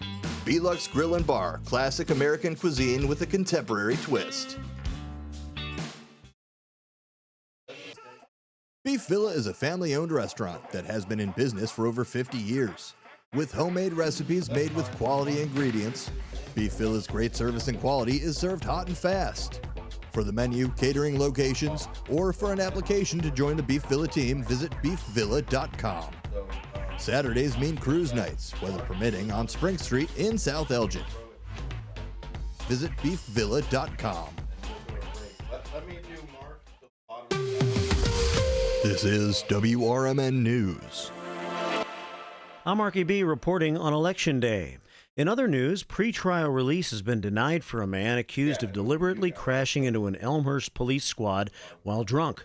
Jordan Boyd, 24 years old, of Bellwood, is charged with felony aggravated battery, great bodily harm, and felony criminal damage to state-supported property, and misdemeanor driving under the influence of alcohol, and possession of open alcohol by a driver. Sunday, Elmhurst police investigated the report of a fight on South Grace Avenue. Police said that Boyd entered a vehicle, turned towards the squad, and ran into the squad without attempting to stop. The squad's airbags deployed. The crash caused a large cut on the face of an officer and also caused his pepper spray canister to explode, burning the left side of his back and abdomen. The DUI charge alleges that Boyd had a blood alcohol content of 0.28, more than twice the legal standard for driving while intoxicated. He was also charged with misdemeanor battery in connection with the fight. He's due back in court and arraigned on December the 2nd. Here's another definition of going to the polls on Election Day. A truck driving down South 6th Street in Geneva yesterday hit a pole Monday morning and a power line and damaged 5 utility poles. The crash happened about 9:30 a.m. on Monday. Electrical service was disrupted from Franklin to South Streets in Geneva. Public Works crews were taking customers manually offline to make repairs since there were active power cables on the ground. 6th Street was closed from Campbell to Fulton for several hours during this debacle. There's a look at news for now. I'm Marky B, and this is the Talk of the Town, WRMN. WRMN News, produced in Studio 14 by the River Media Network. As the Elgin Police Department continues to participate in the Distracted Driving campaign, they wanted to share some tips from the National Highway Traffic Safety Administration website regarding safe driving. If you are expecting a text or need to send one, pull over and park your car in a safe location. Once you are safely off the road and parked, it's safe to text. Designate your passenger as your designated texter. Allow them to access your phone to respond to calls or messages. Do not engage in social media scrolling or messaging while driving. Are you struggling not to text and drive? Activate your phone's Do Not Disturb feature or put your cell phone in the trunk, the glove box, or the back seat of your vehicle until you arrive at your destination. Remember, the Elgin Police are conducting directed patrols to enforce distracted driving violations. Just drive and stay safe. A message from our friends at the Elgin Police Department and your friends here at WRMN AM 1410 and 96.7 FM.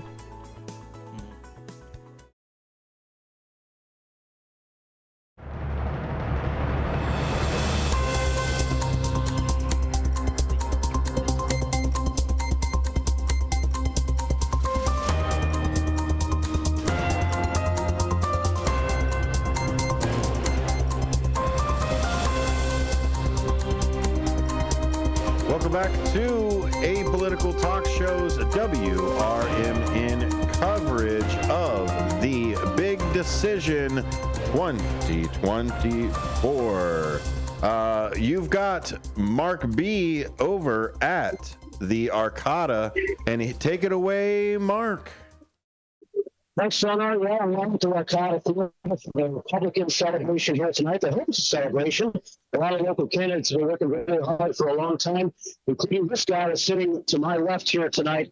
It's David Tees. I mentioned before the break, not thinking before I was talking that you're running for District 16, but it's actually District 22 to try to win the Kane County board seat that's been occupied by Vern Tempe here for a while. So how are you feeling tonight, David? I know you've been working really hard to try to put yourself in a position to win. I'm feeling tired. I'm feeling good about the results. It's I just heard Elgin Township just took their last voter a little bit ago.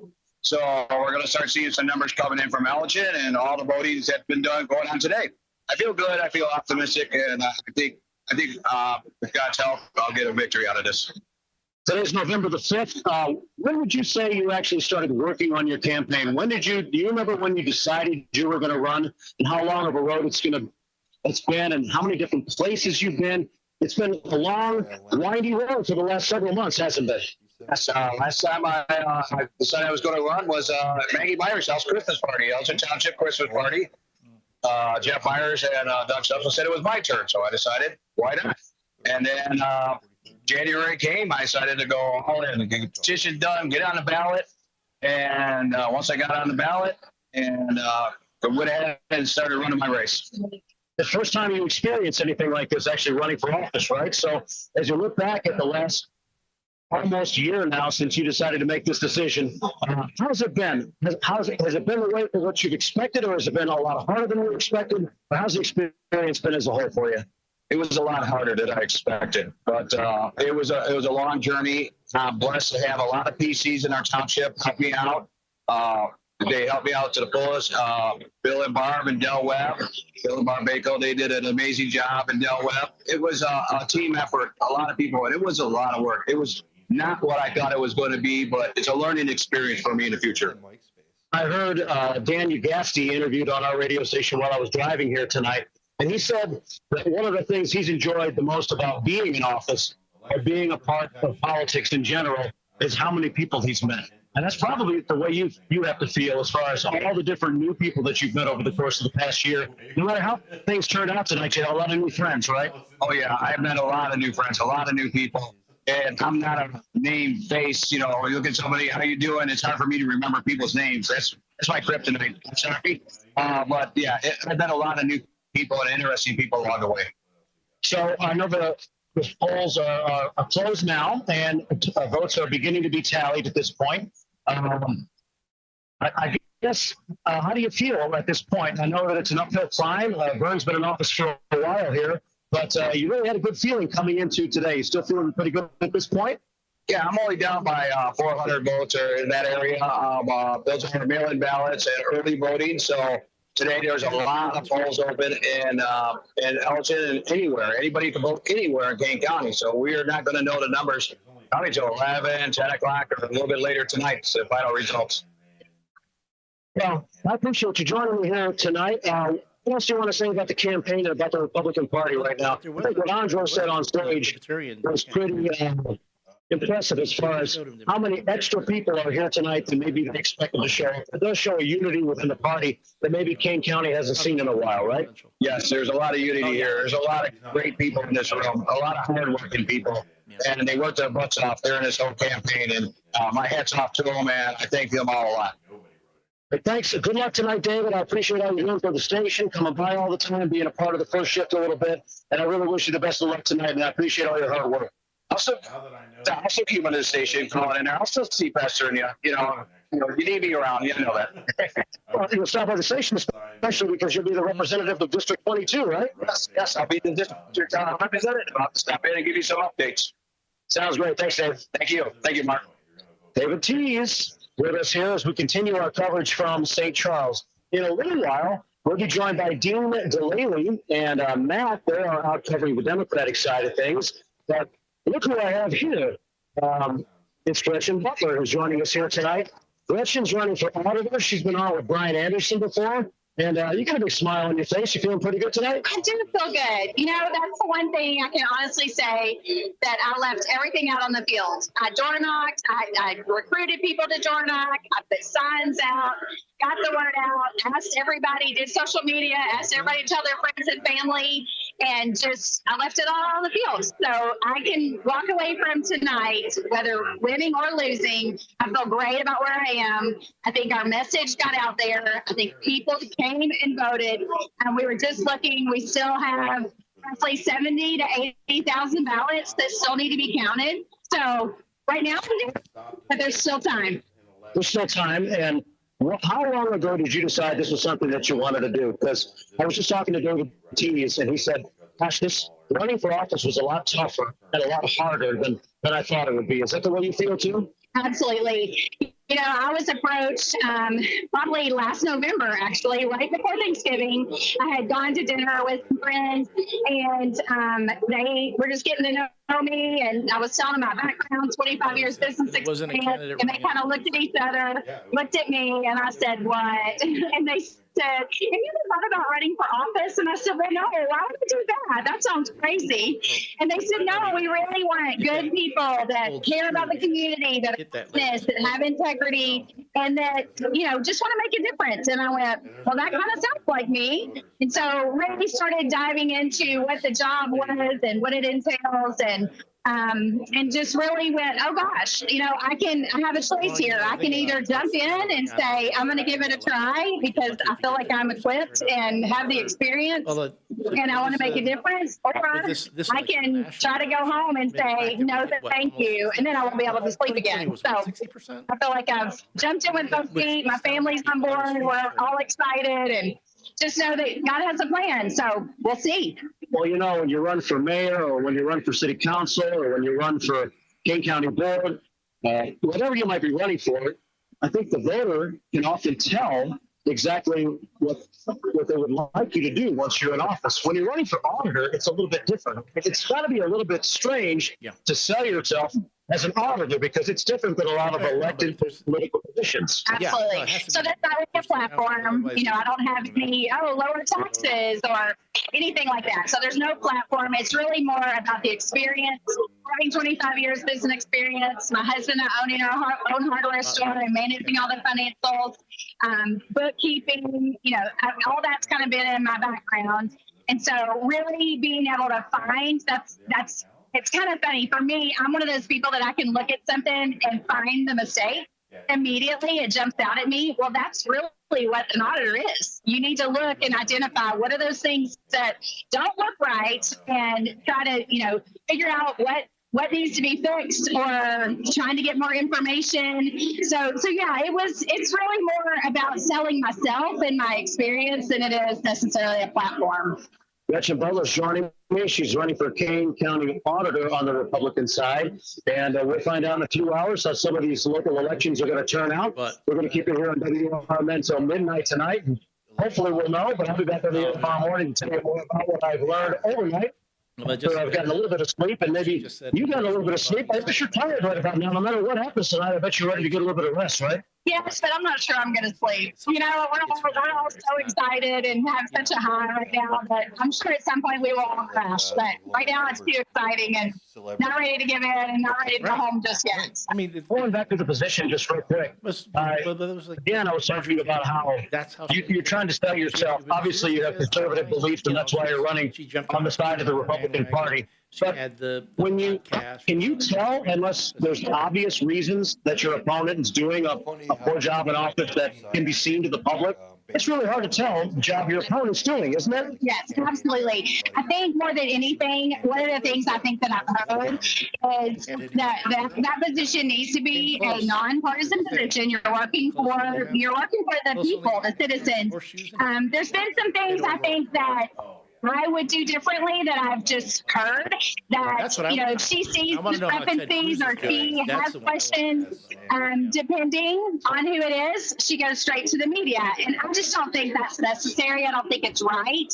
I think going to that person, going to that department and saying, hey, I need more information. Hey, you know, I want to work with you. Let's try to get more information, or or get to the bottom of this discrepancy. I think to me that needs to be a last resort. We're here to work together, both sides of the aisle, to make a difference, and I think that needs to be a last resort. Well, no matter how things turn out tonight, I wish you the best, and I'm rooting for you for sure. But you've met a lot of friends, right? You're amongst a lot of people that I'm sure you're going to move forward with into the future in the local politics with, right? Absolutely. Yeah, the friends and the people that I have met have been unbelievable. The support, it's just been amazing. So I'm so proud of them. And we've all, I've never been a part of anything like this. And even I was funny because a few weeks ago, I really kind of had this thought of we're making history. And, I'm not originally from here, so I don't know the background. Crazy. Yeah, they got family down there. Donald Trump's showing some pretty good news in the state of Ohio. I think that's where the cheers are coming in right now. So I really feel like we're in the process of making history. That's just what I've been feeling. We've all worked so hard, and we've linked arms. We work together. We're not, an island into ourselves. We're all working together towards a common goal. I think it makes a difference. So yeah. Thank you, Gretchen, for coming by tonight again. Best of luck, and it's been nice meeting you over the past few months. Thanks. Appreciate it. Gretchen Butler running for Kane County Auditor on the Republican side. We're live from the Arcata tonight, where they're going to be here for several more hours, and we're going to see if we can grab somebody else, maybe Lance Bell, if we can grab him, see if he wants to step over here for a minute and join me. Dino and Matt are going to be joining us in just a little while, and reporting from the Democratic side. Lance Bell is here with me tonight, and he's running for the Kane County Board Chair. It's been a long, hard fight, Lance. You're here tonight. You're hoping for good results. How are you feeling right now? Amazing. I mean, I wasn't here 4 years ago. And so I just hear the stories of ghosts past. And there wasn't the people, the enthusiasm, the unity, the way that people have come together and worked together, and the infighting being really quieted down, the lack of drama. What I'm told by people that have been in this longer than me is this has been night and day. So regardless of the outcome, Kane County's won. And there will be victories, and we're going to take this and we're going to build on it. We're going to go out to the school boards, the library boards, the trustees, the mayor's races next. We're going to have our next set of victories next year, and then we got our eye on 2026. We're going to turn Kane County around, and then we're going to start working on DuPage, Cook, and the rest of the state. I haven't seen, and I know the tallies are still pretty early. It's early on. There's a lot of votes still to be counted tonight. I haven't really seen how things are going at this point, but you're trying to think of a big picture, it sounds like. No matter what happens tonight with some of our local candidates, this is the beginning of a movement, a beginning of a drive, a beginning that eventually it might take another turn for everybody to finally get in the positions or the seats that they're striving for, right? Is that kind of the consensus, kind of what you're trying to say? It is. The mission is to turn our way. It's not relevant personally if I win my race tonight. There's an argument if I don't win my race, it could be more effective helping the ground game, helping other candidates to be successful. So for me, this isn't ego. I was recruited into this. I'm faithful either way. It doesn't matter to me whether I win or not. This is about the movement. And this is about getting people in the state of Illinois to wake up. There's amazing thing happening. And we're not going to be the state of doom, gloom, and taxes. We're going to turn this thing around, and great things are going to happen in Illinois. Well, you're saying very positive. Is there like a moment or part of this campaign that you're going to remember most when you look back at what's been happening for the last several months in your life? Yeah, the people that have been raised up, the candidates, nearly all of them are recruited, including myself. And none of us woke up one day and said, hey, it'd be so cool if I was the Kane County Board Chairman. That didn't happen. And I've had many people ask me, do I dream about the day that I get the job? The answer's no. I don't. It's another responsibility. It's another leadership opportunity. I don't dread it, but it doesn't matter. This isn't about Lance. This is about the state of Illinois. And so the mission is bigger than any individual or group of people. It's about everybody coming together in Illinois in getting evil out of this state. Well, Lance, I appreciate you taking the time to join me for a few minutes and for being on the show with Brian Anderson, and wish you the best of luck tonight. God bless you, Marky B. Thank you. Same to you. Lance Bell, running for Kane County. Sure, you're getting a Republican perspective right now from the Arcata Theater.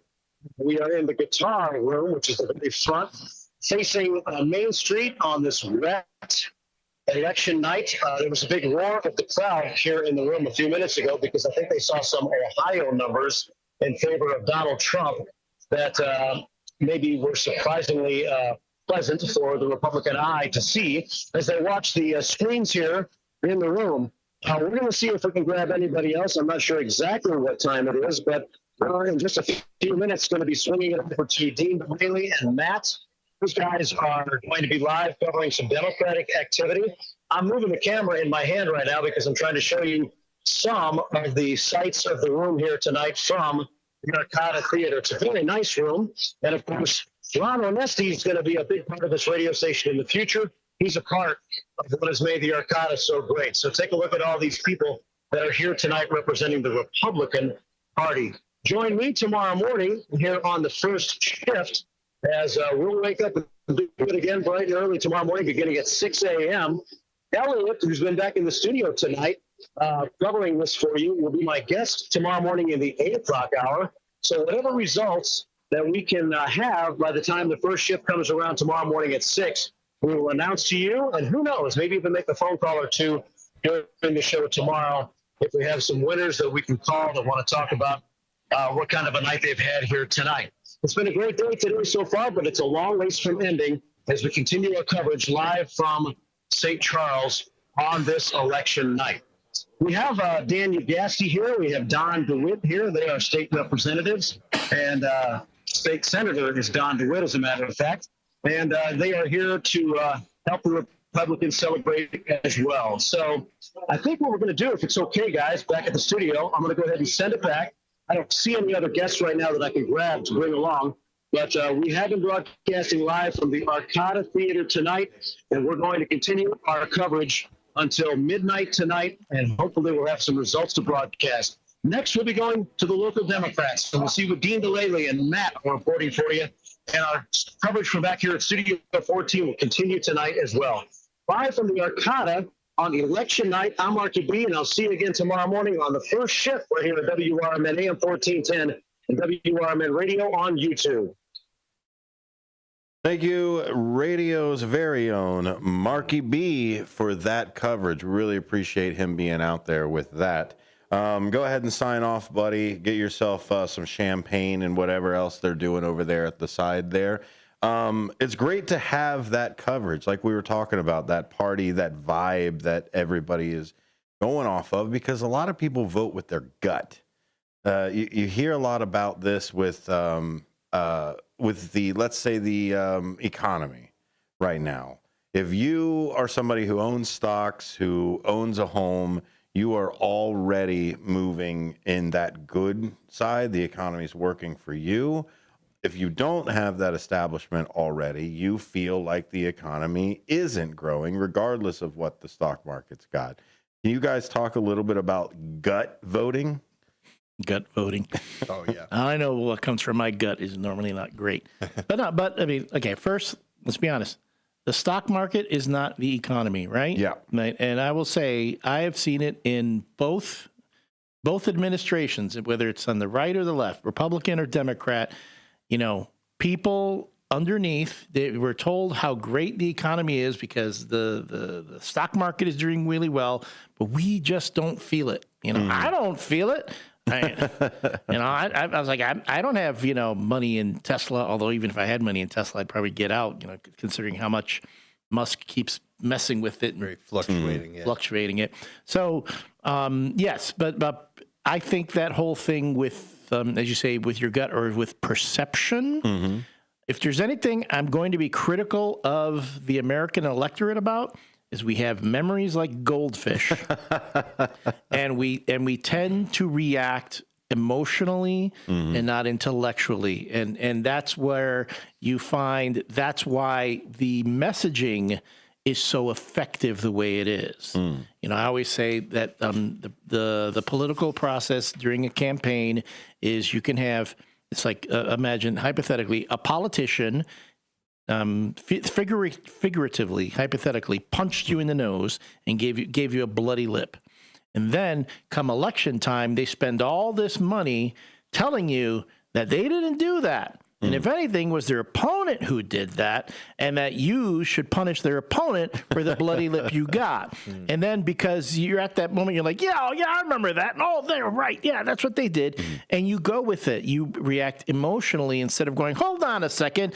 Let me go back and look at this particular person's record and what they actually did at that time. What actually happened then. Are you better off 4 years ago? Better off today than you were 4 years ago? Okay, I kind of want to say we are. 4 years ago, a lot of people were dying of COVID. Should they change that to being are you better off 5 years ago? I mean, the 6 years ago, people were better off, right? 6, that's fine. But I'm just saying, you might as well go all the way back. Are you better off when Obama was president? Like, yeah, Clinton, right? I remember when gumballs were 5 cents. 5 cents. Remember penny candy? I remember penny candies. Well, but Ben, isn't this the whole "Make America Great Again" slogan? Then is I want to take it back. The whole premise is, are you better than you were 4 years ago? Yeah, it seems like the whole, you could put this on either side, but the whole point of campaigning is kind of like, imagine if you're future. Yeah, if you're not incumbent, it's like, imagine if we did it another way, you know? And for me, what ruins it for MAGA is we had 4 years. So we did it, we tried, and none of the initiatives came to fruition. And it's just at this point, I vote on Halloween dressed as a banana so I don't feel like a fool. Well, but again, it's to the point too. It was, as I've been saying, depending on how this goes out, if Trump ends up winning, that will show its messaging. Money doesn't matter. It's all messaging. The politics, the policies don't matter. It's messaging. We've learned that at this point, if you can appeal, again, to the person's gut, as they say, to, their emotion, that's the effective strategy. So we get to see the showman and see if it paid off. This is the run for it here. You're listening to WRMN's election coverage with Apolitical Talk Show. More contributors coming in. That will also be Dean DeLaley and Matt McNeil over at the Kane County Dems over at their headquarters in St. Charles. They'll be reporting for us. Later on tonight, we have 3 News Nation correspondents to give us all the different sides of this election process. More to come. This election night isn't over. I know you want it to be, but that's okay. You're here with us. Apolitical Talk Show, WRMN. We'll be right back after this.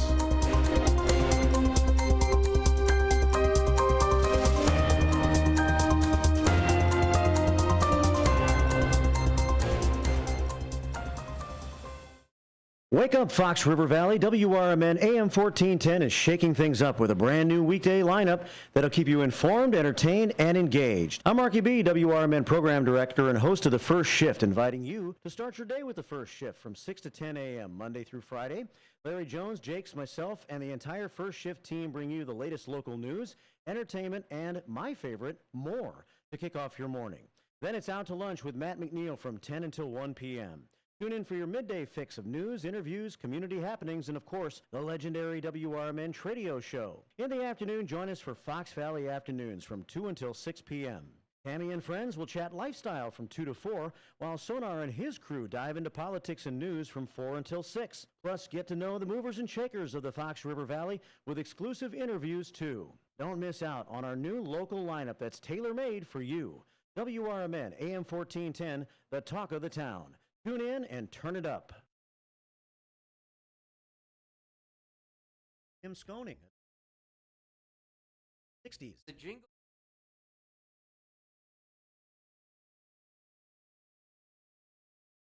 I remember we were, and it's the same drink every time. Fun times.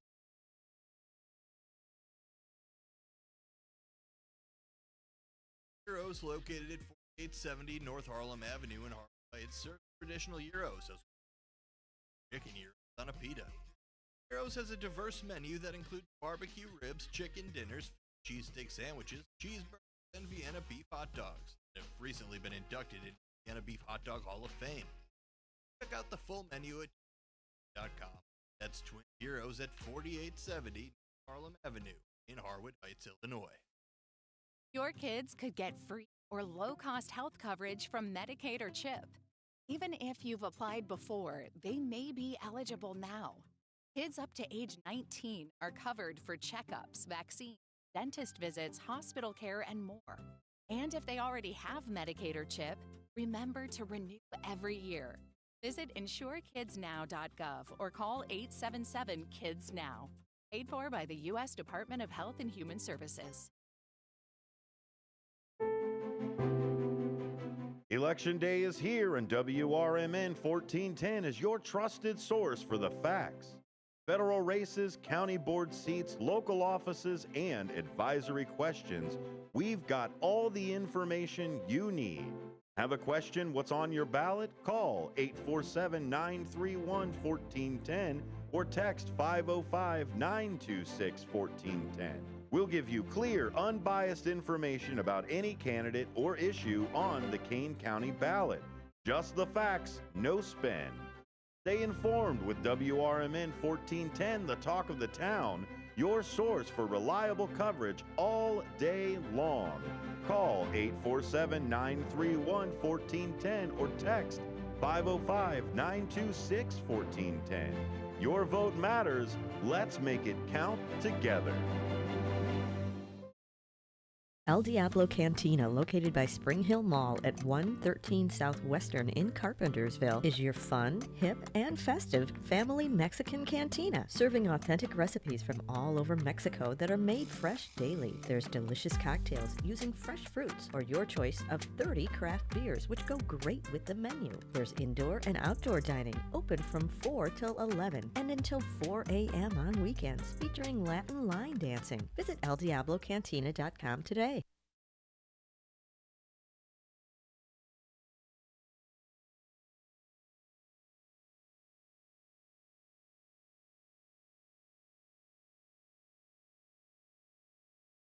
Haven't been to the dentist in a while? Bender Dental Care in Elgin has a new patient welcome offer. Complete exam, regular cleaning, consultation, and x-rays for only $29. Okay, that bears repeating. A complete exam, regular cleaning, consultation, and x-rays for only $29. Bender Dental Care has a verified 5-star Google rating. It doesn't get any better than that. Family dentistry at its best. Bender Dental Care in Elgin. Take a historic walk through the home of America's greatest showman, Al Ringling. Located in Baraboo, Wisconsin, you can view the grand opulence on a guided tour, now hourly starting 11 a.m. to 3 p.m. Weekday tours begin on the veranda and on the weekends in the tap room of the Al Ringling Brewery. Behind the mansion, kick back and try a flight of craft beers and dine at this family-friendly stop. Visit alringlingmansion.com for more information. There's a hidden gem in Elgin's South End. It harkens back to the days when going to a diner with family and friends was where everybody gathered for a delicious breakfast or lunch. Ray's Family Restaurant at 801 St. Charles Street in Elgin is a diner that you'll love with tasty food. The atmosphere and the staff are friendly and fast. They're open until 3 p.m. daily. You can never go wrong with Ray's. Visit raysfamilyrestaurant.com. That's raysfamilyrestaurant.com. Michael Brown, former Undersecretary of Homeland Security and Director of FEMA, is your new full-time host of The Weekend, which airs every Saturday from 4 to 7 p.m. right here on WRMN. Each week on the popular 3-hour program, Brown offers listeners a fresh take on the weekend talk with his provocative insights into current events, politics, and culture. So late in the day on Saturday, make it a point to catch The Weekend with Michael Brown right here on WRMN, AM 1410 and 96.7 FM. Theriault Booth, a leading local law firm, is located on the beautiful Fox River in downtown St. Charles. Here's Ryan Theriault. For better or worse, there are just times people need a lawyer. Whether you are involved in a work injury, in an automobile crash, selling a home, or even planning for your estate after your passing, we're here. We're local. We're part of the community. For more information, visit them on the web at tbfirm.com or give them a call at 630-526-4242. Crime is up in Illinois, and I'm not sitting back to wait and watch dangerous, radical left policies destroy Kane County. I'm Andrew Sosnowski. I have over 35 years of experience with prosecutions of crime, advocating for victims and children. I will root out the causes of crime and be the lead county prosecutor who will fight for our freedom, safety, and security. Vote Andrew Sosnowski for Kane County State's Attorney. I'm Andrew Sosnowski, and I approve this message. Paid for by Sosnowski for Kane Committee. Okay, antibodies, huddle up. We're a great team, but the flu is dominating. The good news is the human we're protecting just got his flu shots. That means all of us antibodies have strong new gear that will help us fight and defend against the flu. We must win so that our human can stay healthy and help protect the people he cares about most. Let's work as a team to defend against the flu. Gear up with a flu shot to help protect yourself and others and reduce your risk of being sick or hospitalized with the flu. Learn more at getmyflushot.org. Brought to you by the AMA, CDC, and the Ad Council. We are Lions International, the world's largest service organization. We are volunteers committed to strengthening our communities and supporting those in need, one act of kindness at a time. For more than a century, Lions have been serving a world in need, right here in our community and around the world. Lions International makes the impossible possible. This is your invitation to join us, because the only thing missing from our mission to make a difference is you. Visit lionsclub.org to find a local Lions Club near you.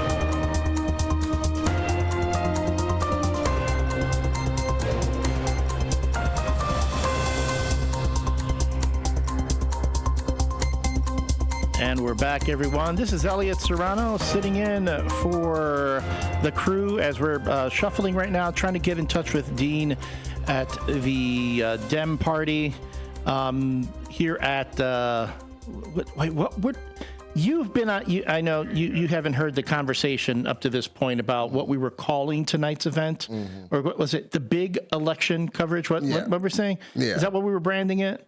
That's what it was. All right. That's what it was. Okay, so anyway, we're going. Remind me, my friend, your name again. This is John Pettifor. Pettifor. I was thinking about Pirates of Penzance for some reason. I had HMS Pinafore and all that in my head. So John. Let's think Petty and Ford the car. Don't be petty. I try not to be. I really try not to be. But anyway, so I've got Dean DeLaley and Matt McNeil standing by over at the Kane County Dems watch party right now. Yeah, please bring them on and we can banter. Here they are. Thank you, fellas, for being there.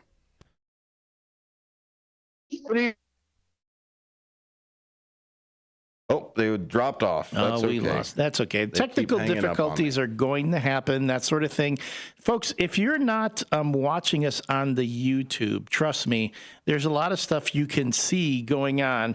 We had Marky B at the Arcada at the Dem Party, and if you were just listening on the radio or on our streaming platform, you couldn't, you were missing out on the video. And this is top-notch stuff. We have correspondents on camera talking to the candidates, live in person at each of the different political parties. It does it seem redundant, to call a party, or can we call it something else? Party fiesta, party festival, watch party. Watch party celebration. Celebration? All right, there we go. So anyway. One of those will work. I mean, is it really a party, though, if you lose? Well, no, I mean, okay, so we were talking about how people feel as they are at these watch parties. Okay. There's this whole thing where it's like, people are coming together, they're celebrating, they've had this vibe going.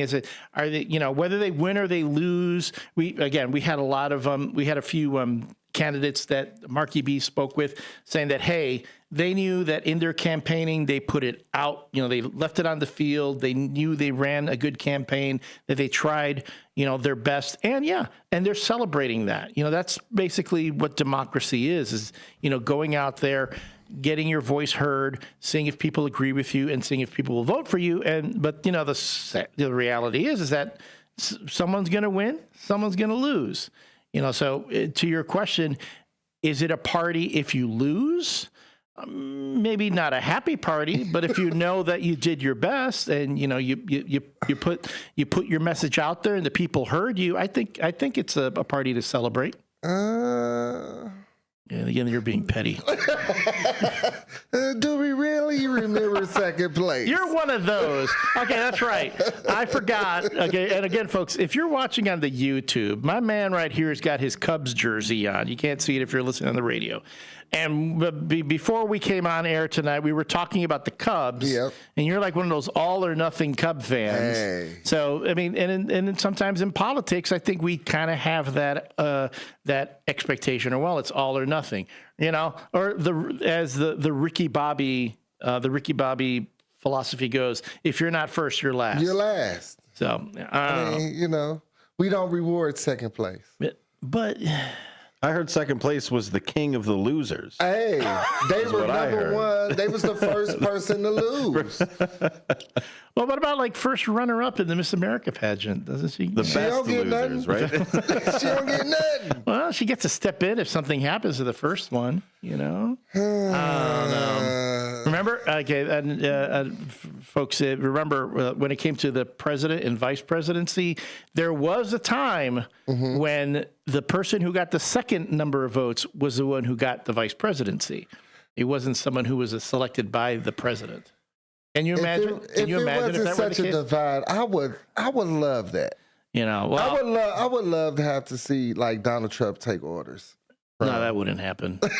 That would not happen. It would be funny. That would funny. I don't know, but still.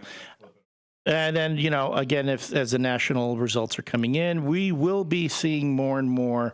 Probably around 9 o'clock, we're going to see more races being called. So, if you're looking at the results right now, of course, the AP has not called anything as of yet.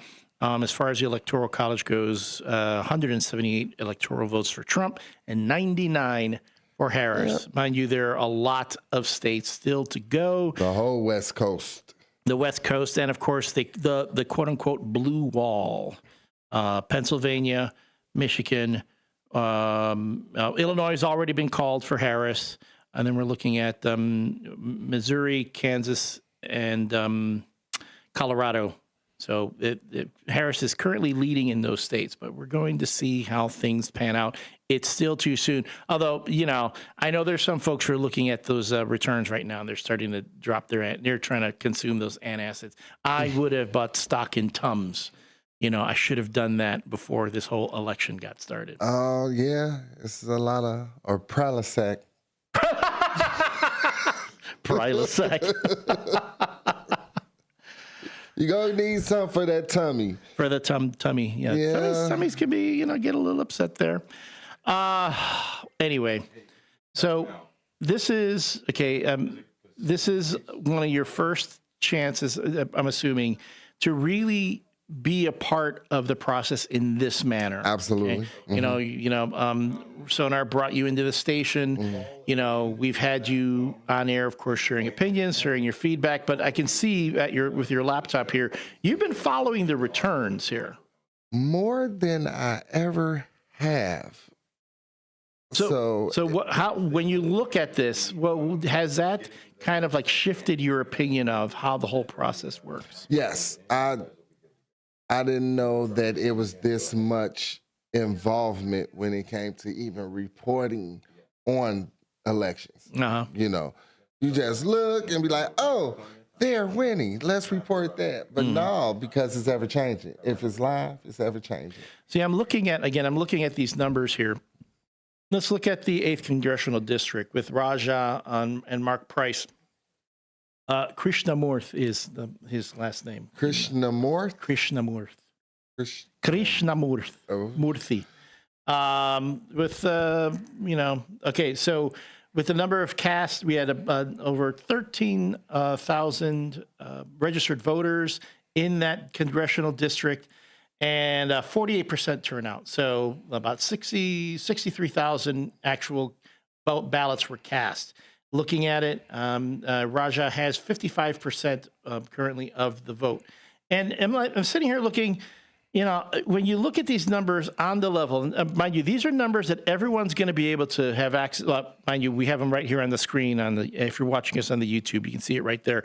And papers like the Tribune, the Sun Times, all the other papers, they will be publishing these numbers, in the morning, and you can look these. Go to election results. I'm looking at electionresults.kanecountyillinois.gov. You can see these numbers for yourself. And sometimes I don't think people consider enough how significant just a few votes can be. Yeah. Again, these numbers, I'm looking at them going, it's not like these are landslides here. No. I'm going down to the 14th Congressional District. It's not that big a difference. But it's all about the turnout. That turnout is, it's over 12,000, ballots cast, but it's only 37% turnout. Less than 40% turned out for this particular the election. I'm going to scroll down. Okay, well, this one here. This was in the state center in this 22nd district. There was Christina Castro was running unopposed. But look at this. Running unopposed and still got 7,400 votes. But this is what I'm saying. Do she throw a party? Oh, I would. You take the win.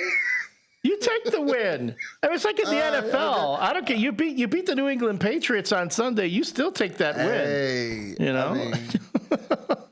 That's a forfeit. One by default. The 43rd district. I'm looking at Muller and Puckett. Muller is just, walking away with this one here. Yeah. 49th representative district, again, looking at about less than half here. Maura Hirschauer is going to, looks like it's going to be an easy win. The 50th representative district, look at that. Boom. 34% turned out here. For Barbara Hernandez, who's going to win handily. Yeah. And even if you're in a district that's primarily Democratic, you would think it could be. These are handy wins, but it's all about the turnout. It's all about the turnout. It's the turnout, exactly, because you don't know if the people that didn't show up was for the other party. Could have been, yeah. Mm-hmm. And again, I'm scrolling down the screen here. I'm looking at best anywhere 54% turnout. Oh goodness, the 84th district, 20. Again, unopposed. So I don't blame them there for that particular that race. County board chairman. Okay, this one. Okay, it's a little bit closer. I can see here. 47%. Well, 48% turnout. Rona. It's a close race. 52 and 44 respectively.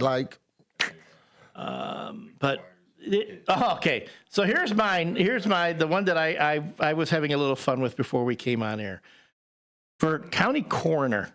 Oh. All right. They elect people for They elect the coroner, which I'm going to be honest here. I think both of them should do it.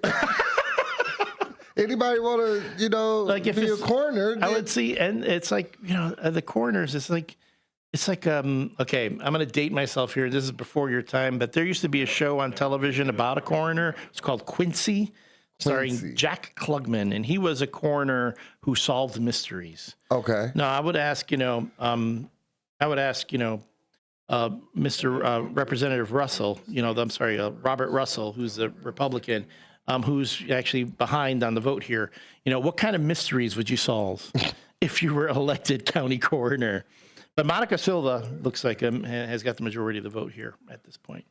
But again, this is and then you scroll down. I'm having fun with this here, folks. But the reality is it's a shame that going down the list here, we're looking at no more, maybe 55. I'm right here. 55% tops is the most turnout that we had in these elections, which I wish I knew what it took to get people to get out and participate. Why is it that you can have more people lining up to get the new iPhone than it is to show up for their local elections?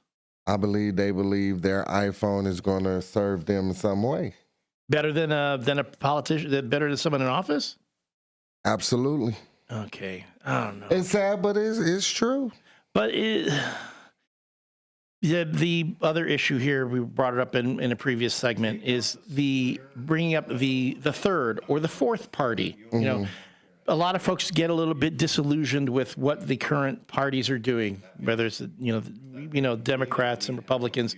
People are saying, we need a third party. We need more parties involved here. Would that get people motivated? How about this?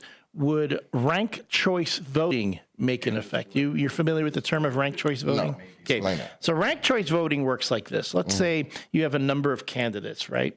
And it's not like you obviously like one candidate more than the other. You're like, I kind of like this one, but I also like this one. Okay. So you get a chance to rank them. So say, okay, this candidate, I want them to be number one. That they would be my first choice.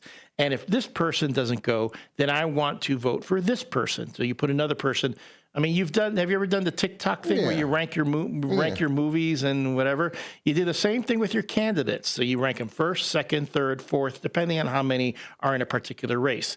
And then after that, it gets all tabulated. So if you get a candidate gets so many points for being in first, second, third, fourth. Okay. And there's been there have been elections where someone who actually was like, say, the second or third choice ended up winning. Yeah. Because they had enough third place votes to move them up on the list. And there are some folks who will say that if ranked choice voting was introduced into general elections, that more people would get out and vote. But here's the question I'm going to ask you. Can people keep track of that many candidates? Absolutely not. No? Absolutely not. They'll be like, so you want me to vote? Okay, I'll vote. But then you want me to rank them 1 through 3 or 1 through 4? Well, like you say, I would guess you'd go, but I like this one, but I kind of like this one too. And then, just go down the line. I mean, if I gave you 10 movies, could you rank them? Yeah, but it'd take more than 2 minutes. Okay, well, but I would hope that before you go into an election and go into that voting booth, you would do a little research, you know right? what you want. Yeah, you would say, okay, I like this one, but then I'll make this one second, this one third, this one's fourth. The point being that we have political scientists trying to figure out what it takes to get people to just want to vote and participate in democracy. And I'm going to tell you, we're spoiled in the United States. Absolutely. We're really spoiled. Absolutely. The fact that, don't get me wrong, it's not like it's always easy to vote all the time. And I'm not telling you that voter suppression does not happen. There are some states in the union where they make it difficult to vote. Mm-hmm. And this whole thing, again, with voter ID, voter ID, I kind of agree you probably need to have voter ID, although you shouldn't make it so difficult to get IDs. This sort of thing, we try to figure out ways to get people to want to vote, to participate in democracy, when you have other countries where you literally have, guns trained on you as you walk into the polling place. This is the thing. It's a whole nother demographic that feel like they're not being heard. And those people feel like that don't feel like they're being heard is the people that be like, I don't care who wins. I'm not going to, people need a person that they believe in and actually do what they say they're going to do. If we get one person to do that and people actually trust them, I guarantee you them numbers will go up. It won't be 47%, it'll be 97.4%. Okay. See, I want to believe you. I want it, but see, here's the thing. I've seen that. Remember, wait a minute. I was there for the Hope and Change, the Hope and Change presidency. Mm-hmm. And, that was the whole, we believe. And I don't know, halfway through that first, oh, it was shaky. People were like, I don't know. Because not only, I want to believe in you, but guess what? I also, once I get you in office, I need you to wave your magic wand and make everything, perfect for me exactly the way I want right away, without realizing that in democracy, that takes time. Mm-hmm. And government change takes time. It's incremental and it takes time. And especially in a country like the United States of America with 330 million people, coming up with a consensus for so many people to make everybody happy. Well, you're never going to make everybody happy. You're never going to make everybody happy, but at some point the tide has to shift. I will say, though, I do take issue with the folks who say that they're not being heard, because if you don't show up for the election, no one's listening to you. If the quote unquote protest vote is great, but again, like everyone who voted for Jill Stein back in 2016, what did you get? Did you get what you wanted? I don't know. And again, it's the evening still got a ways to go. Things are too close to call, though. Things are, coming out nicely here in the state of Illinois. I know that we right now are still waiting for the big shoes to start dropping, which is going to be happening within the next hour or so. So stick around. We're going to be going into the wee hours talking about big election, the big election here. Big election 2024. 2024 here on WRMN AM 1410.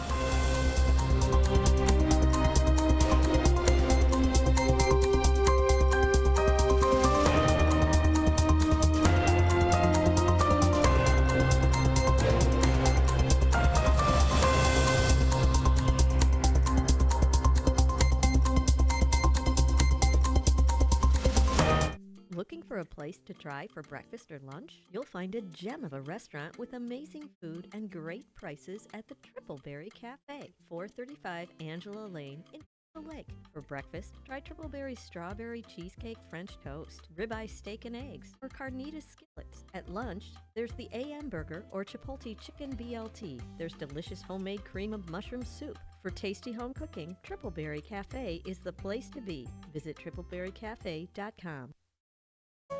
Come see the only train-themed restaurant where all the seating is on the tracks. Two Toots Train Whistle Grill on Main Street in both Bartlett and Glen Ellen is always fun and always fresh. Two Toots Train Whistle Grill serves 100% grass-fed beef hot dogs and burgers. There's also chicken nuggets, mac and cheese, and more, all loaded up on 2 Lionel O scale trains and delivered directly to your seat. No one sits away from the fun, regardless of age. When a train arrives delivering your food, you'll smile. Your hometown radio station since 1949. We are WRMN AM 1410, Elgin time, 9 o'clock. With your 1410 WRMN Newsflash, I'm Sean Kernan. Brought to you by Cintas. Naperville's own Dr. Holly Kramer has been honored with the prestigious Harold and Molly Schwartz Founders Award for her outstanding work in kidney disease. A nephrologist at Edward Hines Jr. VA Hospital, Dr. Kramer is recognized for her multifaceted role in advancing kidney health as a clinician, educator, and advocate. Authorities in Batavia are searching for a man who approached 2 children at Prairie Latham Park on Sunday. Happened around 4:45 p.m. The man, described as a white male wearing all black and covered by an orange blanket, approached 2 children and offered them candy before he was forced to flee the scene. you have any information, do contact Batavia Police. Naperville Park District has launched its annual Pennies for Pies drive, continuing until November 22nd. The initiative supports the collection of spare change and monetary contributions to purchase pumpkin pies. The pies will be distributed by the Loaves and Fishes Community Services. With your 1410 WRMN Newsflash, I'm Sean Kernan. The only downside to Taco Bell's Cravings value menu is having to decide. It's got 10 different favorites for $3 or less. How do I choose between the super beefy cheesy double beef burrito, the crunchy loaded beef nachos, the pillowy 3-cheese chicken flatbread, or the... I don't have time to list them all. I'll have to go to Taco Bell and try them. The Taco Bell Cravings value menu. 10 items, $3 or less. At participating U.S. stores while supplies last. Contact store for participation, which varies. Tax extra. Double seasoned beef compared to the Burrito Supreme. Not sure how much you know about Progressive Insurance. You may know us for insuring your home and auto. You may know a couple of our commercials. But what you may not know is that since 2013, Progressive has been honoring veterans with vehicle donations through the annual Keys to Progress Veteran Vehicle Giveaway Program, giving back to those who gave so much. Now, you probably didn't wake up today saying, I really wish I knew more about Progressive Insurance, but this seemed like the type of thing people wouldn't mind hearing about. Find out more about how we're dedicated to our customers and communities at Progressive.com. Progressive Casualty Insurance Company and Affiliates. Here at WRMN Radio, we try to connect with the community and discuss important issues, like our current mental health crisis. Here's Lori Baker, President and CEO of AID. I think most people, when they see young children thinking about suicide at the ages of 5 and 6 and 7, I mean, that's shocking to me that children even know that they want to harm themselves somehow. I know it's difficult. I definitely feel the pinch. We all feel the pinch at the gas pump, at the grocery store, right, in our rents, but I think most people could handle 27 cents a day to help kids and seniors and people experiencing homelessness. Discussions like this take place on the first shift, weekday mornings from 6 to 10, right here on WRMN AM 1410 and WRMN 1410 Radio on Facebook.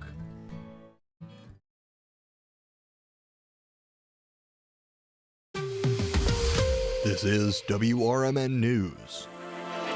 For Local Focus, I'm Ben Boquist. A monthly dementia caregiver support group starts on November 12th. Caregiving can be a lonely and difficult road to navigate. To continue the journey and not feel alone, there is help with tools and tips for those who need support to cope. The Atrium at Oakcrest is pleased to announce it will hold a monthly dementia caregiver support group on the second Tuesday of every month, starting November 12th, 2024 from noon to 1 p.m. The Atrium at Oakcrest is located at 204 South State Street in Elgin. Save the date for Miracle on State Street, the dog adoption event. Saturday, November 16th, 11 a.m. to 3 p.m. on 501 West State Street in Geneva, Illinois. Come out and meet lovable dogs looking for their forever homes. In addition to adoptions, they'll have photos with Santa Claus, food and refreshments, raffles, and a free chance to reimburse your adoption fee. And more surprises. Don't miss this fun-filled day to meet adorable pups and celebrate the season with us. Thank you to Anderson Humane for helping with this wonderful event.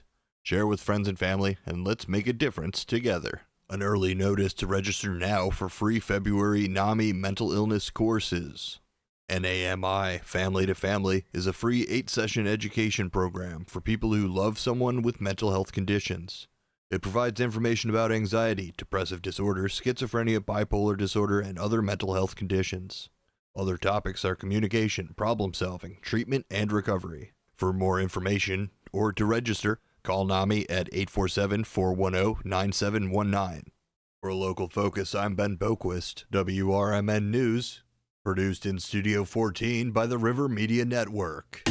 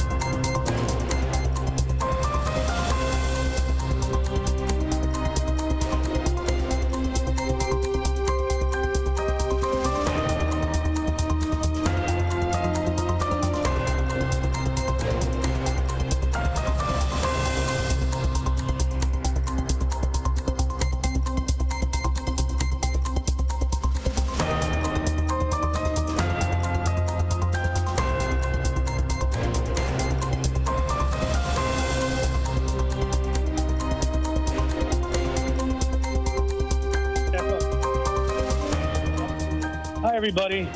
Dean Delaney reporting from WRMN 1410, along with Matt McNeil. We've been out here over global brewing, a little bit loud. A lot of good news for the Democrats out here. We previously spoke with Congressman Foster, and he had great news to report. We were going to be talking to State's Attorney, Ms. Mauser, but she's got an alibi. She's over at Alibis. So what we're going to do in a few short moments, we're going to talk to the Kane County Democrat chairman, and that's Mark Goatley, and he's going to tell a lot of the good news and at least a lot of the numbers that's happening. In fact, we just got word still at Elgin at polling places are actually still voting at this hour. So that's pretty amazing. I guess if they were in line at 7 o'clock, according to the rules, they're able to let them vote. So listen, I'm going to turn it over to Mark, and he's going to just share some great numbers for the Democrats. Numbers that they really haven't seen in how many different years, would you say? 22 years, this is the best I've ever seen us do. And we'll just go ahead and start with Elgin. We got Cheryl Strathman. She has 2,671 votes for her opponent, who has 1,473 votes for a 34-point advantage. We have Vern Tepe, west side of Elgin. He is coming in at 4,455 to his opponent at 41, which is the west side of Elgin, which is a little bit more split. But overall, our total votes will go to the county-wides. We'll just go right to them. That's the true measure of how we're doing county-wide. We have Corrine Perot. She's up by 6,000 votes. Teresa Barrero is up by, looks like, 9,000 votes. Penny Wegman is up by 9,000 votes. Monica Silva is a challenger to Robin Russell. She's down by 200 votes with Elgin still out there and the world. So the Gale Board and Libraries, what your report was, you still had people in line, even as I just saw you on the phone, so that was just moments ago. So basically they do have a whole lot more ballots to be counted. You know, Mark, one of the questions that are out there, all these absentee votes and a lot of the votes that were postmarked tonight, when do those actually get tabulated? So most of the mail-in ballots have been tabulated. Now, if you postmarked your mail-in ballot today, it'll be counted. And my calculations, there's not a whole lot out there, maybe a few thousand, and that'll come in, and most of those lean our way. Okay, so the Democrats right now are rallying, and they're saying, wow, we've got good standing, our numbers are high, and you seem to be, like 2-1 based on your numbers. So they're like 2-1 within the county. So my only thing was, tomorrow when we wake up and they get all those ballots counted, or maybe in a few days from now, are we going to have a change of heart? Are the numbers going to, do you feel that numbers would change toward the negative for your party? Oh, no, absolutely not. I think that this is probably our best year ever. We have probably outvoted, from what I was told, the Republicans on same-day voting. It means the people who voted today, we outvoted them. Then you tally that with the mail-in voted and early vote, which leans our way. So basically all of our candidates, most of them that won, should have won. So, and you were talking also about the demographics about Elgin. And what did you see in Elgin that's happened? So not only Elgin, the King County as a whole has increased its Latino population. We're up to about 35% Latino. And that's why we try to run more Latino candidates. So 35% within the county, you're saying? 35% Latino in our county. Because I understand Elgin is at 53% Latino. Is that a fact? Somewhere in that number? It's over 50? Might be higher. I think it'd be like 55. But getting them to come to the polling places has been the challenge in the past. But you're seeing a wave of more voting by the Latinos. Yes, I have this cycle. Yes, indeed. And I think it's just about our candidates reaching out the message to the Latino population about woman's choice, about making sure that they have health care, insurance, and benefits, good paying jobs, those type of things. these are all things that the Congressman Foster had built his platform on as well. Is that correct? Yes, indeed.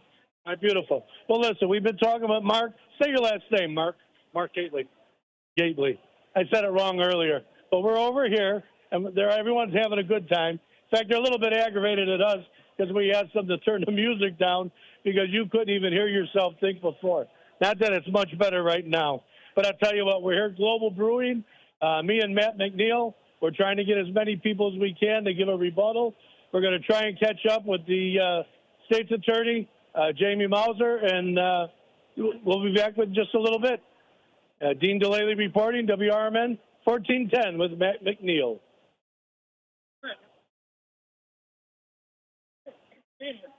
Sorry about that. Oh, that's okay. I'm glad you made it. My son.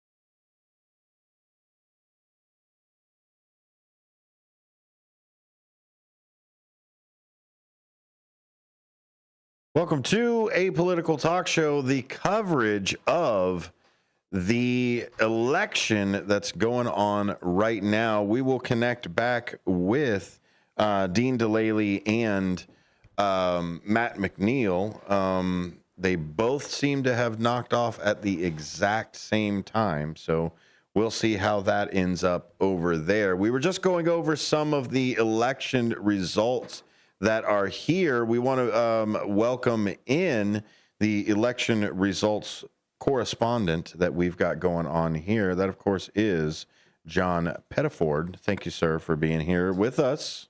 I am stoked. This is going to be great over here. We're finally getting some of the picture put together. Speaking of picture, let me go ahead and pull up the map as we see it right here. So we've got Kamala Harris sitting at 109 total electoral votes, while Donald Trump comes in at 198.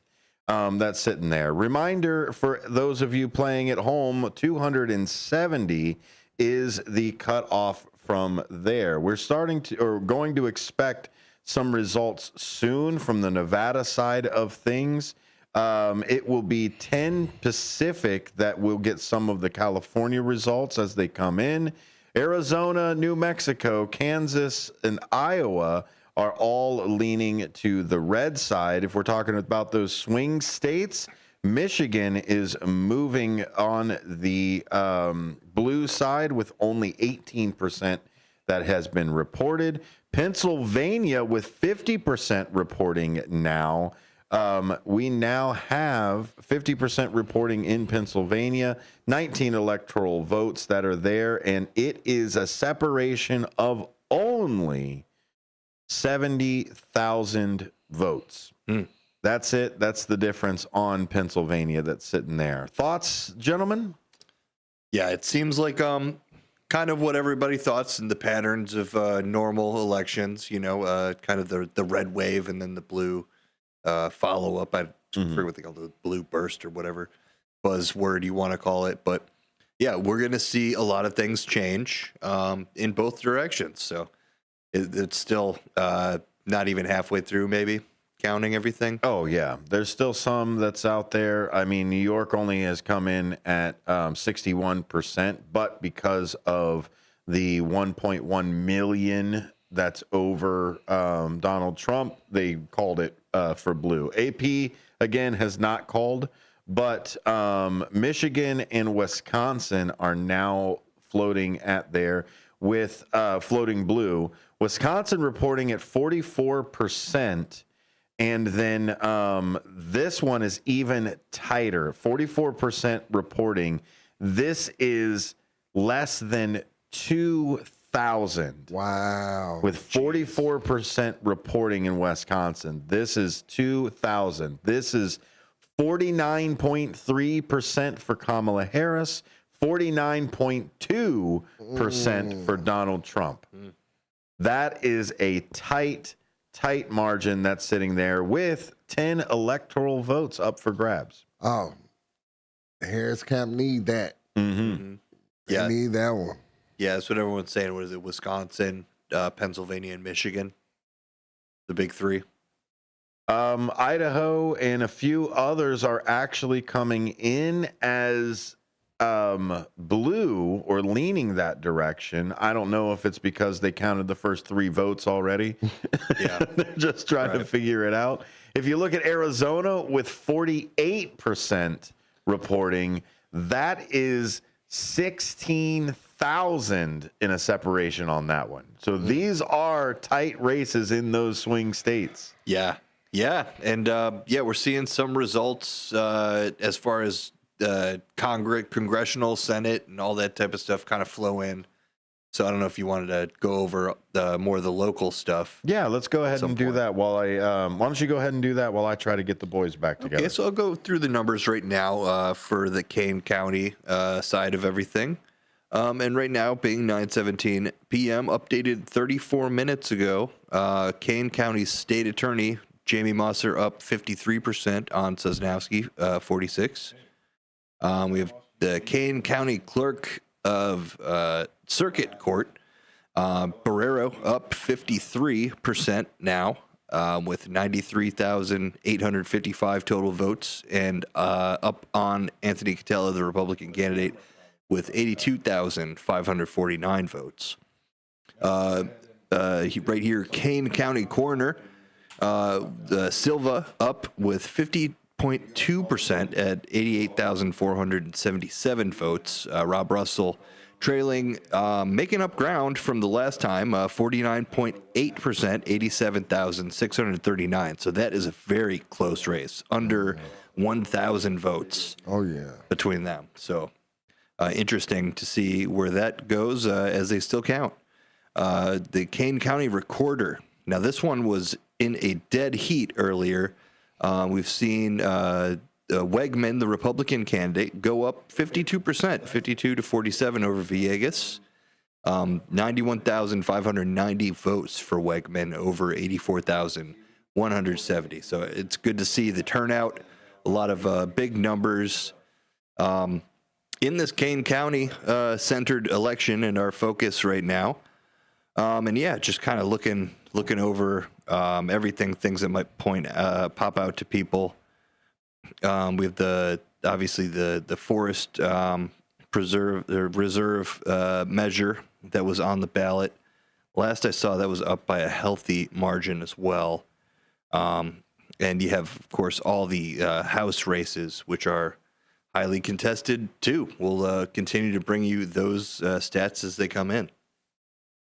And that's what they were talking about over at the Kane County Dems as well, about the turnout for everything on this. I mean, seeing an almost 50% turnout on some of these races that are here, that is unheard of as far as any election type goes. I mean, just like Elliot was saying earlier, this is something that that you normally see maybe 30-40% that's out there, and now we're getting 45s and a couple other things. Also, the results haven't been updated since 7, so that was 10 minutes after the polls closed. Yeah. So that's what initially came in, that they were able to count electronically.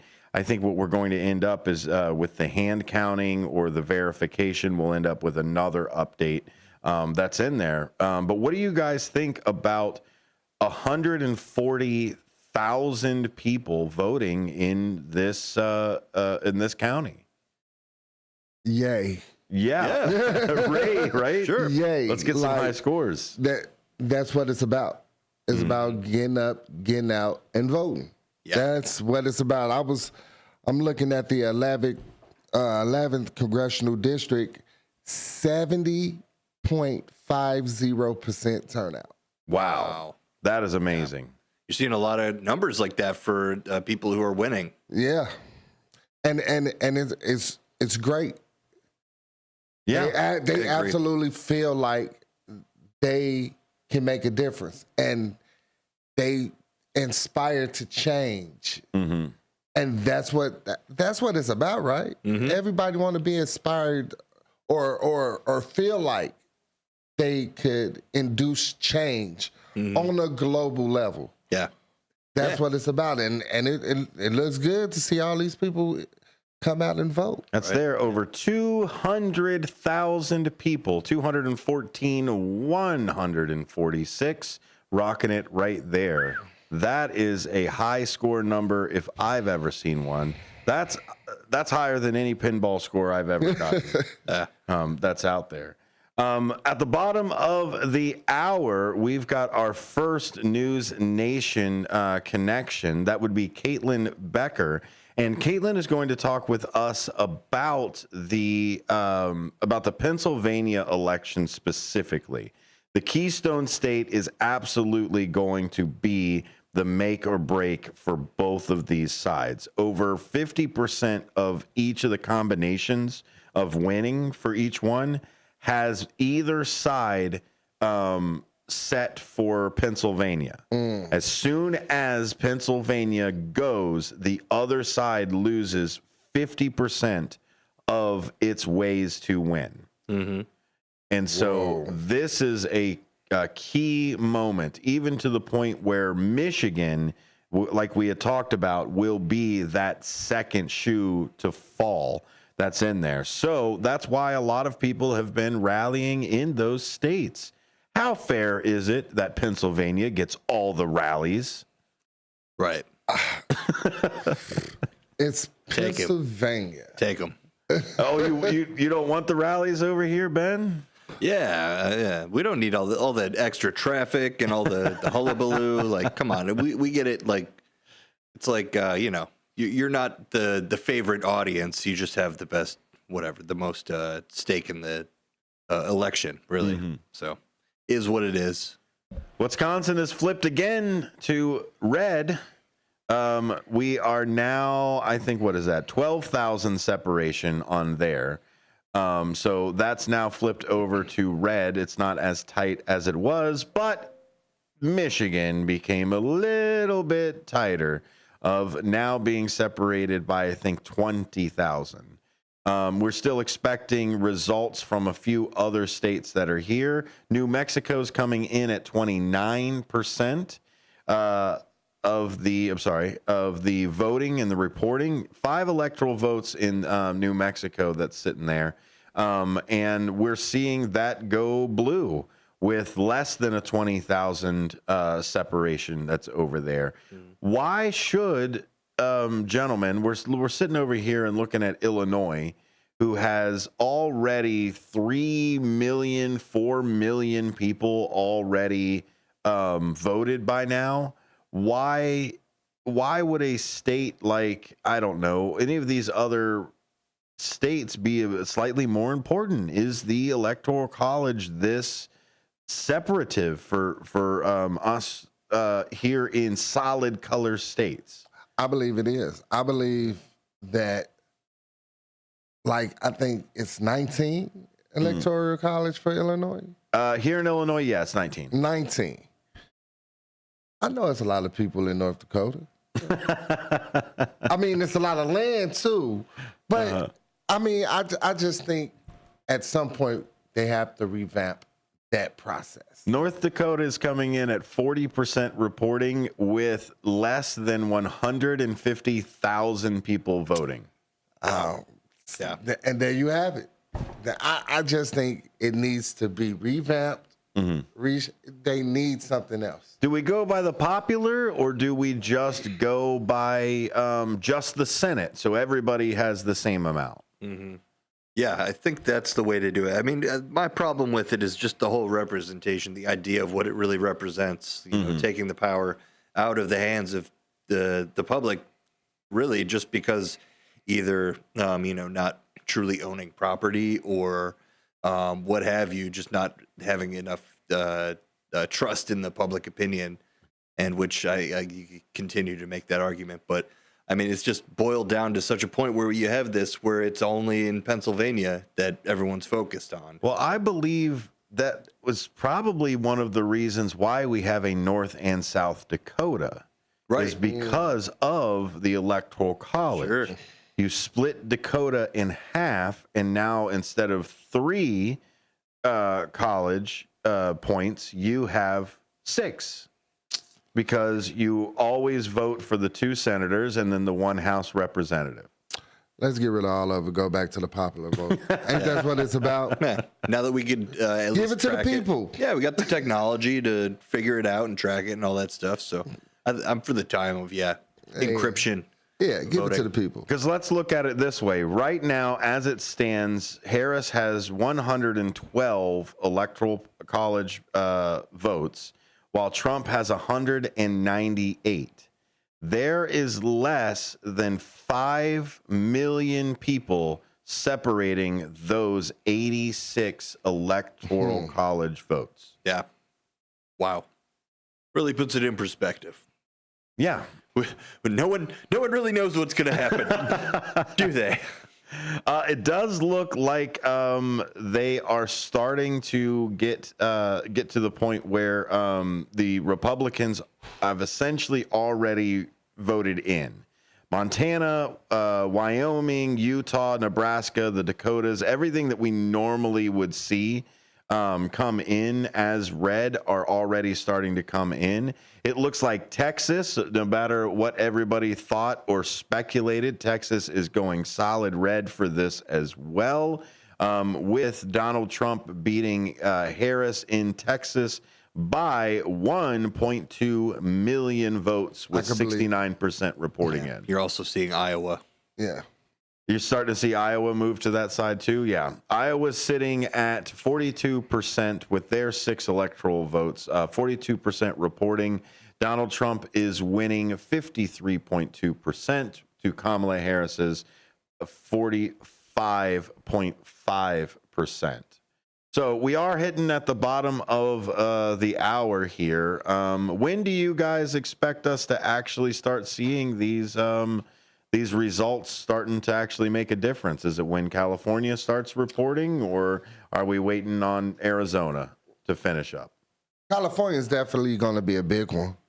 I believe that's going to shift the tide and really put this race into perspective. You know, just like a Texas. Yeah, definitely always something that does just swing the election based on how many electoral votes it represents. And for me, though, it's what we've all been talking about, Pennsylvania and Wisconsin. If we went to the popular vote, it would be Texas and California. Texas first being the highest population that's over there. So they would be the swing state, or they would be the state that somebody would want to court in. And that makes sense, though. They're the 2 biggest states in the country. There you go. Representation, right? That's there. But was Benjamin Franklin right of the tyranny of the majority? And that's why we have this electoral college. If you want to chime in, 847-931-1410. We've got the Caitlin Becker already ready to go when we get over here. So stand by. We've got more election coverage after this.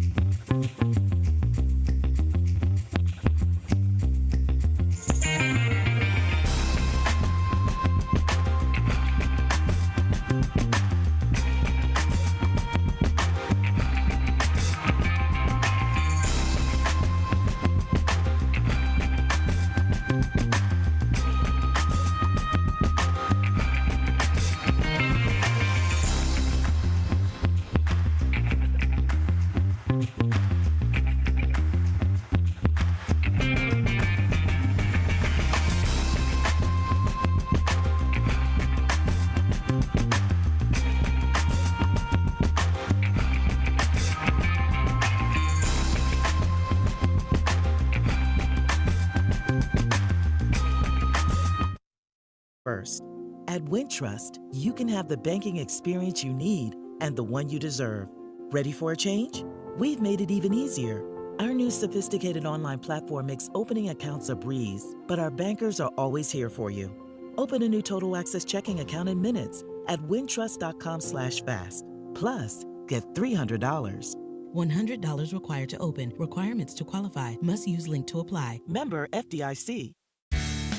Experts say regular auto maintenance is one of the most important things for your car. Meineke Car Care Center at 376 Sundown Road in South Elgin covers all your automotive needs. From oil changes, brake services, and emission testing, Meineke's expert staff provides hard work and dedication with the utmost professionalism. Need an oil change? Visit Meineke in South Elgin for their 23-point inspection.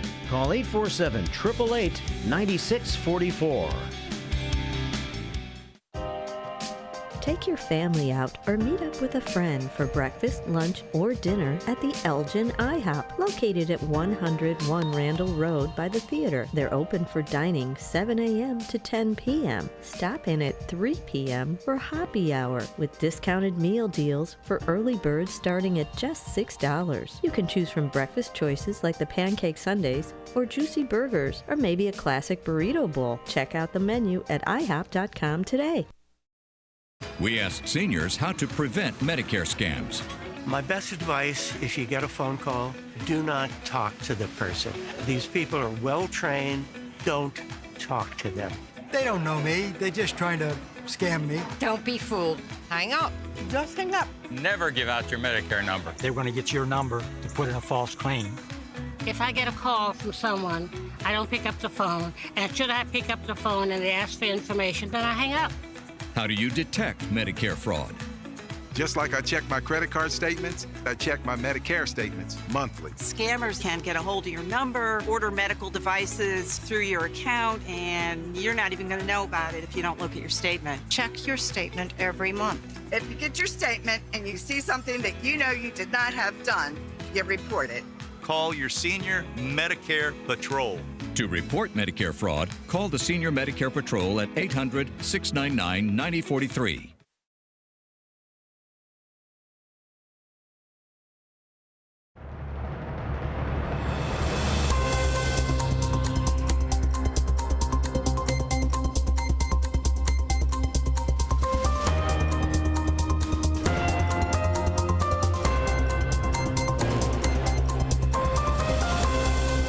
Welcome back to WRMN. This is Apolitical Talk Show's election night coverage. Thank you all for staying here with us today. We are starting to get some of these results come in, both for Kane County here in Illinois and also for the overall election, you know, the big show that's going from there. And speaking of the big show, we've got News Nation political correspondent, Denise Grace Gitsom, a political contributor for News Nation, an established political strategist, author, and public affairs consultant. With over 20 years of experience, she has worked in the White House, U.S. Senate, and corporate sectors.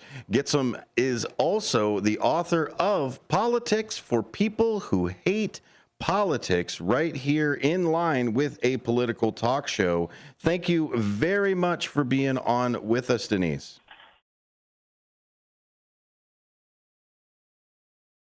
Thank you very much for being on with us, Denise. We really appreciate your time over here. It's my pleasure. Thanks for having me on. Hey, so we are a political talk show here on WRMN, and I think we have a commonality of politics for people that hate politics. What is it about the political game that we can't seem to look away from, and also just absolutely abhorrent every time we do look at it? Yes. Well, we all know the good that politics can usher in, right? We could end up with fabulous leadership. And honestly, we're so grateful as Americans just to be able to have a say in, who our leaders are. Mm-hmm. That's incredible. Most people in the world don't have that. But on the flip side, we see how politics has been used to divide us. And at the heart of it, I believe most Americans know in our heart of hearts, just not during election season, that we have more in common than what separates us. And so after this election, we've got Christmas and we have Thanksgiving coming, a lot of time with people we love that we might not agree with. And yet we figure out a way to work it out and love those people where they are. I think that's something that we're going to have to get to really quick, regardless of who wins this election. Denise, how should voters approach the polarizing topics? Should we just turn around? My whole thing when everybody says no politics or no religion at the dinner table or whatever it is, I say, well, okay, well, when? Right. When are we going to do this? So how do you approach these polarizing issues?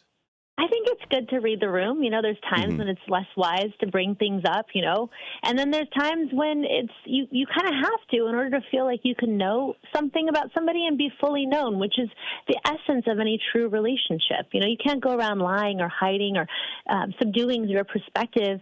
I say there's a huge difference between conformity and unity, right? We can't just all capitulate to one another. That would be negating our duty to stand up and speak the truth in love. But the other half of the truth, speaking your truth, is doing so in love. And at least in my faith, I'm a Christian, and I'm called to do that by the Bible. God calls me to love my neighbor, including my enemies, if you even want to go that far and call your political, opposites your enemies. I certainly don't. But sometimes I feel that way. And I think if we get away from that perspective that which we've always had, which is I'm right and you're wrong, and we move into the I'm good and you're bad paradigm, that's a really losing proposition for all of America. We've got to get back to, look, we're different. I may think I'm right, I may think you're wrong, but that doesn't mean that you're a bad person. And the sooner we can get there, the better. Listeners, please check out Denise Grace Gitsham, and that is GITSHAM.com, and learn more about the book, Politics for People That Hate Politics. So you did mention that you are a Christian. How has faith kind of shaped some of these political parties? It seems like religion and politics have now officially joined hands and are walking together. Right. Well, I think that obviously both sides can use Scripture to substantiate their positions. It's all about your perspective. But what I believe is that God's truth is so much higher than any truth we can fully understand. All we have is the lens of experience through which we view God's truth. And so recognizing that, we see that, my experience was given to me for a purpose, and I'm meant to stand for God's truth in the way that I see it based on my experience. Strong. I'm told to stand for truth. And there are things that are black and white in Scripture. So I don't think you have to get too far out of the sort of mainstream of beliefs of what Scripture says. I think both parties can think twice, long and hard. If you're more about whether or not they're the party of God, I don't think any party is. But if we're more committed to partisan agendas than we are to God's truth, which transcends both parties, then we're really losing our way as a nation of faith.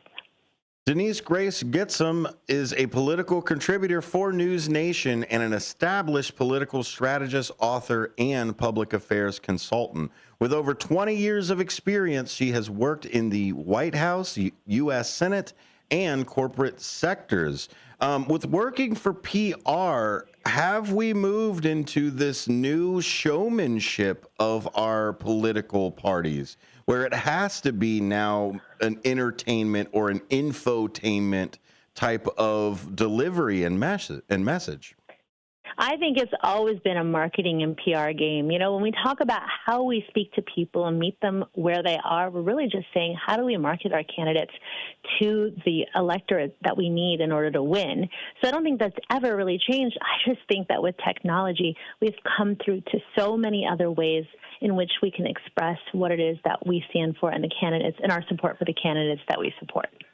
There it is. Where can we get the book from you, Denise? I know we can find more about you at newsnationnow.com and find your profile. But where can we get the you and me both, sister? We're going to be covering as much as we can. Where can people find the book or read Politics for People Who Hate Politics? Well, you can find it everywhere books are sold. Amazon, it's actually flying off the shelves. I just heard from my publisher because I think everyone's bracing for what comes next. How do we learn how to come back together as a nation? And I think this book is the perfect stocking stuffer or gift for someone that you love, to read with someone that you love. So Amazon's great, Barnes & Noble, and on my website, DeniseGraceGetsThem.com. We've been asking people all night about their election plan. How important was your election plan for you, or your voting plan? Yeah, well, I'm from California, and I happen to be in D.C. tonight, reporting all night from News Nation's headquarters here in Washington, just down the street from the Capitol. So I had to get out my vote early, and we vote by mail. And so my mother and I sat down together. We talked through all the issues. We did all of our research a couple weeks ago. That's fantastic. Thank you very much, Denise, for being on with us. We really appreciate your time. Thanks so much. God bless you all, and let's pray for our country. There it is. God bless America. Thank you, Denise, for being here with us. Thank you, listener, for sticking on with us as well. We're going to hit a quick break. When we come back, we will give you the updates that we've got going on before we hit another News Nation interview. More to come right after this. Election day is here, and WRMN 1410 is your trusted source for the facts. Federal races, county board seats, local offices, and advisory questions. We've got all the information you need. Have a question? What's on your ballot? Call 847-931-1410 or text 505-926-1410. We'll give you clear, unbiased information about any candidate or issue on the Kane County ballot. Just the facts, no spin. Stay informed with WRMN 1410, the talk of the town, your source for reliable coverage all day long. Call 847-931-1410 or text 505-926-1410. Your vote matters. Let's make it count together.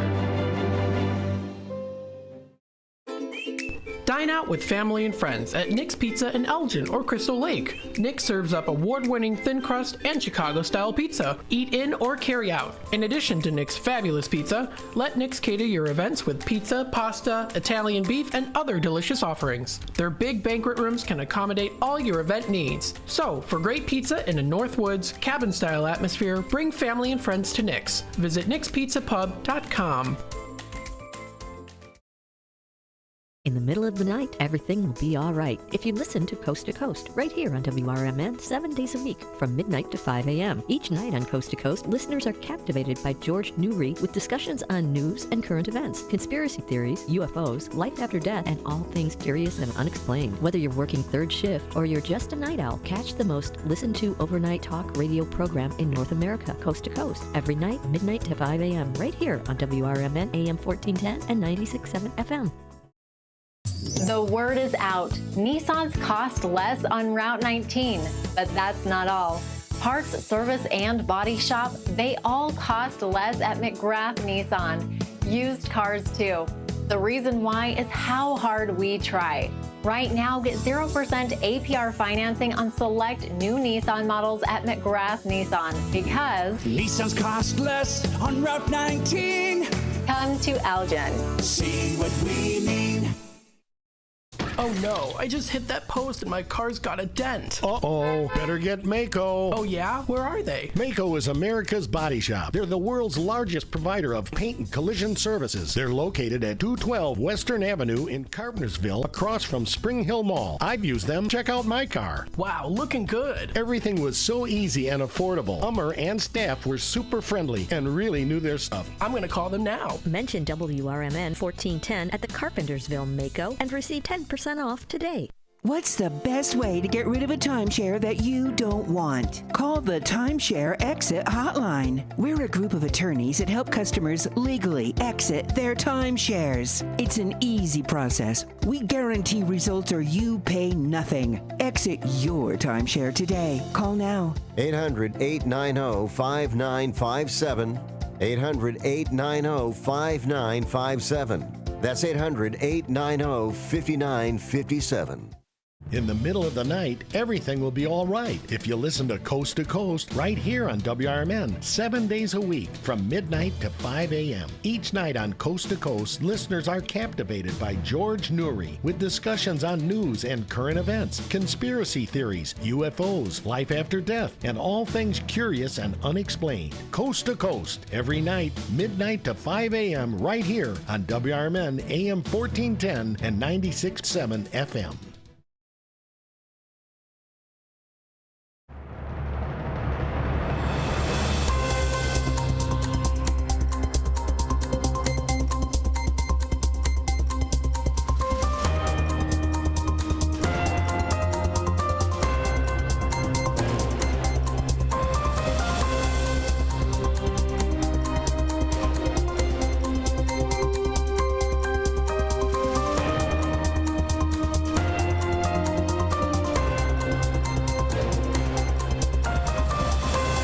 Welcome back to a political talk show's coverage of the election of 2024. My name is Dennis Sonar Green. I am joined by executive producer Ben Demonium Boquest. Thank you, sir, for being here. Absolutely. Just showing off our graphics department. Brought the big board. Yeah, got the big board right here. Go on in case anybody didn't know what this is. Check out the big board. We got you, Karnacki. We got a big board ourselves. That's here. Big enough. What's crazy, Ben, is since we are covering everything, we don't get to watch everybody else's coverage. Right. That's what I miss. That's out there. We don't have anybody. We're just gonna have to look at the Google map like every other schmuck in the world now. It's fine. Thanks for staying with us, everybody. Listeners that have been sticking around with us for almost the entirety of the thing. We see you out there, especially you, Brendan. We see you there, buddy. Hey, Brendan. We see you, Brendan. Hi, Brendan. I'm Dennis, and I'm doing a radio show. Yeah. So this is where we're sitting at right now. Let me pull over the old screen. And, of course, this is our election map right now. With this election map that's going on, we've got Harris sitting at 113 Electoral College points, with Donald Trump sitting at 210. He is only 60 Electoral College points away. Now, you throw in Pennsylvania, that's 19. You throw in Michigan, that's 15. He only needs maybe one more state to topple over. So, Ben, we were talking about Pennsylvania and Michigan being those two swings, those two shoes that are falling. Both of them right now are leaning on Trump. Pennsylvania's coming in at 62%, while Michigan is reporting that 25%. Yeah, as it's been. It's the focal point of the election, and it'll be. It's already somewhat being contested, I hear, in Georgia and other like places. So, yeah, it'll be interesting to see in the next 2 hours here into the night, into tomorrow morning, what will settle. Florida's already reporting in at 97%, so Donald Trump is going to take Florida at that 56.2%. Now, you told me about the referendum that is on Florida's ballot for the abortion up until viability. And you said that was a 60% majority that needed to hit. What number did you tell me it was? It was in the high 50s. 57%. 57%. They were 3% off on that. You look at Florida with Donald Trump coming in at 56.2%. That means that some Republicans that voted for Donald Trump voted for that referendum. So what does that say about not necessarily that silent majority, but what does that say about the conflicting pro-choice side of things? Yeah, it's just from my perspective, it sounds like an instrument used to keep democracy from happening. Okay. So you're saying it's just another one of those things that putting people into brackets and saying, because you believe this, you're going to vote this way. And is it surprising that it didn't pass, or is it surprising that it did pass or wasn't going to? Yeah, to me, it's surprising that it didn't go through with the full 60%. I mean, to get that close, and I mean, it's just, yeah, it's insane. Yeah, it's definitely close. And we were just talking about possibly the two biggest things that kind of keep the progression of the country going that direction, I think, is the filibuster, having that 60% majority on everything, and then also the Electoral College. Yeah. And what's crazy about them is they're two conflicting concepts.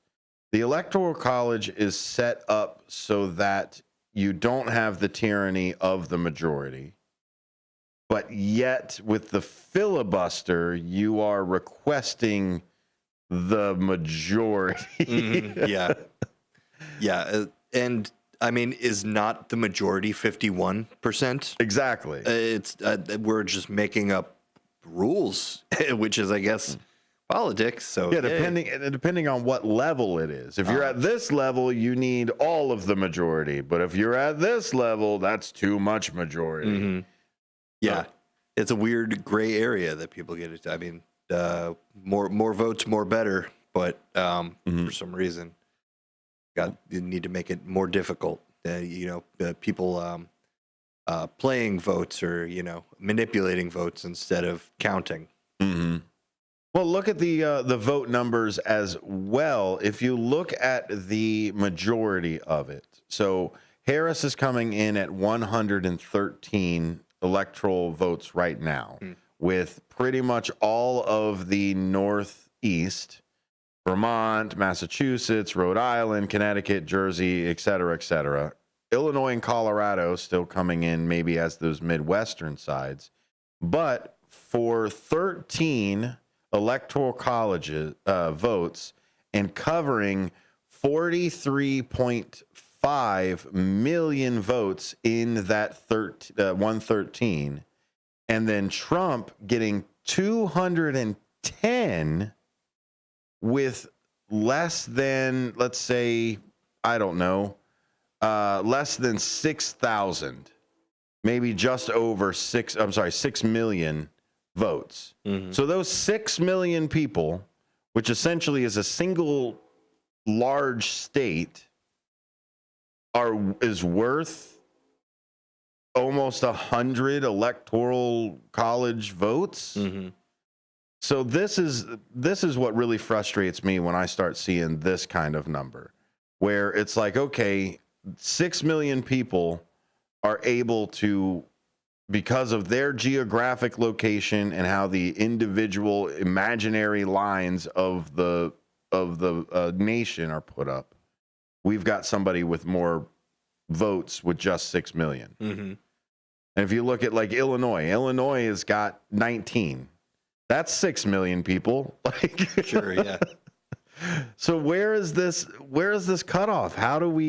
Do we fix it, or do we just turn around and say, look, you should campaign in Iowa and go after my 3 votes. If you don't like them going blue, if you don't like my 6 electoral votes in Iowa going red, come over here. Do something for us.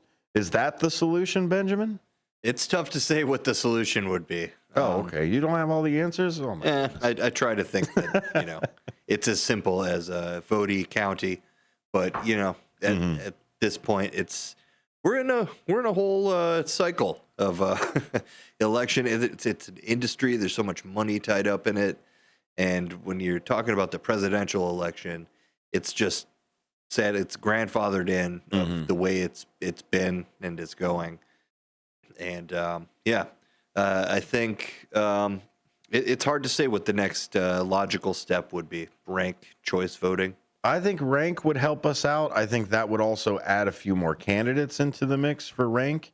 But you're right. It is hard to just pin down, this is what it is. This is the silver bullet. This is what's happening here.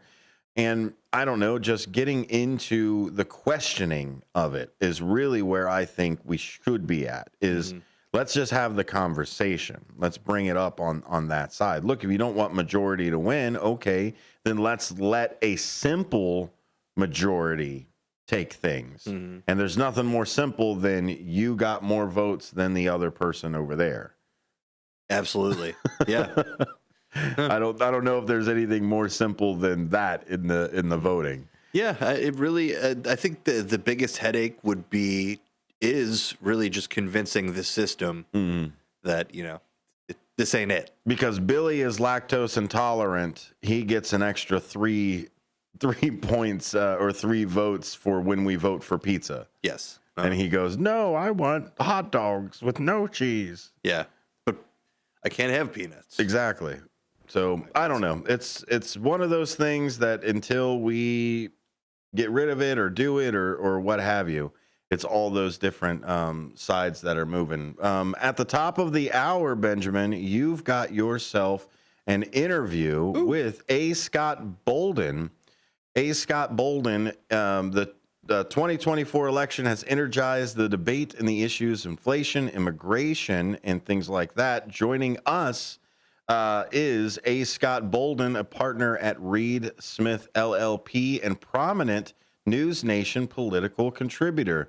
Bolden is renowned for his legal insight and political expertise, particularly on topics intersecting the race.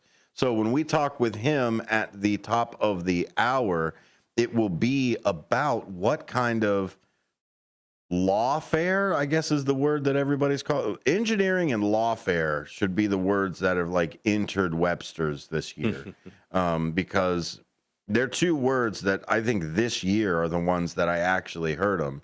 And live back from the Kane Dems party, we've got Dean DeLaley himself. Hey man, how was it? We only got a couple minutes before the top of the hour hits. Everything went well. Yeah, how was it over there? It was fun. It looked like you guys are having a good time. Yeah, everything went real well. Mr. Foster was really happy with the turnout. So the congressman. Yeah, we remember every parade we were at, he was at also. It's true. High fives all around with that guy. Gentlemen. I mean, that guy's in good shape. He's excited too. Yeah, he's really excited about it. And I'll tell you that Mark guy, Goatley, if I say it right, Gatley.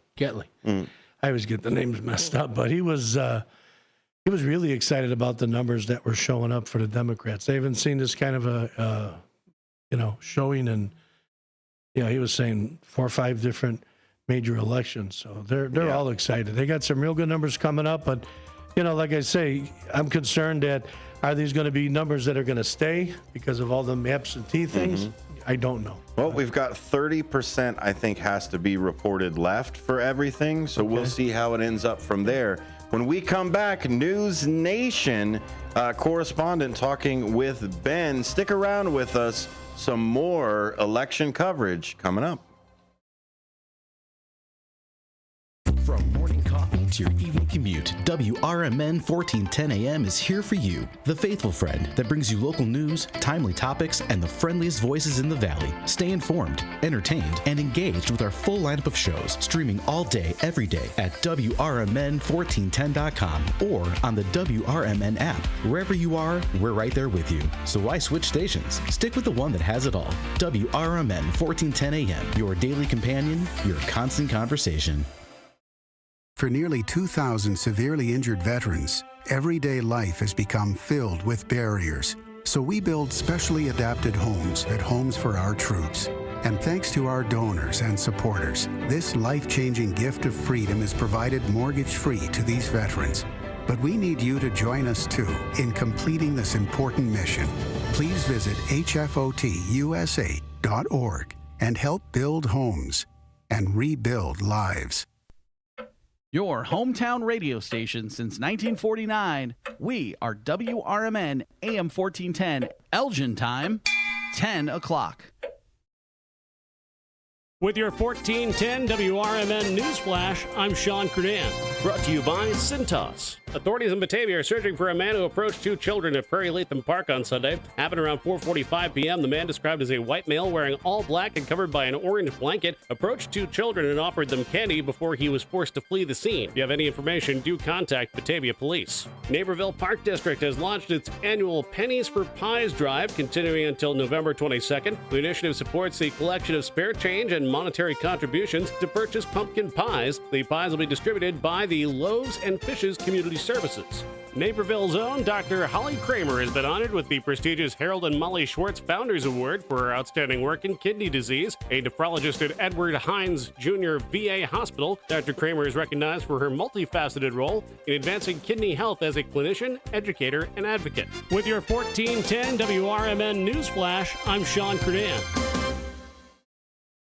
The only downside to Taco Bell's Cravings Value Menu is having to decide. It's got 10 different favorites for $3 or less.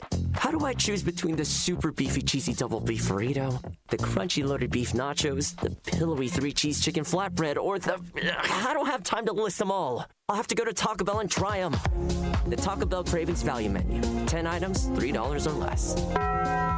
At participating U.S. stores while supplies last. Contact store for participation, which varies. Tax extra. Double seasoned beef compared to the Burrito Supreme. Not sure how much you know about Progressive Insurance. You may know us for insuring your home and auto. You may know a couple of our commercials. But what you may not know is that since 2013, Progressive has been honoring veterans with vehicle donations through the annual Keys to Progress Veteran Vehicle Giveaway Program, giving back to those who gave so much. Now, you probably didn't wake up today saying, I really wish I knew more about Progressive Insurance, but this seemed like the type of thing people wouldn't mind hearing about.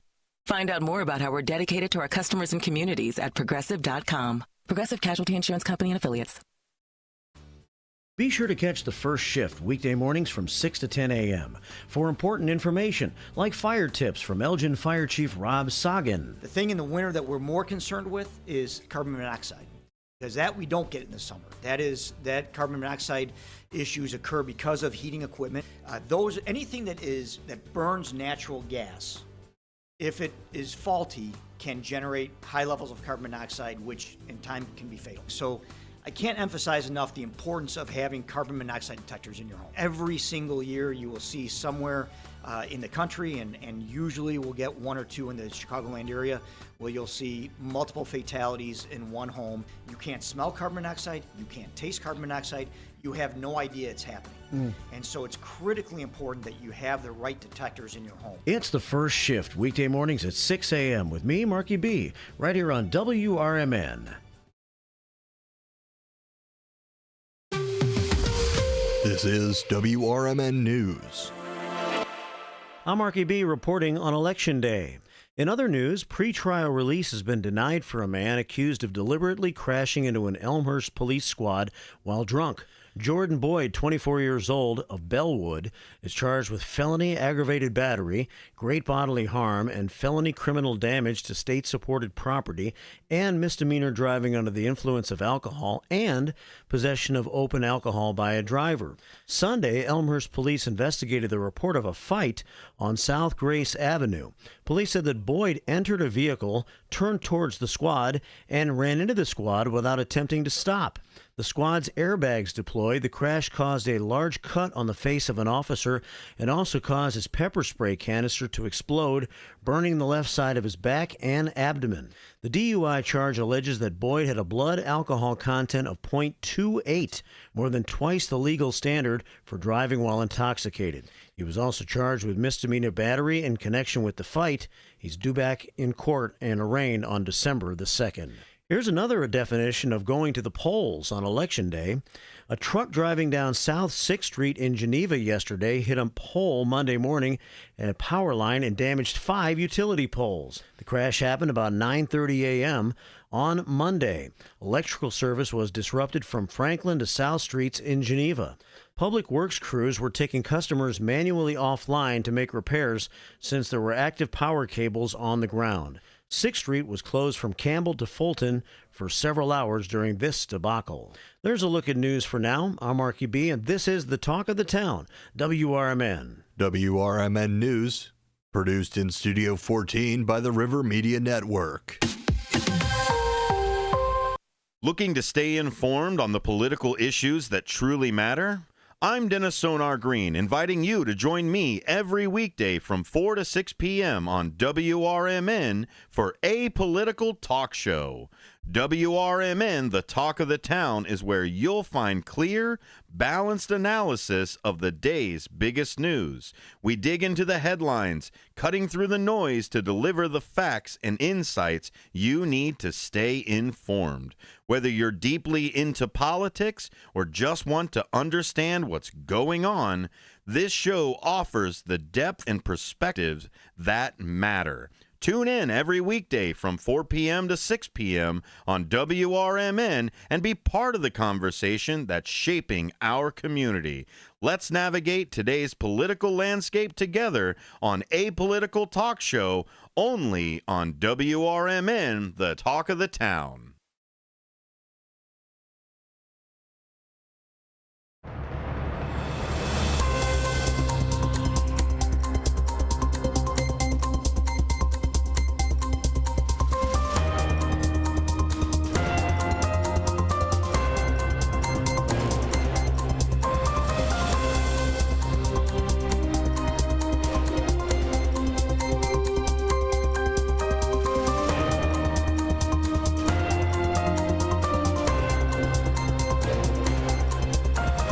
Welcome back to A Political Talk Show right here on 1410 WRMN AM, Elgin's favorite radio station.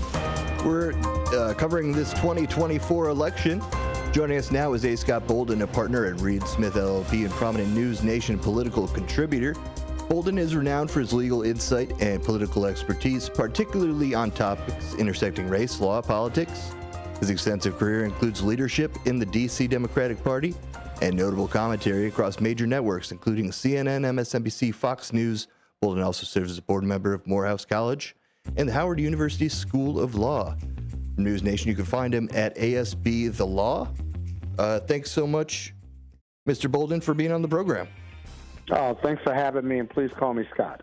Absolutely. Scott, so, of course, a very focused night here in the world of politics with the election going on. My first question for you is how do you see Trump's legal challenges affecting his candidacy for this election?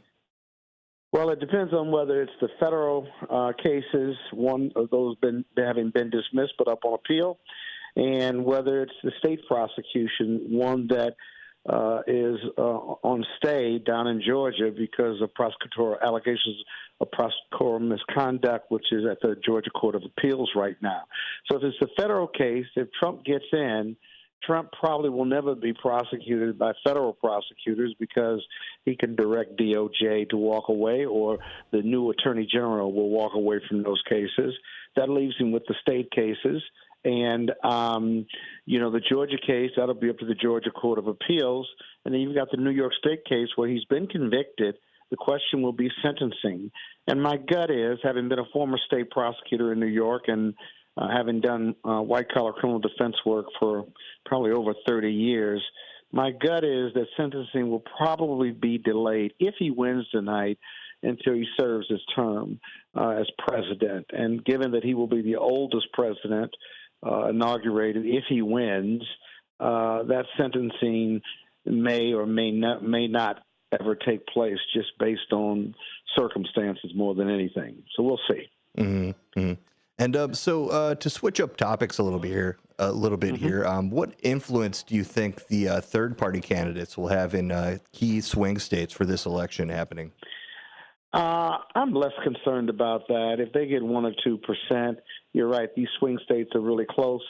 But at the same time, in Michigan, it'll be interesting to see what our Arab American brothers, how they vote given the Israeli-Hamas war. They're not crazy about Kamala Harris, given the U.S.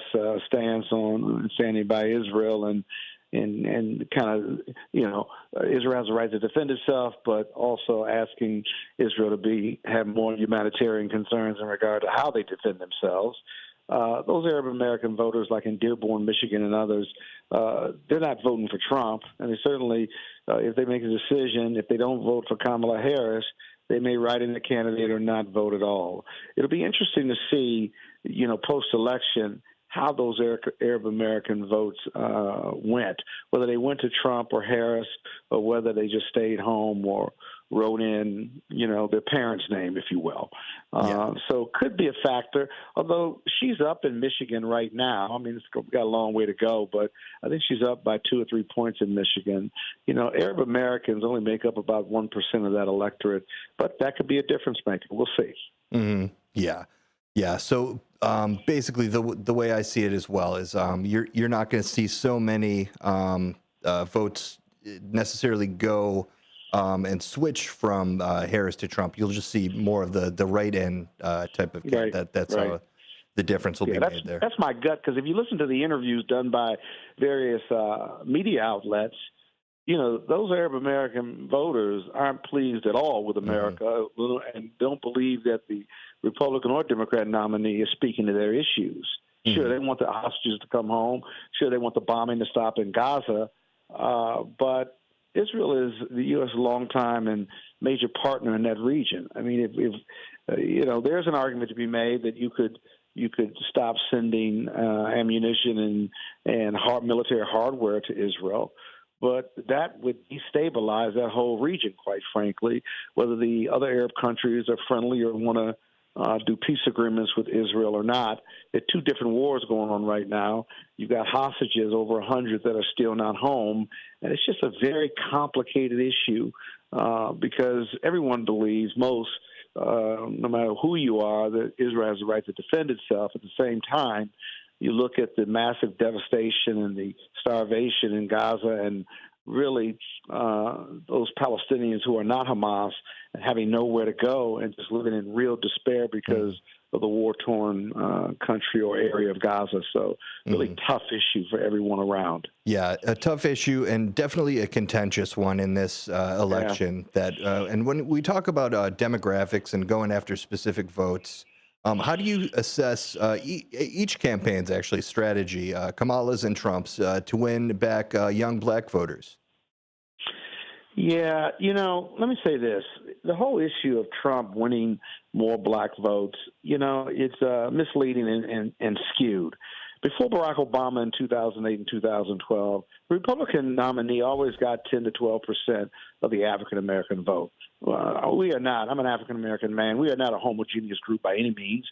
They're liberal African-Americans, they're conservatives, and they're ones that are moderate, if you will. And so what happened with Barack Obama is he got, like 95% of the black vote, and he was the first African-American president or African president or a person of color. And then post-Barack Obama, you had Biden, and that number kind of went back up to 10 to 12%.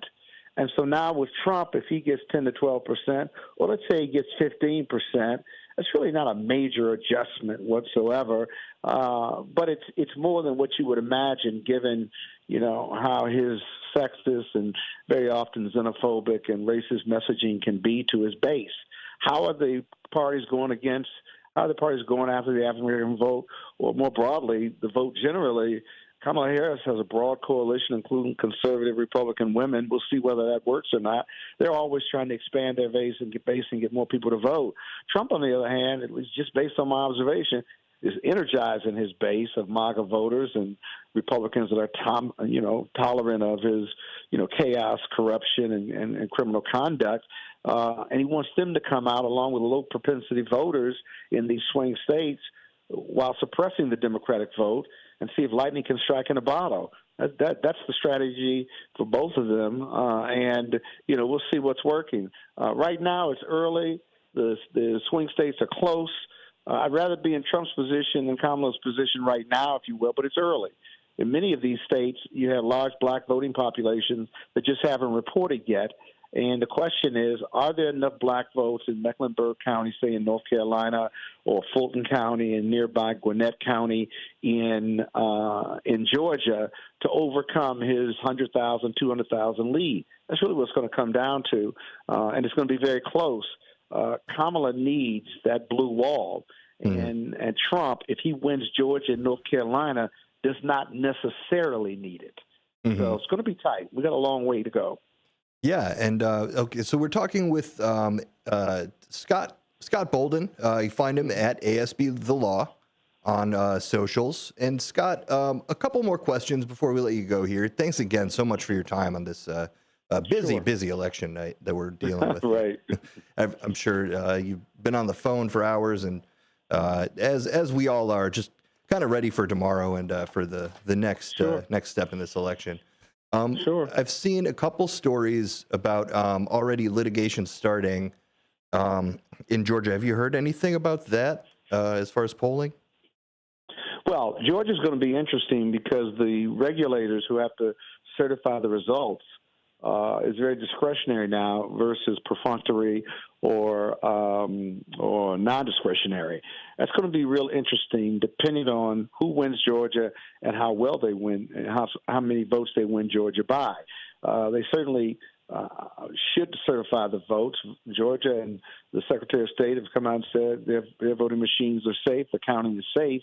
So it depends. You know, you have a number of these election deniers from 2020 who are in many of these positions in the southern states, in very competitive states like North Carolina and Georgia, and it'll really be up to them. If Kamala Harris wins and it's close, they could play mischief with the certification or delayed certification. But in the end, I think here's the thing: the Republicans, in regard to voter fraud, have never won a case at the state or federal level ever. They filed about 100, 150 total, and maybe initially 87 of them. They never won. Republican, Democratic judges, state, federal, they just certainly haven't because they don't have the data or facts to support it, if you will. It's merely allegations. Now that the Democrats are in control of the government, at least the federal government, I can tell you, Donald Trump is on the outside looking in. He can file several lawsuits, if you will, but it's going to be a hard row to hoe for it to take hold unless he's got some pretty strong facts, because even judges who he has appointed at the federal level have rejected a lot of these voter fraud claims. So they can play mischief if they want. I think ultimately, in the end, it would be nice if we weren't so divided as a country and these races weren't so close because you just have a defined winner. But that's not where we are. And one of the things we're going to have to do as a country and the leadership on both sides is to take a look at those disaffected voters, those voters that have voted for Trump, those voters who are poor and disenfranchised, those voters who feel like the American dream has left them behind, who feel like inflation and unemployment, immigration, and those really kitchen table issues aren't being solved. They're not happy where this country is. Whether you're Democrat or Republican, no matter who wins the White House, right, they're going to have a divided House and Senate, because I think the Republicans are going to take the Senate, and I think the House is ultimately going to take the House of Representatives. The Democrats are going to take the House of Representatives. And then from a leadership standpoint, what are we going to do? We got to move on from this chaos we have. Whether you believe Trump dictates it, drives it, or not, but there's something fundamentally wrong in this country. And, you know, you can always learn from your opponents and your detractors. You got to listen to them. That's one thing. But more importantly, what are we missing from a messaging standpoint? If you talk to both sides, they won't both want the best for this country. Most of Americans are in the middle. They're not in the far left or far right. And so if that's all true, and we want the best for this country, we got to talk and listen and come up with some areas that we can agree on how best to move forward. And both parties are going to have to transform their parties for what looks like the 21st century. There's a lot of work to be done after this election. I agree wholeheartedly, and that's kind of our angle here at Apolitical Talk Show is kind of just focus on how to move forward from all this contentiousness and the craziness out there. And I think election reform is one of those things where it's something they've focused on and campaigned on in the past, and maybe that's the way forward to really figure everything out in the process and just make sure that everyone's voice is being heard and really focusing on populist type of opinions. But that's one step for sure. Both sides got to tone the rhetoric down. Absolutely. Because, you got to be responsible. We saw what happened on January 6th. We've seen both sides talk about the democracy at stake, the economy at stake, and that's true. But you got to think about who's receiving this information. Everybody's not emotionally stable. Everybody's not educated. Everybody doesn't have discretion and judgment and good morals. And you got to understand, you got to be responsible, because if only one of those, let alone 10 of them or more, take action because that's how they've received it and processed it, whether it's January 6th or not. We got to take more responsibility for those bad actors. We do, whether they're Democrats or Republicans. And, the political rhetoric is one thing, but I think now when we start January 2025, it's going to be political reality. We got to take some responsibility for where we are and try to get it fixed and find some common ground. If we don't do that, I don't know if I can personally take another 4 years of chaos and divisiveness. I don't think so, man. I might retire. Yeah. Well, amen.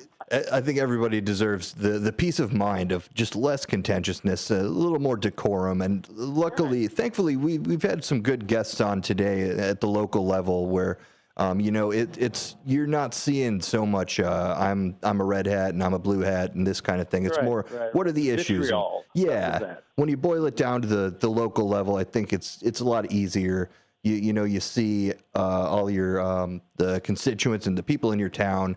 You're able to shake hands with everybody, and it's more personal. So that's the great thing. We're talking with Scott Bolden, News Nation correspondent here.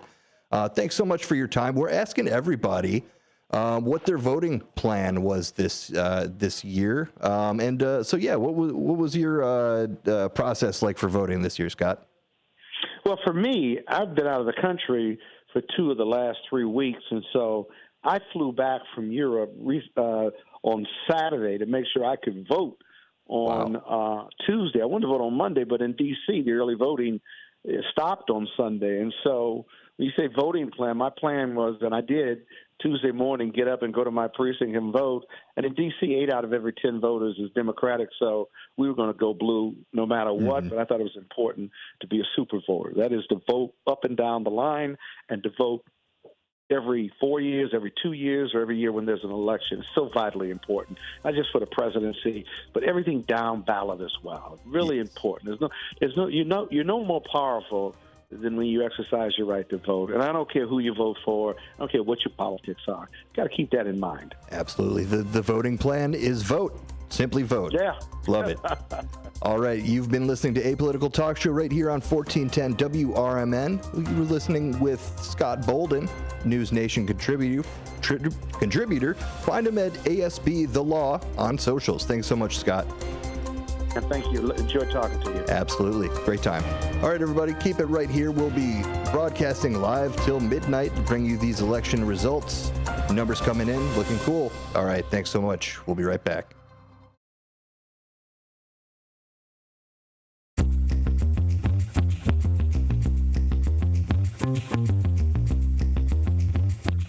Lunch, you'll find a gem of a restaurant with amazing food and great prices at the Tripleberry Cafe, 435 Angela Lane in Crystal Lake. For breakfast, try Tripleberry's strawberry cheesecake French toast, ribeye steak and eggs, or carnitas skillets. At lunch, there's the AM burger or Chipotle chicken BLT. There's delicious homemade cream of mushroom soup. For tasty home cooking, Tripleberry Cafe is the place to be. Visit tripleberrycafe.com.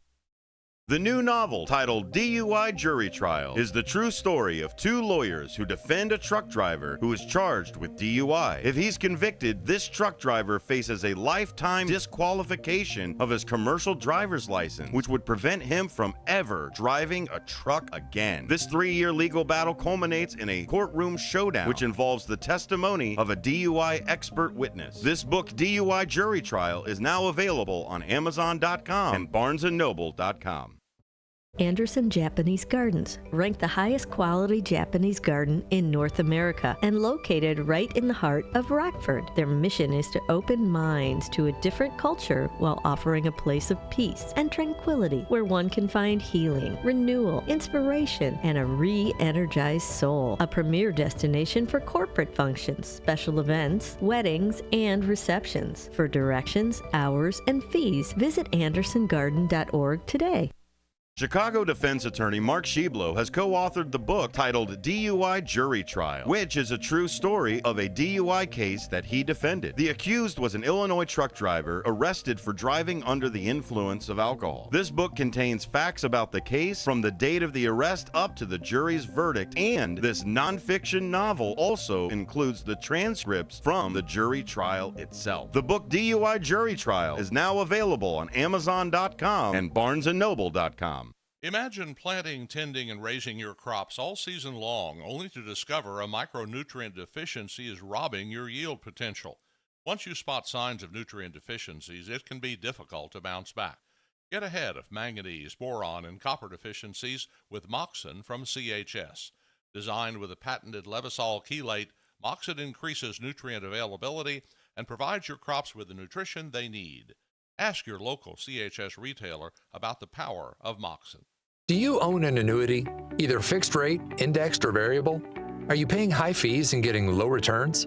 If so, Annuity General would like you to have this free book to learn the pitfalls and mistakes of buying an annuity.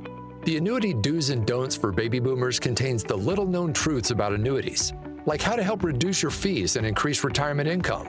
And it's free. That's right, free.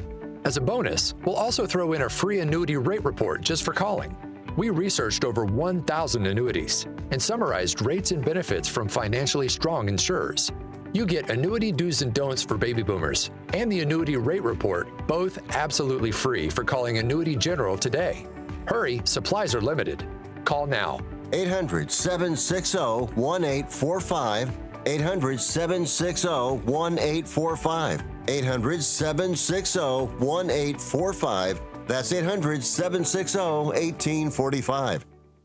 If you can't decide on dinner, have everything. Golden Corral at 154 South Gary Avenue in Bloomingdale has an endless buffet with over 150 items to choose from. There's an unmatched variety of food for breakfast, lunch, and dinner, prepared fresh throughout the day. If you're craving something specific, call or check out their menu. Golden Corral rotates the buffet often. Golden Corral in Bloomingdale. They're the only one for everyone. Visit goldencorral.com.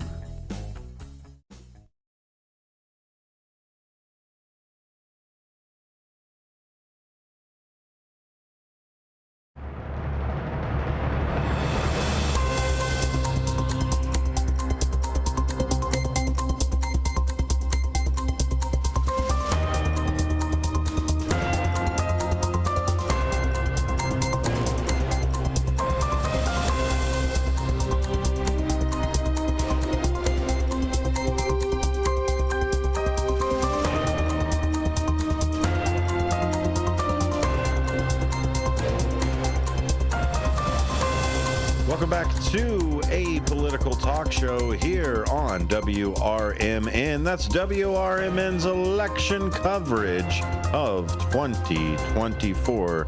This main election, this general election, in the spring. I guess that's technically 2025 by then. We've got the spring election coming up, so we'll already start. We may wait a couple weeks before we start getting into some more politics and some more candidates. You can always listen to a political talk show at 4 every afternoon, starting from 4, going all the way to 6, kind of capping the last 2 hours of our live programming Monday through Friday, starting at 6 in the morning here on WRMN. We are getting down to, what is this, hour number 6.5 that we've already been running through over here. Don't worry. It's more than 6.5 hours that we're going to be streaming for. Yep. We are going to go all the way to midnight, midnight central for those of you on the East Coast. So you'll get a little bit extra time being in bed. It is already 10:30. We're coming around the bottom of the hour now. And before we let John go, we want to make sure that we check in with him one last time with some of these local races, and then also get his thoughts about the national race as we get going. So, John, first let's get to John Pettiford, by the way. Want to make sure you get your full name out there, man. You got to get that SEO. But anyway, John, talk a little bit about the congressional race as far as the Illinois side of it goes. Well, they're tight. They're pretty tight all around. We got in the 8th district and 11th district, we got over 70% of the turnout vote in. For the 8th district, Raja is winning with 53.1% of the vote. For the 11th congressional district, Bill Foster, Democrat Bill Foster, is winning that one with 53.7% of the vote. And for the 14th Congressional District, we got Lauren Underwood with 56% of the vote.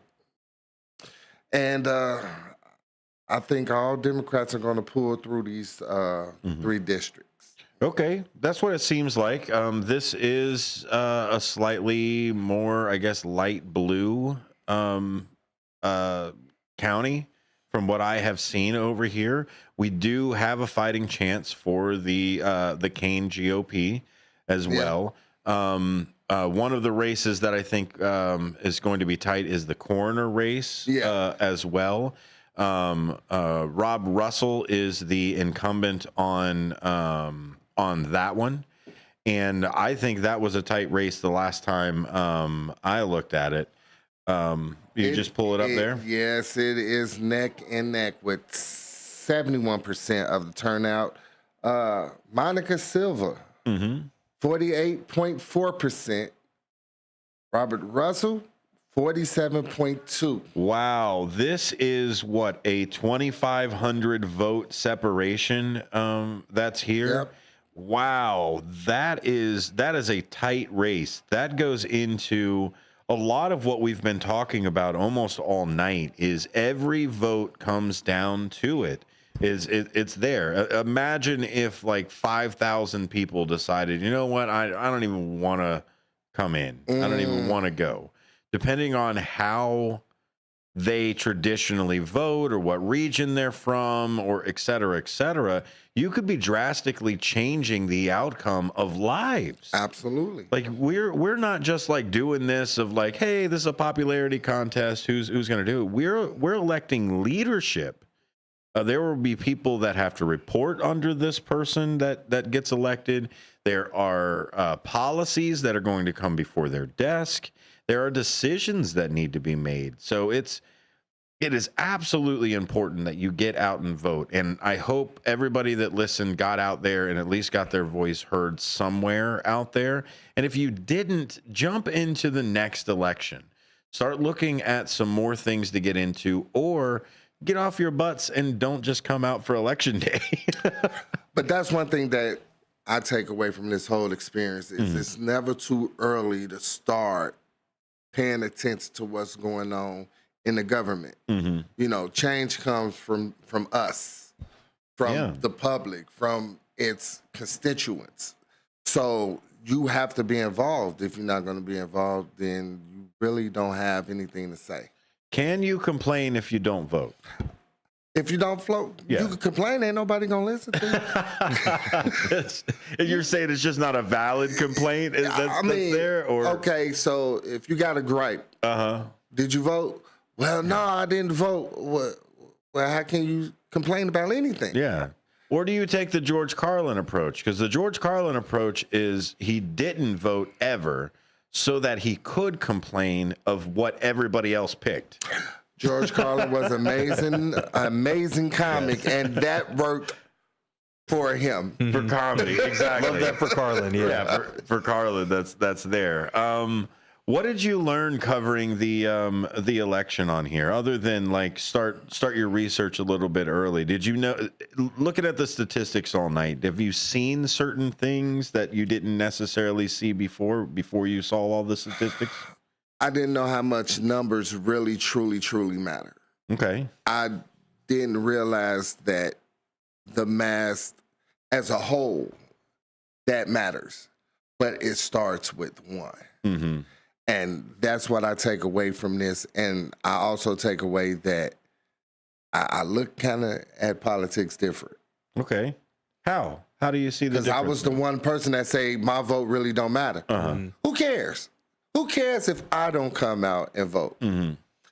Looking at these numbers, a lot of people care. Yeah. Because looking at the presidential, Trump is at 250 electoral votes. What if I would have went out and voted? Right. You know what I'm saying? Like, that's how you have to start thinking about it. And also your vote down ballot is really where it does make a huge difference when you see these really close margins in the local races. So that's that's what you're showing up to vote for, really. While we've been talking with some of these local candidates, have you seen a difference between the different levels of candidates? Oh yeah, definitely in the amount of money that's being spent. Yeah, that's true. Some people have better parties than others, right? You get up there, it's at a luxury, estate.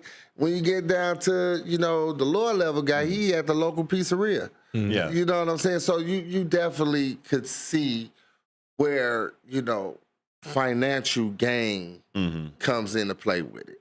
Have you started to see the different motivations too? Of why people run versus other ways? Oh yeah. Once you in your community you care about stuff, or you care about, policies and whatnot, you get some fire under your butt, and you get up and you get out and you're gonna do something about it. And you get some focus, right? I mean, Ben, for the people that are on the ground level, for the grassroots type of organizations that are here, they care about different things. Like they care about the pothole that's on Chicago over here on the side, or they care about they care about the forest preserves, or to make it even more of a hit in the on the bullseye would be the dam. You talk about the dam in the Fox River that everybody is there. This is where getting into what everybody is actually involved with and what they focus on, maybe getting that research early is the way to go. Yeah, I think just localized actual initiatives is how you get people to vote, especially out of their party. When you say, that this local issue is happening and I'm going to address it, and my opponent will not, be the powers that be have made it not their priority to focus on that. That's where you'll see people go outside of the party line and vote for locally for their interests. So grassroots, I think that's the way to go. John, is it better to vote party or is it better to vote candidate? Candidate. Okay. Candidate all the way. Like, that's another thing. Like, you have to listen to what these people are saying. Because at the end of the day, they're human. We all know that everything can't be the truth. Even if you want it to be, we all want it to be, but it's not. It's not. Yeah. And you have to really look at the candidate and do your research, do your homework, pay attention. Because it might not all be the truth, but some of it is. So me personally, I go candidate. There you go. Did you learn anything? Yeah. Absolutely. Cool. Awesome. Absolutely. Good. So now I can check that on the box of like I taught today. 6 hours of radio. I'll go back to you can. I'll go back to Ruth, the director of IMS, and be like, no. We ran a workshop. It was great. It was the best. Absolutely. Thing that was there. John Pettiford, thank you very much for being here tonight with us. Thank you so much for having me. I really appreciate the opportunity, and I really, really, really want to do this again. 4 years coming back? Oh, yeah. Why not? Well, radio is so much learning on the job, so you got some good experience today for sure. Absolutely. There it is. Hey, we're going to take a quick break here on WRMN. When we come back, we will give you the update of the national race. We are hitting the 200s mark on both sides. That is when things start to really heat up. We're approaching the last couple of hours here on the election coverage. Hopefully by midnight or so, we've got at least a better picture of what we're looking at over here. You're listening to WRMN 1410. You know what, John? Go ahead and give us an ID. You listen to WRMN 1410 AM. Here in Elgin. We'll be right back.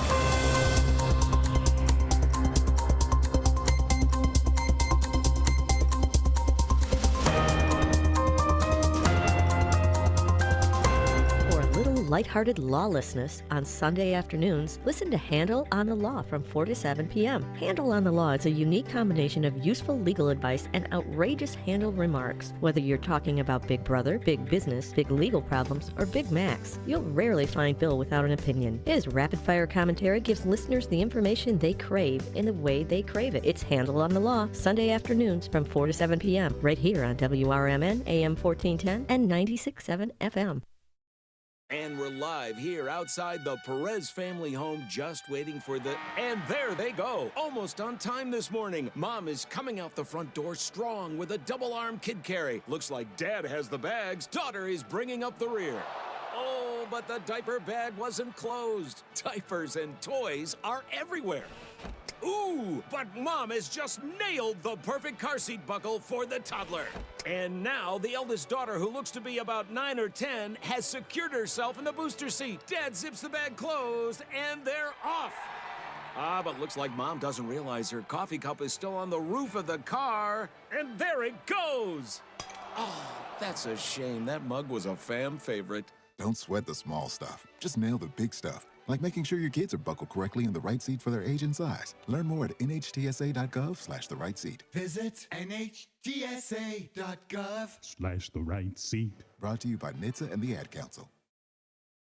The lightest, fluffiest pancakes are calling your name at JoJo's Diner, 1935 West Gulf Road in Schaumburg. JoJo's has a huge breakfast menu featuring skillets, eggs Benedict, and so much more. Don't stop at breakfast. JoJo's also offers great burgers, sandwiches, and shakes. And for mouth-watering prime rib, try JoJo's for dinner. They have such a versatile menu. JoJo's Diner is family-owned and operated, and it's one of Schaumburg's best-kept secrets. Visit jojosdiner.com today. Are you prepared for an emergency or disaster? Because it's not a matter of if, but when. Don't find yourself saying, I'll trust water bottles and a flashlight to save the day, but I'll be proved wrong. With a tornado approaching, I'll realize that I like a wheelchair-accessible shelter. When the floodwaters rise, I'll be up in the attic with 20 cans of beans.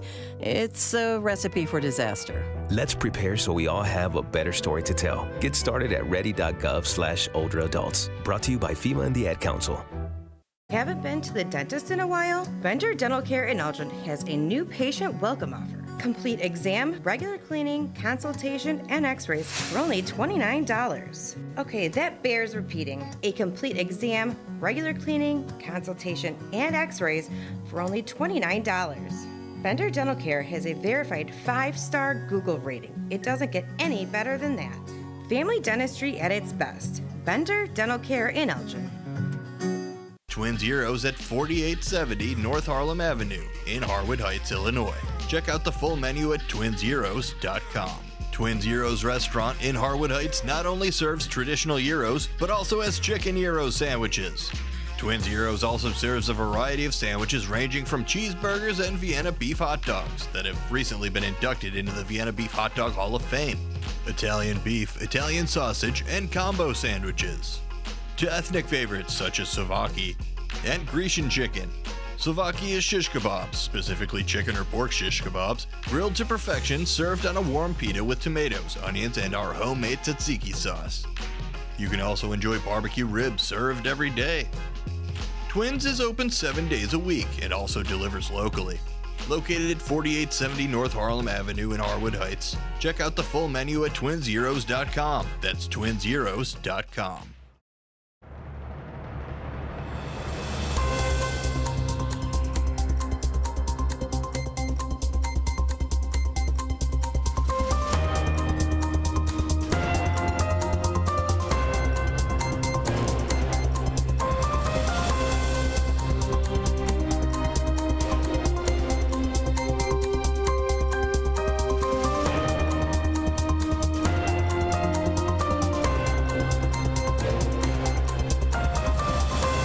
Welcome back to a political talk show right here on WRMN. We are covering the election just for you, and joining us now for the start of the back end of the panels, we've got WRMN's very own Matt McNeil. Thank you, sir, for being here with us. Well, thanks for having me. Yeah, absolutely. How was the party atmosphere, man? Hey, it was fun. You know what? There were a lot of people. There were actually quite a few people that did show up. I would say that they had a lot of great spirit as well too. And it was nice. And we got to talk to a lot of good people, and it was a good time for sure. So that's what I've got to say. There you go. Well, it was a party, right? It was a political party, but it was still a party. Yep. It definitely was still a party. It's snacks and drinks and all the good stuff. What was the vibe? We're trying to kind of feel out vibes around. Yeah. So the vibe was definitely people were excited, okay, but they weren't like overly excited to where they were like jumping on tables and stuff like that. But they definitely were excited. Was there some tension? Like, because the only thing I can feel, like, even for me and like the four of us that are in the building right now is the like, oh, the anticipation is so thick. I think so. I thought everyone was pretty poised, though. Something that actually kind of surprised me, too, was that no one was, like, booing at the screen, if they didn't like a certain state was, winning more on one side over their side. So I thought that was interesting, too, because, I'd expected, being boo and all, and you didn't see that. They were all pretty, I guess, classy about it. Okay. Well, I put it like, why would you cheer for the pilot of the airplane that you're on to crash? Like, why would you cheer that on? Like, I wouldn't cheer that on. I'd be like, no, pilot, please do a good job. You're doing great. Keep keeping us up here. Like, why would you cheer the pilot to decorum? Like, I don't know. Yeah, decorum. It's not. What is the word everybody's using? Demure. It's not demure. It's not very demure. Demure like to do it.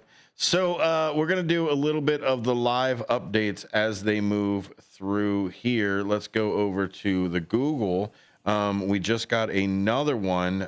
New Mexico was just called. So we are now sitting at 205 on Harris and 230 on Trump, with under 5 million vote separation that's going on right now. The West Coast has already been called: California, Oregon, Washington. The East Coast as well has already been called for Kamala as well.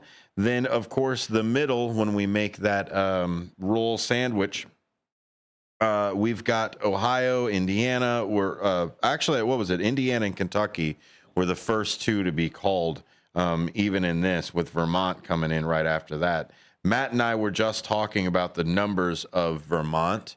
Vermont has 93% reporting. So let's say there's going to be 350,000 people that end up voting in Vermont. When we checked on those numbers for Kane County and registered voters, that came in at what, 360, just above 300 or so. So let's call it almost even for registered voters. Kane County and Vermont, same number of people, but Vermont gets three three college votes. Wouldn't it be great if maybe we just like drew a circle around Kane County and said, we're a state now, so we get three? Yeah.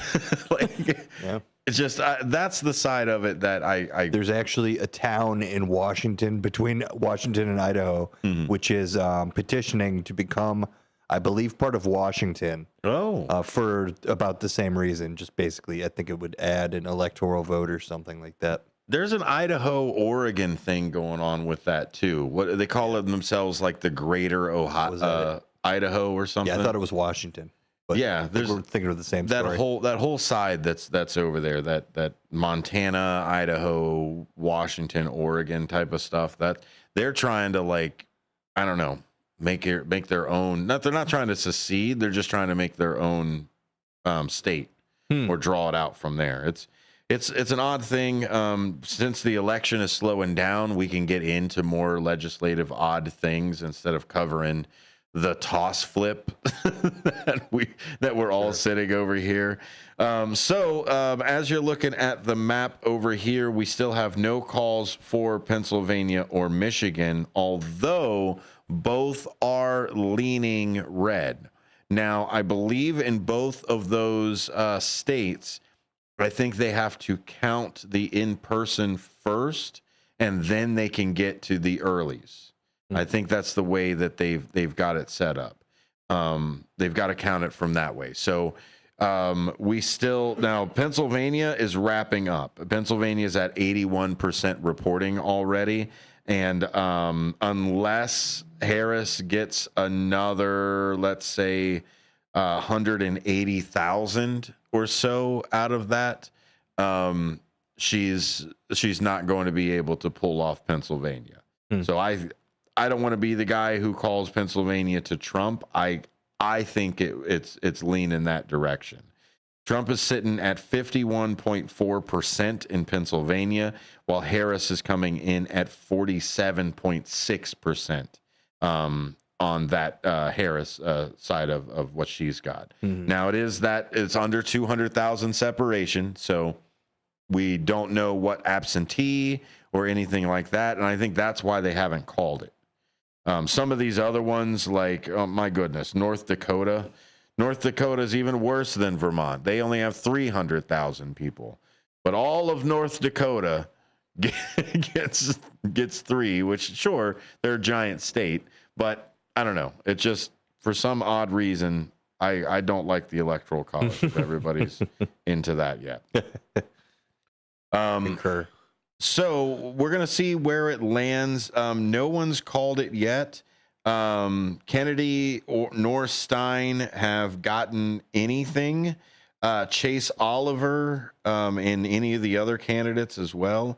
But if you look at Kennedy, Stein, and Oliver, both of them have, or all three of them have just under 500, just under 500,000 people.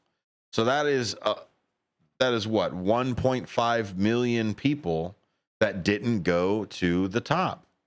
You sprinkle in the other candidates, the write-ins and everything like that, you end up with that 1.5 that's sitting there. So you think about this, right now, we're only sitting at about a 4 million separation. A quarter of that separation didn't go to one of the other two candidates. Like, I know it's a weird math gymnastics with it, but that's 1.5 million people that didn't get split left or right. So would those change? You got pretty much the exact same side of everything. Chase Oliver coming in on the Libertarian side, Robert Kennedy coming in on the Independent, and Jill Stein on the Green. So it's really to see if Michigan was the one that that Stein stayed on. And of course, yeah, she stayed on the ballot in Michigan, and she got almost 14,000 on that side. So not enough to necessarily flip for Kamala or Trump, and Kennedy is sitting at maybe 12,000, it looks like. Yeah, 11,800. So 12,000 for Kennedy. Neither one of those took enough to flip it to the other person. So I know this is the Steve Karnacki thing where they got the circles and everything else, but this is just part of what we're watching here come out in front of us. I feel like one of those baseball announcers that turn around and is like, yes, and every Thursday he had 300 hits on Thursday, and he stole bases when it was raining on Tuesdays. So these Political are the numbers math. Exactly as they're moving through. But to wrap everything up, Harris is at 205 right now, and we've got Trump sitting at 230 is the map that we've got here. So anything on your guys? Do you guys see any patterns or have anything that you're guesstimating or anything like that over here? I just know, based on experience, that I've had this same feeling, I believe, last election with Pennsylvania, with Pennsylvania, and just overall the number changing drastically in the end, right? With the very last votes counted. So I'm looking to see, changes. Mm-hmm. And that's really it too, is waiting for those absentees to hit. We're still looking at, honestly, we're actually looking at a less turnout than I think it was in 2020. It's interesting to think if that less turnout, just like we were talking with Scott earlier this hour, is, like you were saying earlier, the contentious issue of people sitting this election out because of Gaza.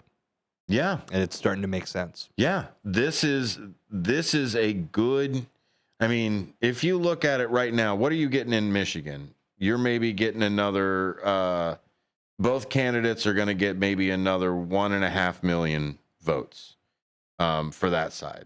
Wisconsin, same way, 1.5 million. Pennsylvania, looking at maybe 3-4 million on either side. Biden won, I think, with what, 75 or 80 million? We've only got a couple left over, a couple states left over, and Harris is only sitting at 56 million. 30 million under. Okay, let's be generous with it. 20 million under the other side from what Biden had. So it's, Matt, do you think that is this surprising, or is this the way that you thought it was going to be with it here? I don't know. The thing is when it comes to politics, I always have a hard time trying to like get my thoughts out on it. Like Ben was saying, though, this usually tends to be where we get to the last couple of states and then the numbers start to rise on the side that was not doing as well at the start. So I don't know. The thing is this is kind of a close call, so I can't really, I don't know if that answered your question, but no, this is a sticky wicket that we've got going on here. But I think the what we're doing here, as far as covering it with everybody and walking it through, there are a lot of people like you that don't necessarily follow what's going on and see it and move. I also don't think we're going to get the blue tsunami or whatever they called it in the last one, because it was a pretty even match of Republicans and Democrats in early voting. If you go back to 2020, the early voting was more towards the blue, and when that got counted, that came in. So I think we will get a surge of votes coming in, but I think they're going to be split just like we've been seeing. More even. Yeah. Even with Trump focusing against his campaign manager's probably wishes about voting day of and not earlier mail-in voting. Yeah, and that's what I mean, is enough people saw early voting as a way to do it from both camps. And I think, yes, we'll get that swell, but I think that swell is going to be just with voters. I don't think it's going to be red or blue. Yeah. We'll see. Last hour coming around. Cecilia Brooks is coming back, which will be amazing. We will talk with her for a little bit, and the panel will continue to break down those numbers for you. Give us a call, 847-931-1410, if you'd like to join in the conversation. Until then, here's some news.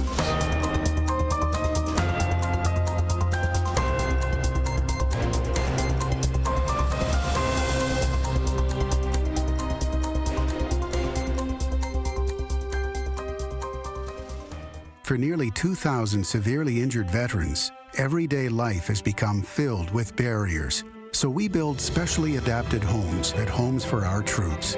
And thanks to our donors and supporters, this life-changing gift of freedom is provided mortgage-free to these veterans. But we need you to join us too in completing this important mission.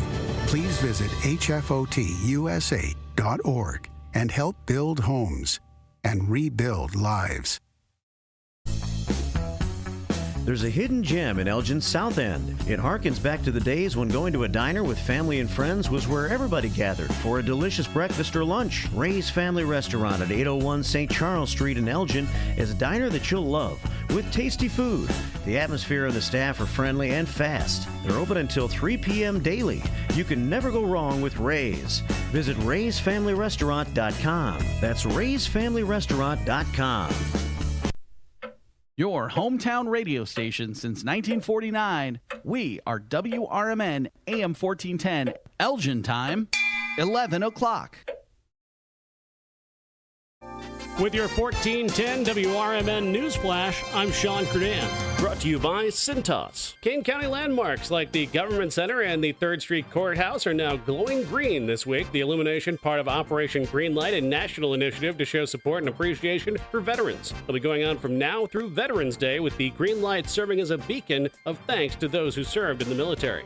The City of Elgin and Metra announcing that there will be a closure on Kimball Street Railroad Crossing on Wednesday, starting at 5 a.m. Metra is scheduled to conduct crucial repair work expected to last about 15 hours. 3 Naperville police officers honored for their heroics back in January. Allison Simcoe, Courtney Duffy, and Mark Schubacher were honored by the 100 Club of DuPage County. They took part in a rescue in January in which they saved a family from a freezing pond as their vehicle was sinking following an accident. With your 1410 WRMN News Flash, I'm Sean Kernan. The only downside to Taco Bell's Cravings value menu is having to decide. It's got 10 different favorites for $3 or less. How do I choose between the super beefy cheesy double beef burrito, the crunchy loaded beef nachos, the pillowy 3-cheese chicken flatbread, or the... I don't have time to list them all. I'll have to go to Taco Bell and try them. The Taco Bell Cravings value menu. 10 items, $3 or less. At participating U.S. stores while supplies last. Contact store for participation, which varies. Tax extra. Double seasoned beef compared to the Burrito Supreme. Not sure how much you know about Progressive Insurance. You may know us for insuring your home and auto. You may know a couple of our commercials. But what you may not know is that since 2013, Progressive has been honoring veterans with vehicle donations through the annual Keys to Progress Veteran Vehicle Giveaway Program, giving back to those who gave so much. Now, you probably didn't wake up today saying, I really wish I knew more about Progressive Insurance, but this seemed like the type of thing people wouldn't mind hearing about. Find out more about how we're dedicated to our customers and communities at Progressive.com. Progressive Casualty Insurance Company and Affiliates.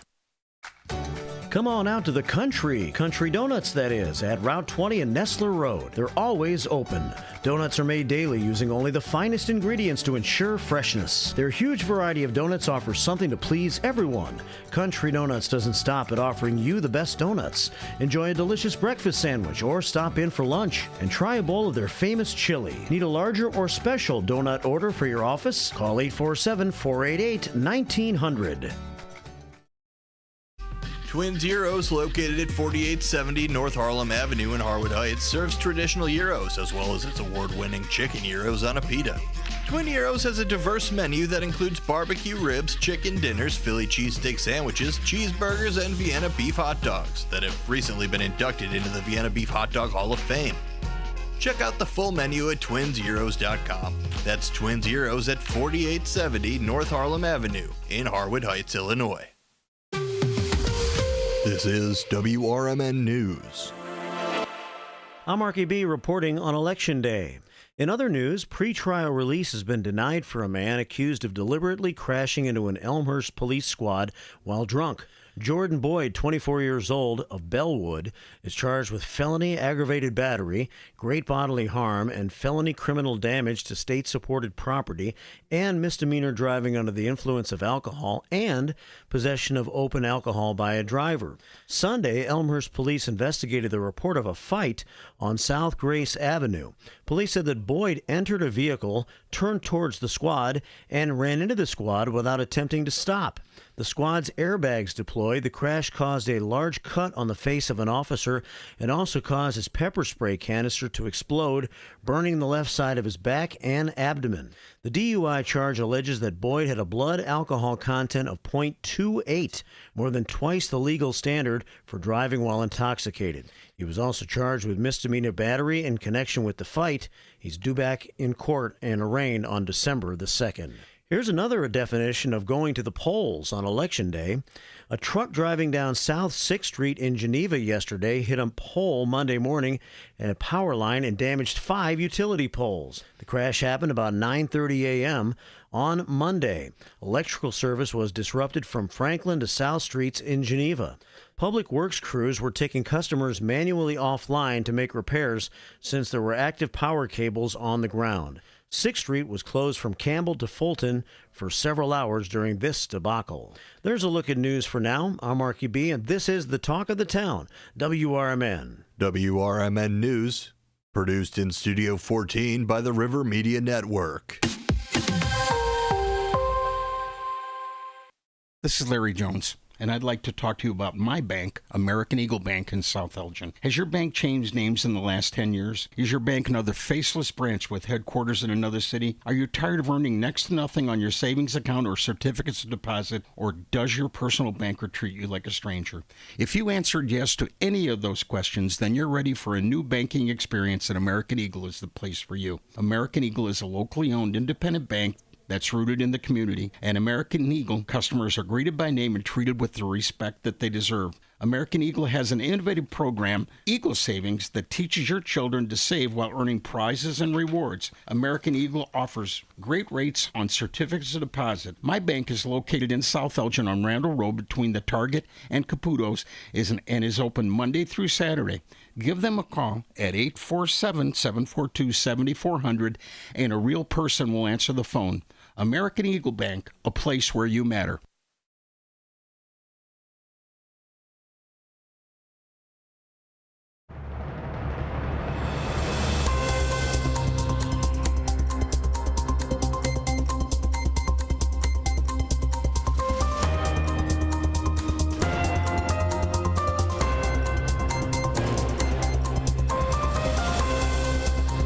Welcome back to WRMN's final hour of election coverage with a political talk show crew. And the newest correspondent for a political talk show has come back. That, of course, is the amazing Cecilia Brooks. Thank you very much for being here. Thank you very much for having me. Hey, you're welcome. We had to rip you away from the other political party so that you could jump in on this political party here. I found your new band name, Cecilia Brooks and the Grassroots Movement. I think is a fantastic, you need an album now to put together for it. So how was it over at the party, and was Cecilia Brooks and the Grassroots Movement the headliner? You know what? First of all, I love that band name, and I think that it's definitely going to get people dancing for sure. I mean, you got movement in the name.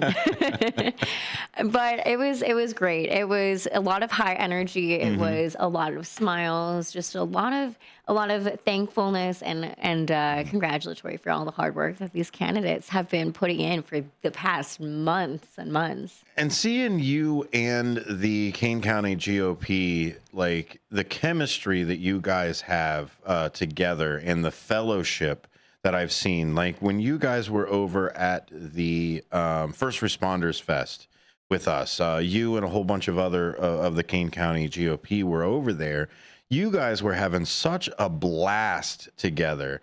Now, we did see Dean and Matt over there at the Kane County Dems and things like that. But can you talk a little bit about the fellowship of joining a party? Like it feels like we spend a lot of time just kind of bashing on the two-party system or things like that. But what is the fellowship like of joining a political party?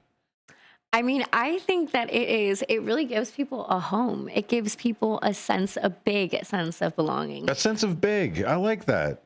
Absolutely. And I feel that whether it's win, lose, I mean, winning always, but win, lose, the tough times, the good times, everything in between, being able to not only celebrate but also share those pivotal moments within a candidate's key race is extraordinary. There's nothing that beats the feeling of being at an election watch night party and celebrating the joys, the hard work, and everything in between with a candidate. Is it kind of like a Game of Thrones watch party too? Like, is it kind of like some of this other media that we kind of use for entertainment watch party, but maybe like, I guess it's a bit more serious than having a terrible ending of Game of Thrones. This is, I guess with this, if it is a bad ending or a good ending, like, it's not just like, okay, I can go on with my life. This is okay, now we have to spend the next X amount of time living with whatever this is until we get another one.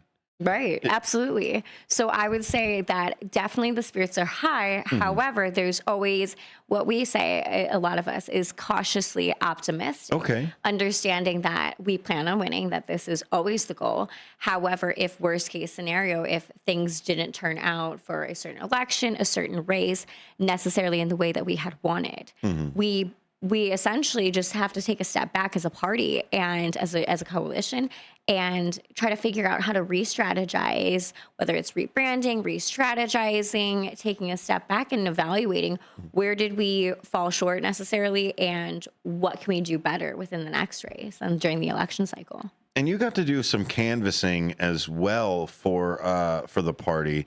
How is the different strategies? I guess really, can you enlighten us a little bit about the different strategies that you used to get that word out? Absolutely. So I always think that social media is a great asset. It's a great tool that we can use, again, as you've seen time and time again throughout the legacy media, as well as even more so that than local. But like you said, there's a lot of bashing. There's a lot of kind of distrust, essentially, in some of the media.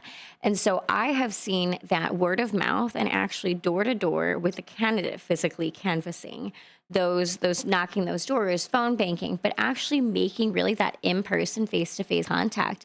I have seen in my years of working within the political sphere that to be a very successful strategy because voters love to see the candidate. They love to get to know them as a people, as a group for who they are and not necessarily just what their policies are, which I think is a pretty great thing. There you go. Ben, we can't talk about media without bringing in executive producer extraordinaire, Ben Demonium Boquest over this.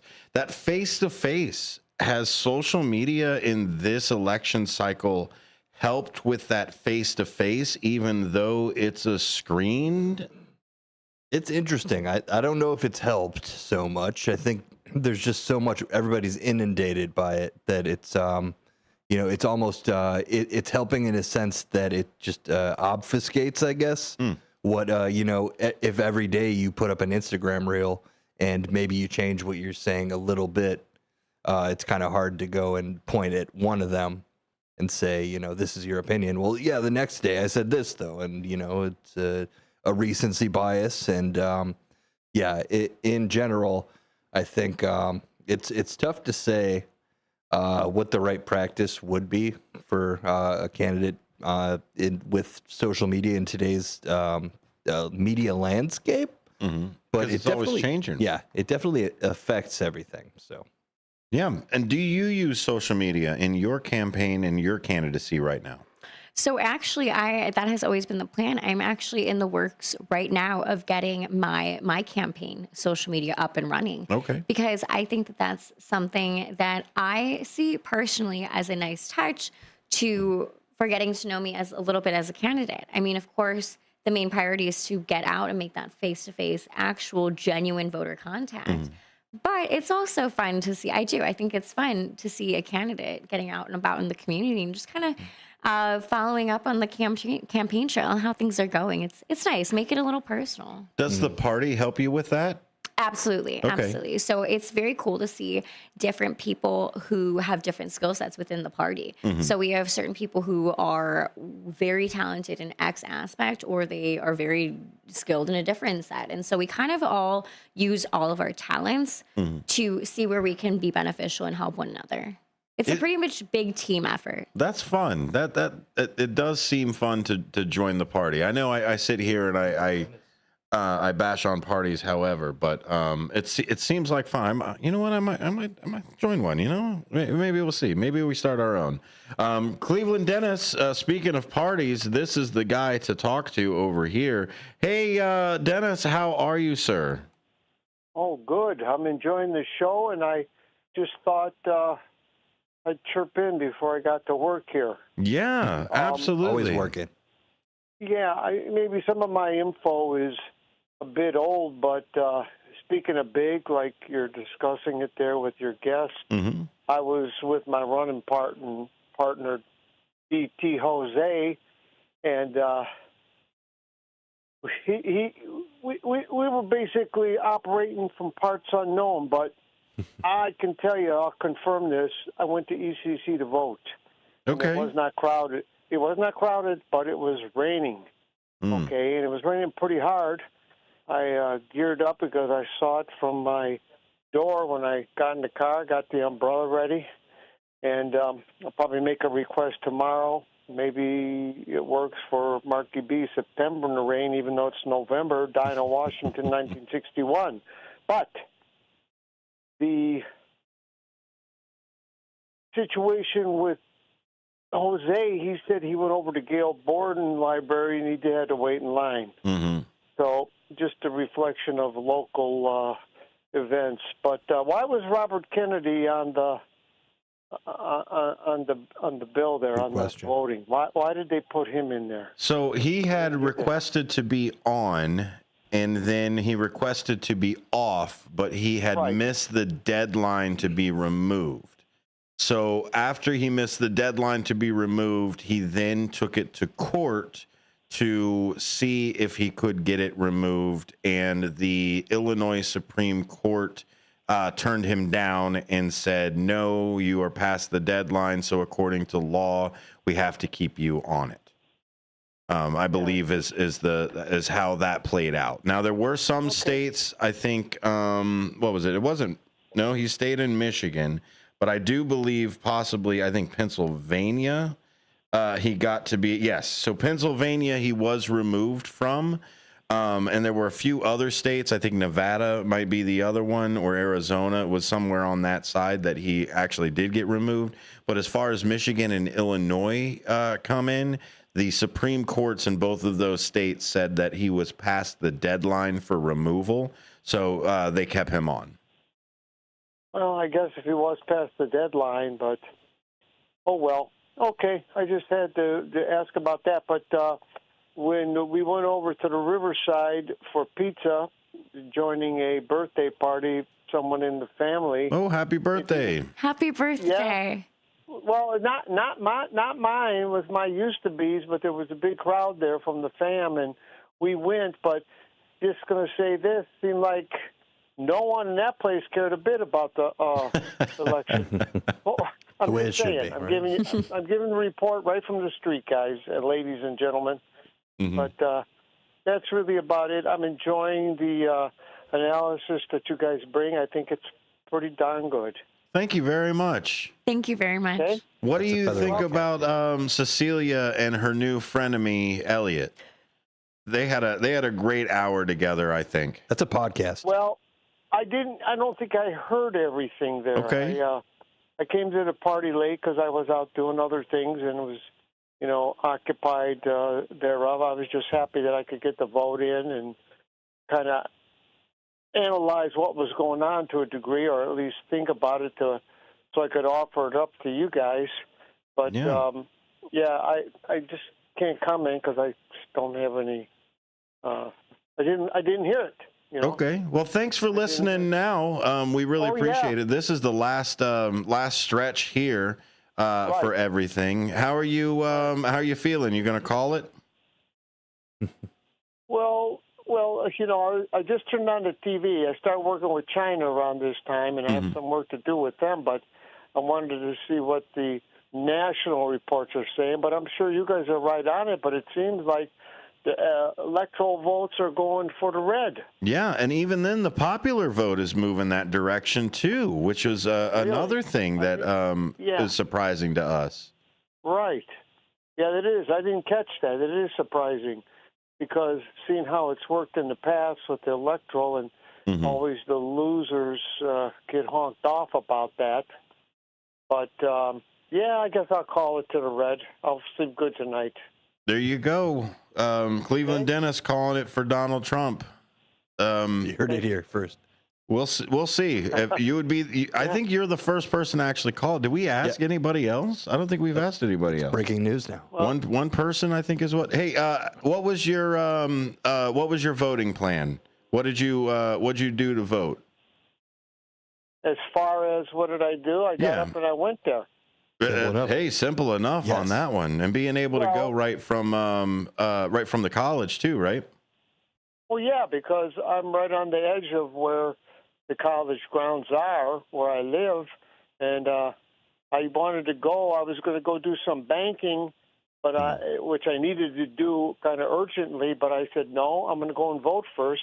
And I went in, and like I said, it was raining lightly when I went in, and I had to bust out that umbrella I carried with me because it was pouring. Because it's a couple of 3-minute walk to the vehicle, you know. And it wasn't crowded. It was all accommodating in there. And, yeah, that was the plan. I voted. And I found it odd, if you want further analysis. Sure. The new voting machine is you get a printout when you're finished, and then you have to scan it. Mm-hmm. You have to take a step over about 10 feet, and they direct you to like a scanner. And I go, I don't like this because I scan all day with the work that I do. And I go, why? I go, why is that? They knew you'd be good at it. Yeah. Well, put you to work. Yeah. They must have had high-end scanners because the cheap ones don't suck the paper in properly at times. But, you know, I said, why is it like this? I started, questioning what was going on. And they said, well, the old equipment was 20 years old, and it was starting to fail, so I had to get new equipment. I said, yeah, I wish I could have been the seller on that equipment. All new stuff. So the new stuff, what it does now is it allows you to digitally put in the information. So you're not actually tabulating anything at the first time that you put it in. You put the paper in, you select what you want to put on the paper, and then essentially what you're doing at the end of that is just hitting print. Once you hit print, it uniforms all of the information for your ballot. It's all in the same font. It's all in the same side. There's no hanging chads. There's no, did you put a slash through your zeros or whatever else that you could possibly do with your handwriting or anything like that. And then what it also does is it makes a QR code that has all of that information for the scanners too. So then what they do is when you take it and you put it into that scanner, that's when it actually counts it the first time. And then they are able to keep that information there and then also have a physical copy to where they can verify what the machine has counted. That way you're kind of double protected on it.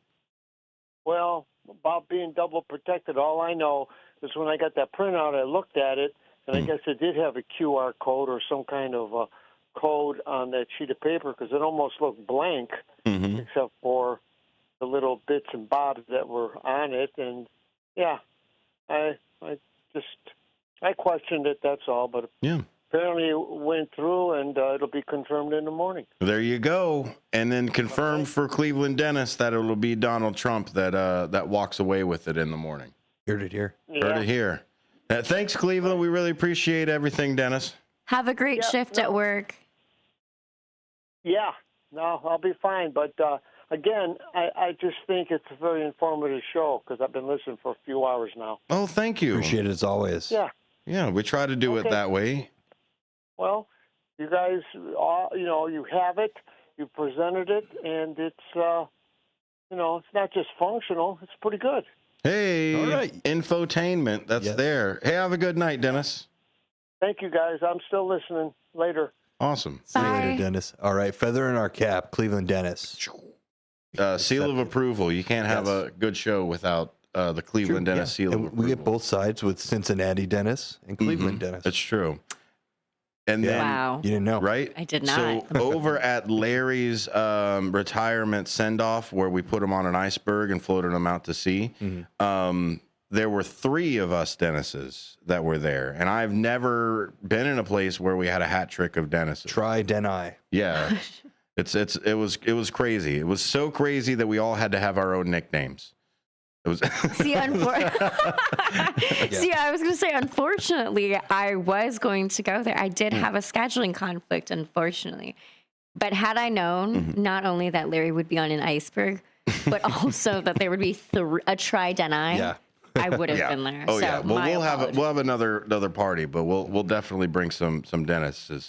Well, I'll be sure to go recruit some more Dennises off the street. That's there. I want to thank you for being here as well before we go to the bottom of the hour break.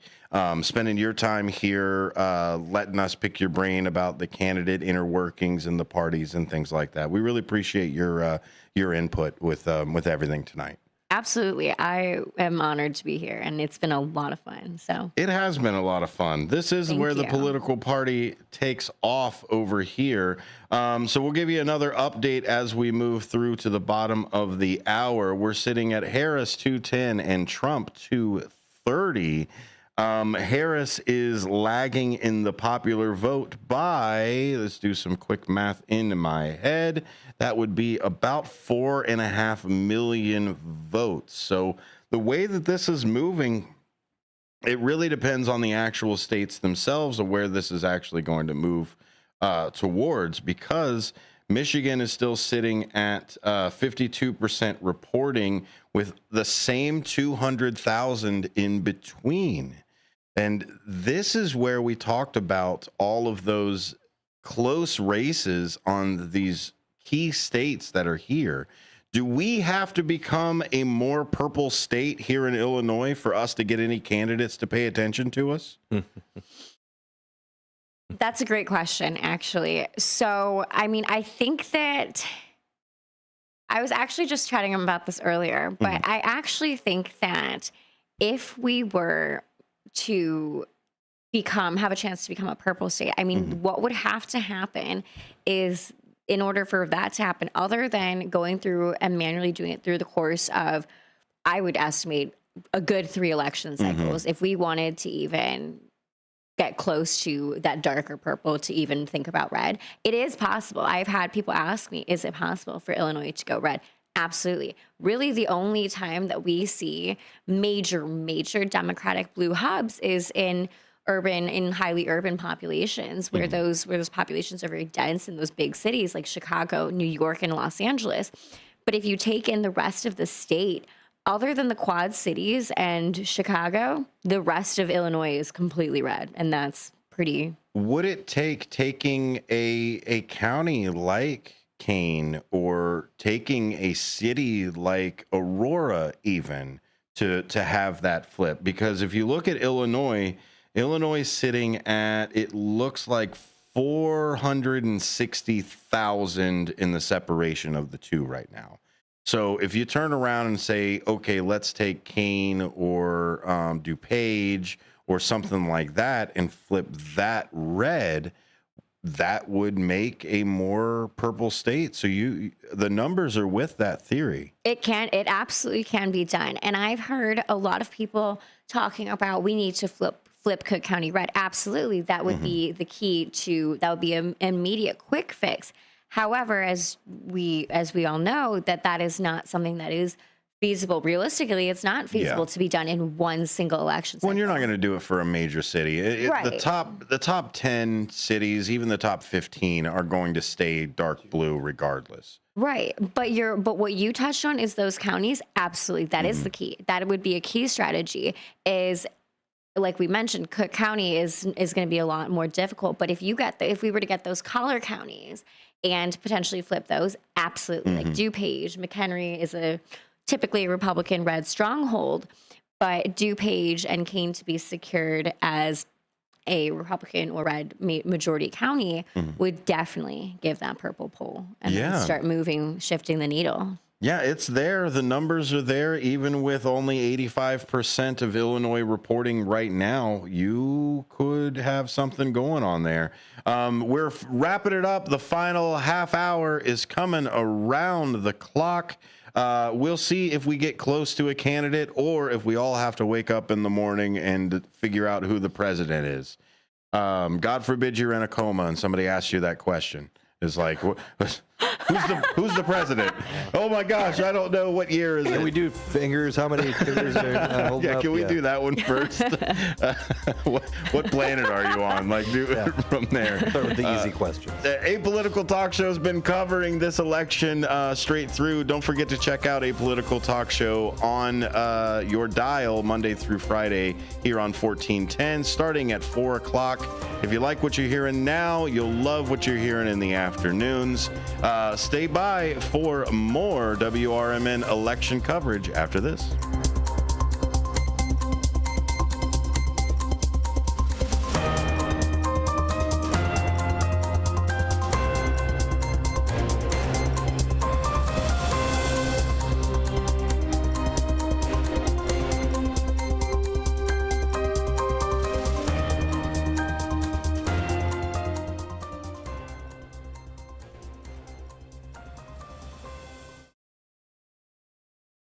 LaFleur Taco Grill at 910 Dundee Avenue at the corner of Slade in Elgin is under new management. Enjoy a huge selection of salads, quesadillas, tacos, burritos, and more. LaFleur Taco Grill also has American cuisine favorites and breakfast. Bring the kids. There's a kids menu that they'll love. Are you planning a party this summer? LaFleur also has catering with all types of both Mexican and American foods. Call 847-214-1306 or LaFleur Taco Grill on Facebook.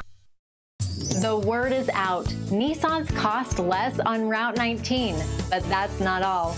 Parts, service, and body shop, they all cost less at McGrath Nissan. Used cars too. The reason why is how hard we try. Right now, get 0% APR financing on select new Nissan models at McGrath Nissan because Nissans cost less on Route 19. Come to Elgin. See what we mean. You never know what or who you'll hear from on the first shift with me, Marky B. Like Tim Sconing, a WRMN news reporter back in the 1960s. The jingles you all played, they were purchased by Dick Sutter. He was at some radio convention. He came back with this reel. I remember them playing that in the studio. We were so excited. We thought we were network now. And it's the same jingles today. That's great. Every time I hear them, I get excited about it. I'm sure. It was a lot of fun. Fun times on the first shift, right here on WRMN, AM 1410 and 96.7 FM. American Legion Post 57 in Elgin, Illinois presents Legion Cruise Nights. Wednesdays, May 8th, June 12th, July 10th, August 14th, and September 11th from 5 to 8 p.m. Come out and enjoy a great evening of cars, food, and music. Motorcycles, cars, trucks, military vehicles are all welcome. 50-50 raffles, door prizes. The event being sponsored by the American Legion Riders Post 57. 820 North Liberty Street in Elgin, Illinois. Roll into Bolero in Algonquin or Roselle and wake up with a story to tell. Bolero is bowling, gaming, dining, and nightlife with a twist. Score a sweet deal every day of the week and save big by checking out the daily deals online. Team up with your friends and hit the lanes by forming your own social club. Clubs offer lively competition and laid-back fun for everyone. From beginners to pros, make new friends, bowl, and hang out at a happening place. Visit Bolero.com.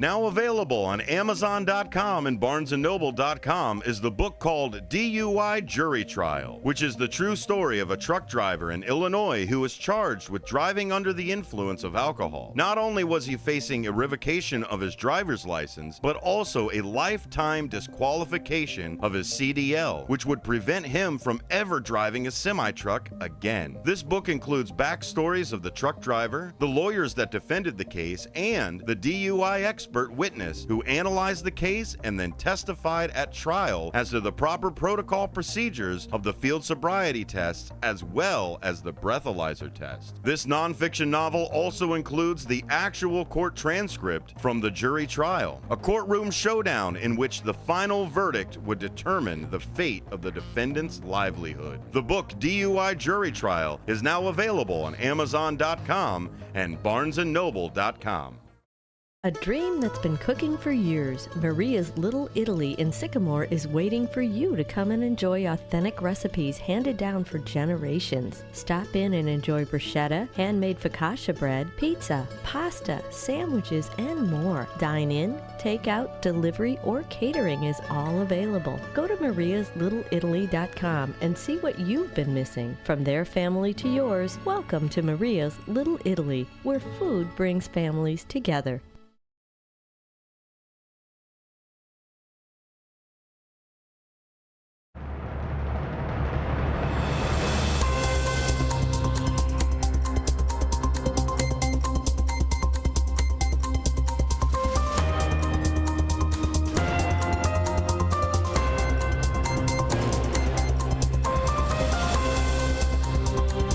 Welcome back to the final half hour of Apolitical Talk Show's election coverage here on WRMN. This is the big board here, WRMN election coverage.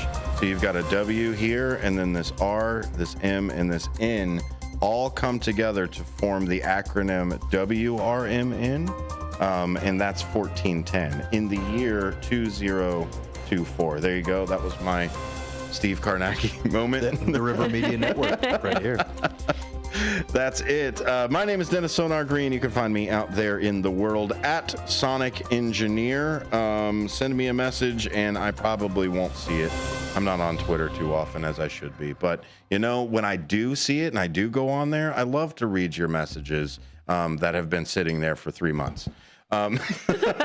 Better late than never. Exactly. Cecilia Brooks is joining us as well to final out the hour. See, I can't even put my words in the correct order anymore. It's been a marathon. Thank you very much for hanging out with us today. Absolutely. This has been so much fun. So thank you for having me. I hope you could come on the station a little bit more. I'd love to. As you know, just skip and a jump away. Yeah. So I would love to. We're going to see if we can put in a zip line or like a ladder that we can just fold over and be like, what's going on? Do you remember like, what Make is it more efficient, right? Did you watch Clarissa Explains It All?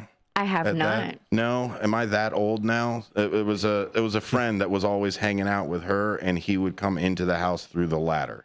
Like you would just see the ladder top just hit the window, and then the guy's head would just poke up and just be like, "Hey, what's going on?" No, but I think I need to take notes from him. Yeah, I mean, you're just right here. We're set up for a nice like fire pole system. Fire pole. Oh my gosh! I could be quiet. I'm not going to wake their rooftops up. I would be quiet, tiptoe. We could Spider-Man get like over here. Yeah, we could get like one of those busts that you just tip over, and there's a button under it, and a thing, and everything. See, I actually think we're on to something. That's it. I right could jump there. scare Mark in the morning.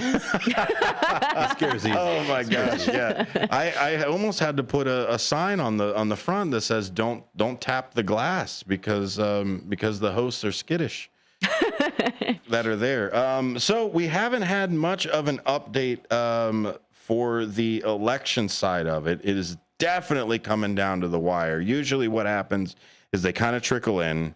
Then everything comes in a whole bunch at a time for a good, I don't know, hour and a half period.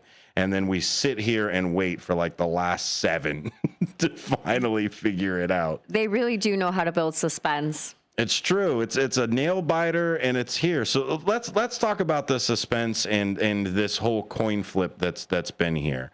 This has also been the first year that people have been able to bet on the election. Do you think that had any kind of persuasion on some of these polls that we've been seeing? To keep the market tight, you got to make sure, like, if it was a landslide, then who would actually bet, you know? So, yes and no. Okay. I have a little bit of a hot take on that. Let's go. I have always been someone who looks at polls. And I think that the majority of Americans, we do look at polls and we take them for what they are at face value. However, over the course of being able to study these, learn how to evaluate these actual polls, the demographics, these percentages, and kind of knowing what I do know, but also kind of not knowing too much about the gambling, the betting aspect, that is a huge curveball. What I will say is polls are, I mean, we have things called poll aggregators and things like that. So it's really hard to tell with certain polls. And however, I've actually thought about this, the betting portion, and I actually think that it could be potentially beneficial. Okay. And I mean that in a way that, for example, those bets, they can be controlled, of course, in some type of way. Should it happen? No, but could it? Yes. However, I do think that because you're getting real people, like these are real people, not necessarily AI robots or anything like that, that they are throwing actual money from these people, and there is a lot to lose now. Versus if in the legacy media, if there were a poll and it could be taken at face value, there isn't too much pushback on those certain things. And I would say that it kind of throws a little bit of a curveball with those bets, but makes it a little more real. A poll has to be sponsored by somebody. And sometimes the YouGovs or the Yahoos or the ones that are out there, the Mediaites or whatever else that they've got pulled in there, they have to be paid by somebody. There's somebody that goes in, whether it's Reuters or whoever goes in and says, okay, here's some money, go call some people. Right. So is this the betting aspect of it? Is this like a crowd-funded polling? But kind of like put a dollar in the jar for whoever you want, or buy the cookies. Like, is this where maybe it's a capitalistic approach to this, where it's crowdfunding versus a single sponsor coming in and saying, go call people? It's people come to me and then they put $1 down and say, I will bet this $1 that I get $2 when that person wins. Essentially, yes. It brings a little bit of a factor of unpredictability, but also in kind of in my opinion, a more pleasant upset. Yeah, I think crowdfunding, is the next big phase in politics. Ben, would you say something along those lines? Yeah, I mean, you think we've been talking about it kind of all night, where like every candidate that I feel like has gotten the most populist support is kind of relying on that. And you even look at Trump, a lot of that is smaller donations, him reaching out, selling the sneakers and all that extra over the top stuff is. And as I've said before, in my opinion, stay away from me. Like, not going to get my money out. Now, hold on. Is selling sneakers... It's the wrong way. Is selling sneakers and merchandise technically going to the campaign, or selling sneakers and merchandise just another Trump type of brand, where it's more of like, I want to make money off of this versus... and make this into a business versus like, okay, well, donate to me type of thing. Is there like a fine line on that? I would say it depends on the candidate and the race that they're running. Okay. I think that with Trump, I do think that it's more of a campaign fundraising strategy, but I think that he has taken what is a normal campaign strategy to fundraise and then kind of monopolized on that in a great way. I mean, it's as we're seeing now, it's worked out pretty well for him. And do I think that every candidate could pull that off? No, not necessarily. I think that you need to have a certain type of factor as a candidate and as a person. But I think that it can be done, and I think that it can be very beneficial for a candidate. Yeah. I don't think anybody is making keychains in the likeness of Kamala Harris. Now, like, they might be like having a couple pictures or here and there, but not on the scale of the marketing and the branding and everything else that Trump has kind of thrown into. And Ben, do you think that's because he was on TV before he was on TV all the time? Sure. Yeah.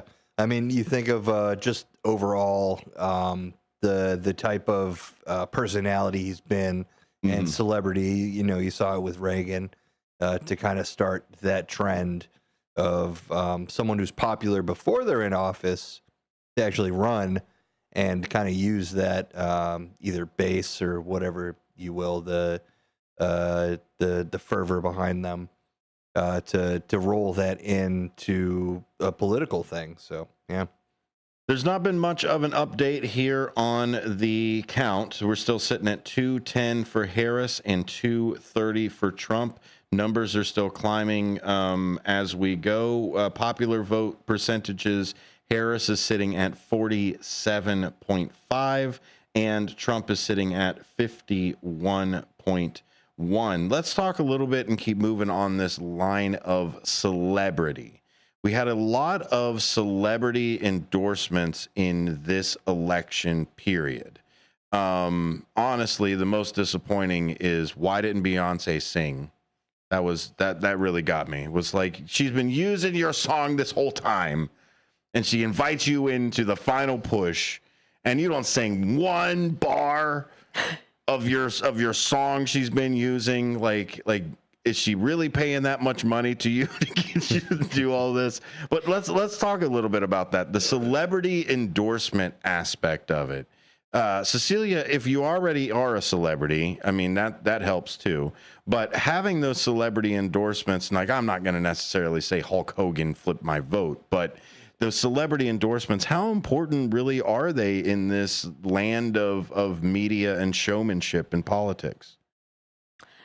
So I think that, again, it depends on the person giving the endorsement. It depends on the celebrity giving the endorsement. For example, like you mentioned, Hulk Hogan necessarily would not have flipped your vote. However, I see a lot of constituents that honestly are getting a little bit, if not more so, irked by this. They're saying, well, thank you very much, Megan Thee Stallion, for endorsing Kamala Harris, but your performance is not going to make me want to vote for her any more or any less. I do think that when it comes down to it, endorsements can be a very good thing. And I think they can mean something and carry a lot of weight to them. However, when it gets to be so many X or Y amount of celebrities of the same type of celebrity, or whether it's singers or all from one type of group or something like that they're endorsing the same people, it kind of disheartens Americans, is what I've seen. They just kind of get a little bit annoyed by it. And it's another one. Yeah, especially if they see or they have the sense that this celebrity endorsement was paid for.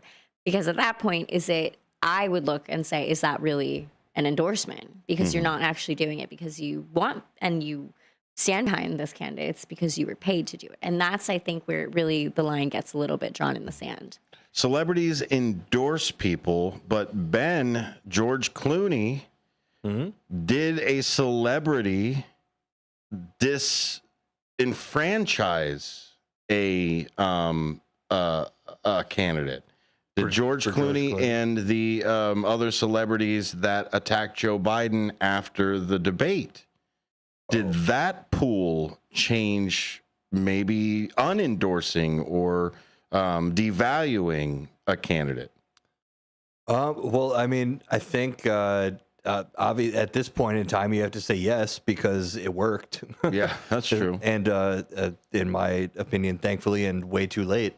But on the whole, as far as like endorsements disenfranchise, I really do think that the more that celebrities endorse or don't endorse, it really works against what they're trying to do, because it's just as simple as there's so much money in politics. There's so much. Everybody's kind of got their mind made up already. So I'm just not sure it's doing exactly what they want it to do. Well, and you said it, the mind made up already aspect of it. Do you think because we've moved away from policy and have now started voting more towards personality and vibe, that now everybody's kind of moved to this, well, I've already made up my mind because I feel this way towards this person, and I made my mind up because this person over here causes me this much emotion over here? And do you think we've all decided because we don't want to discuss policy because maybe we may be off by a couple percentage points of what the national what have you tax should be, and now it's more of like, I vibe better with this person than I vibe better with that person? Do you think that's why we've kind of drawn the line so quickly? Absolutely. Absolutely. I think that a lot of legacy media, I think a lot of just celebrities, I think a lot of outside factors that shouldn't necessarily have a role to play in the political sphere do end up shaping that political sphere more so, in my opinion, than it should. It is so disheartening for me to speak to voters and try to be wanting and willing to have that open conversation with them.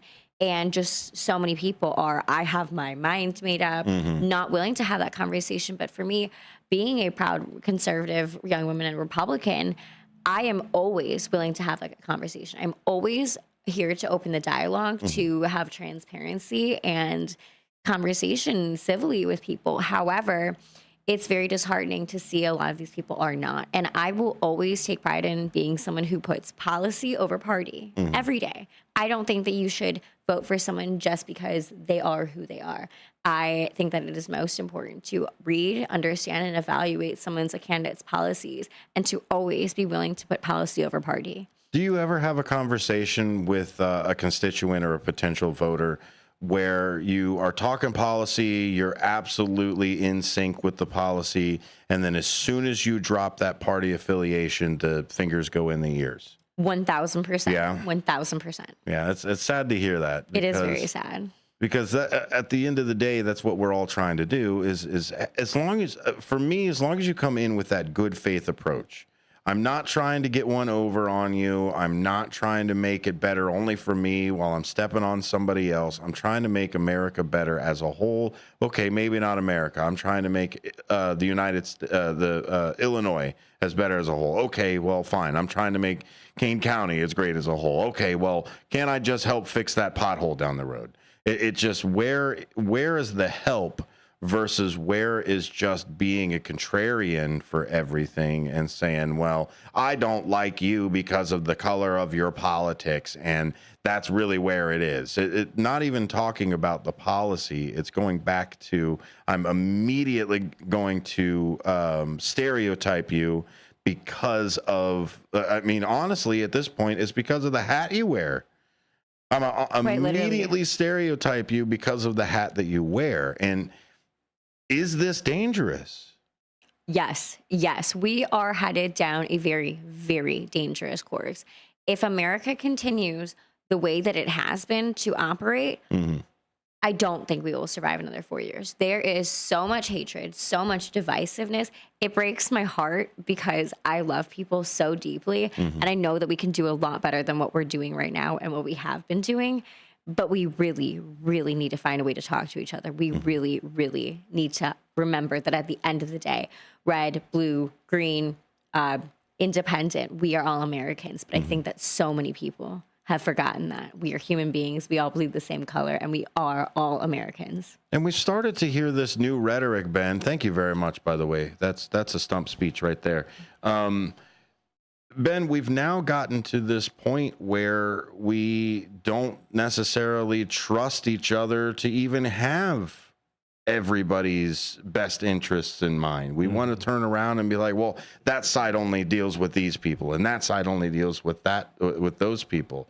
This us and them mentality, I think, is starting to drive that wedge in between what we're trying to accomplish here. Yeah, and everybody wants to say that it happened, overnight and that kind of thing, but really it's been that way for a while, and if anything, it's probably better now than it was 100 years ago, as far as people being misinformed and maybe just voting a certain way, because there's just so much more information out there. And that being said, it's harder to kind of sift through all the information with all the media that's out there. So, yeah, it at the end of the day, it's a confusing time, but we've never been more informed. So, I think at the end of the day, like we preach around here, just focus locally, and that's where you could really take the partisanship out of it, and focus on local issues.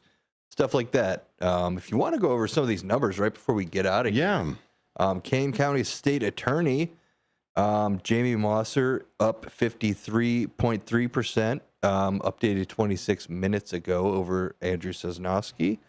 Kane County Clerk of Circuit Court, Teresa Barrero, 53% over Anthony Catella. Kane County Coroner, Monica Silva, with the 50.9% lead over Rob Russell. Kane County Recorder, Sandy Wegman, 51.5% over Marcela Villegas. And so that's where we're standing at Kane County right now. So it looks kind of like what we were thinking. A little surprised about the coroner election, though. Yeah. I'm very surprised at that right now. Has that been called? I'm looking it up. I'm not 100% certain. It's I'm going to it now. 26 minutes ago. 50. It's tight. 107, 787, and 103, 980. So a couple thousand votes.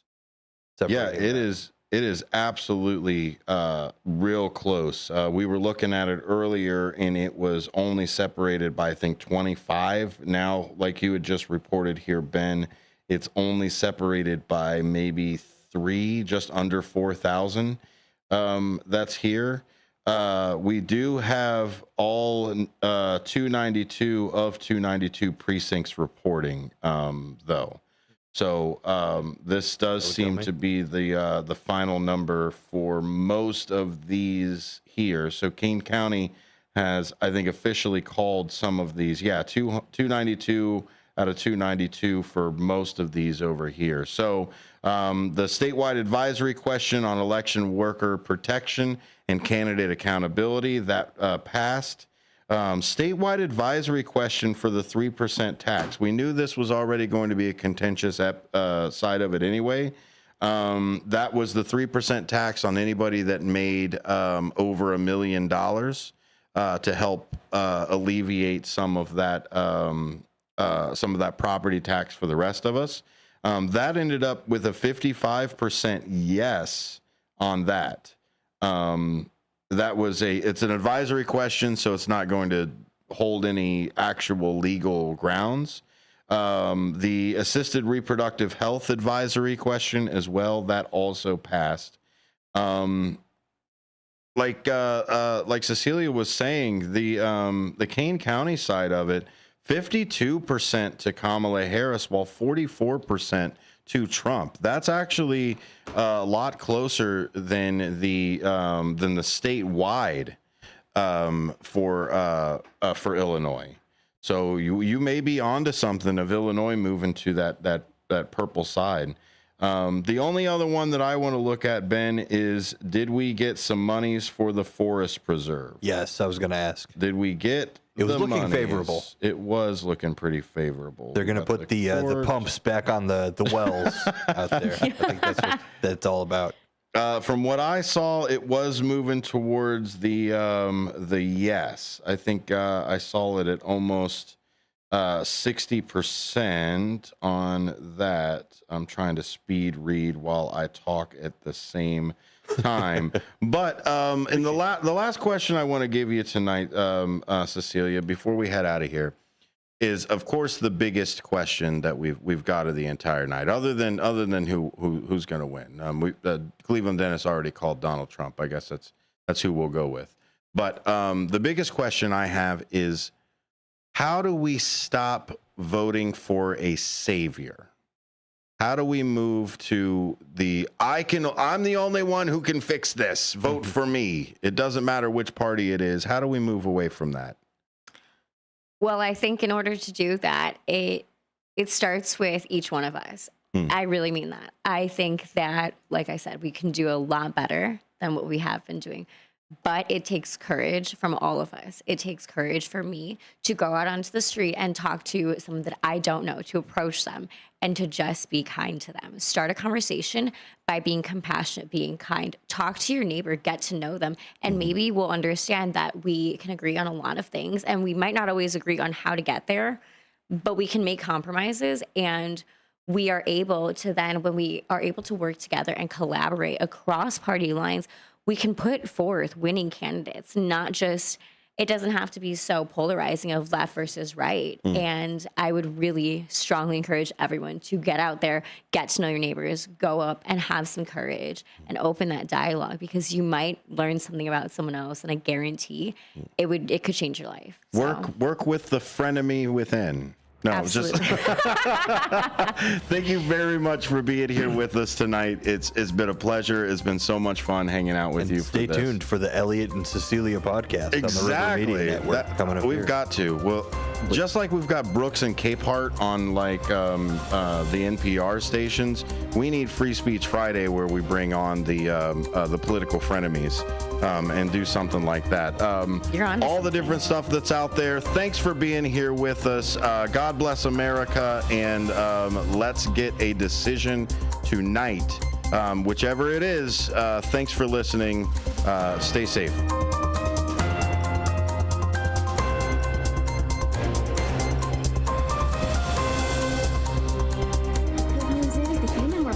Just got his flu shots. That means all of us antibodies have strong new gear that will help us fight and defend against the flu. We must win so that our human can stay healthy and help protect the people he cares about most.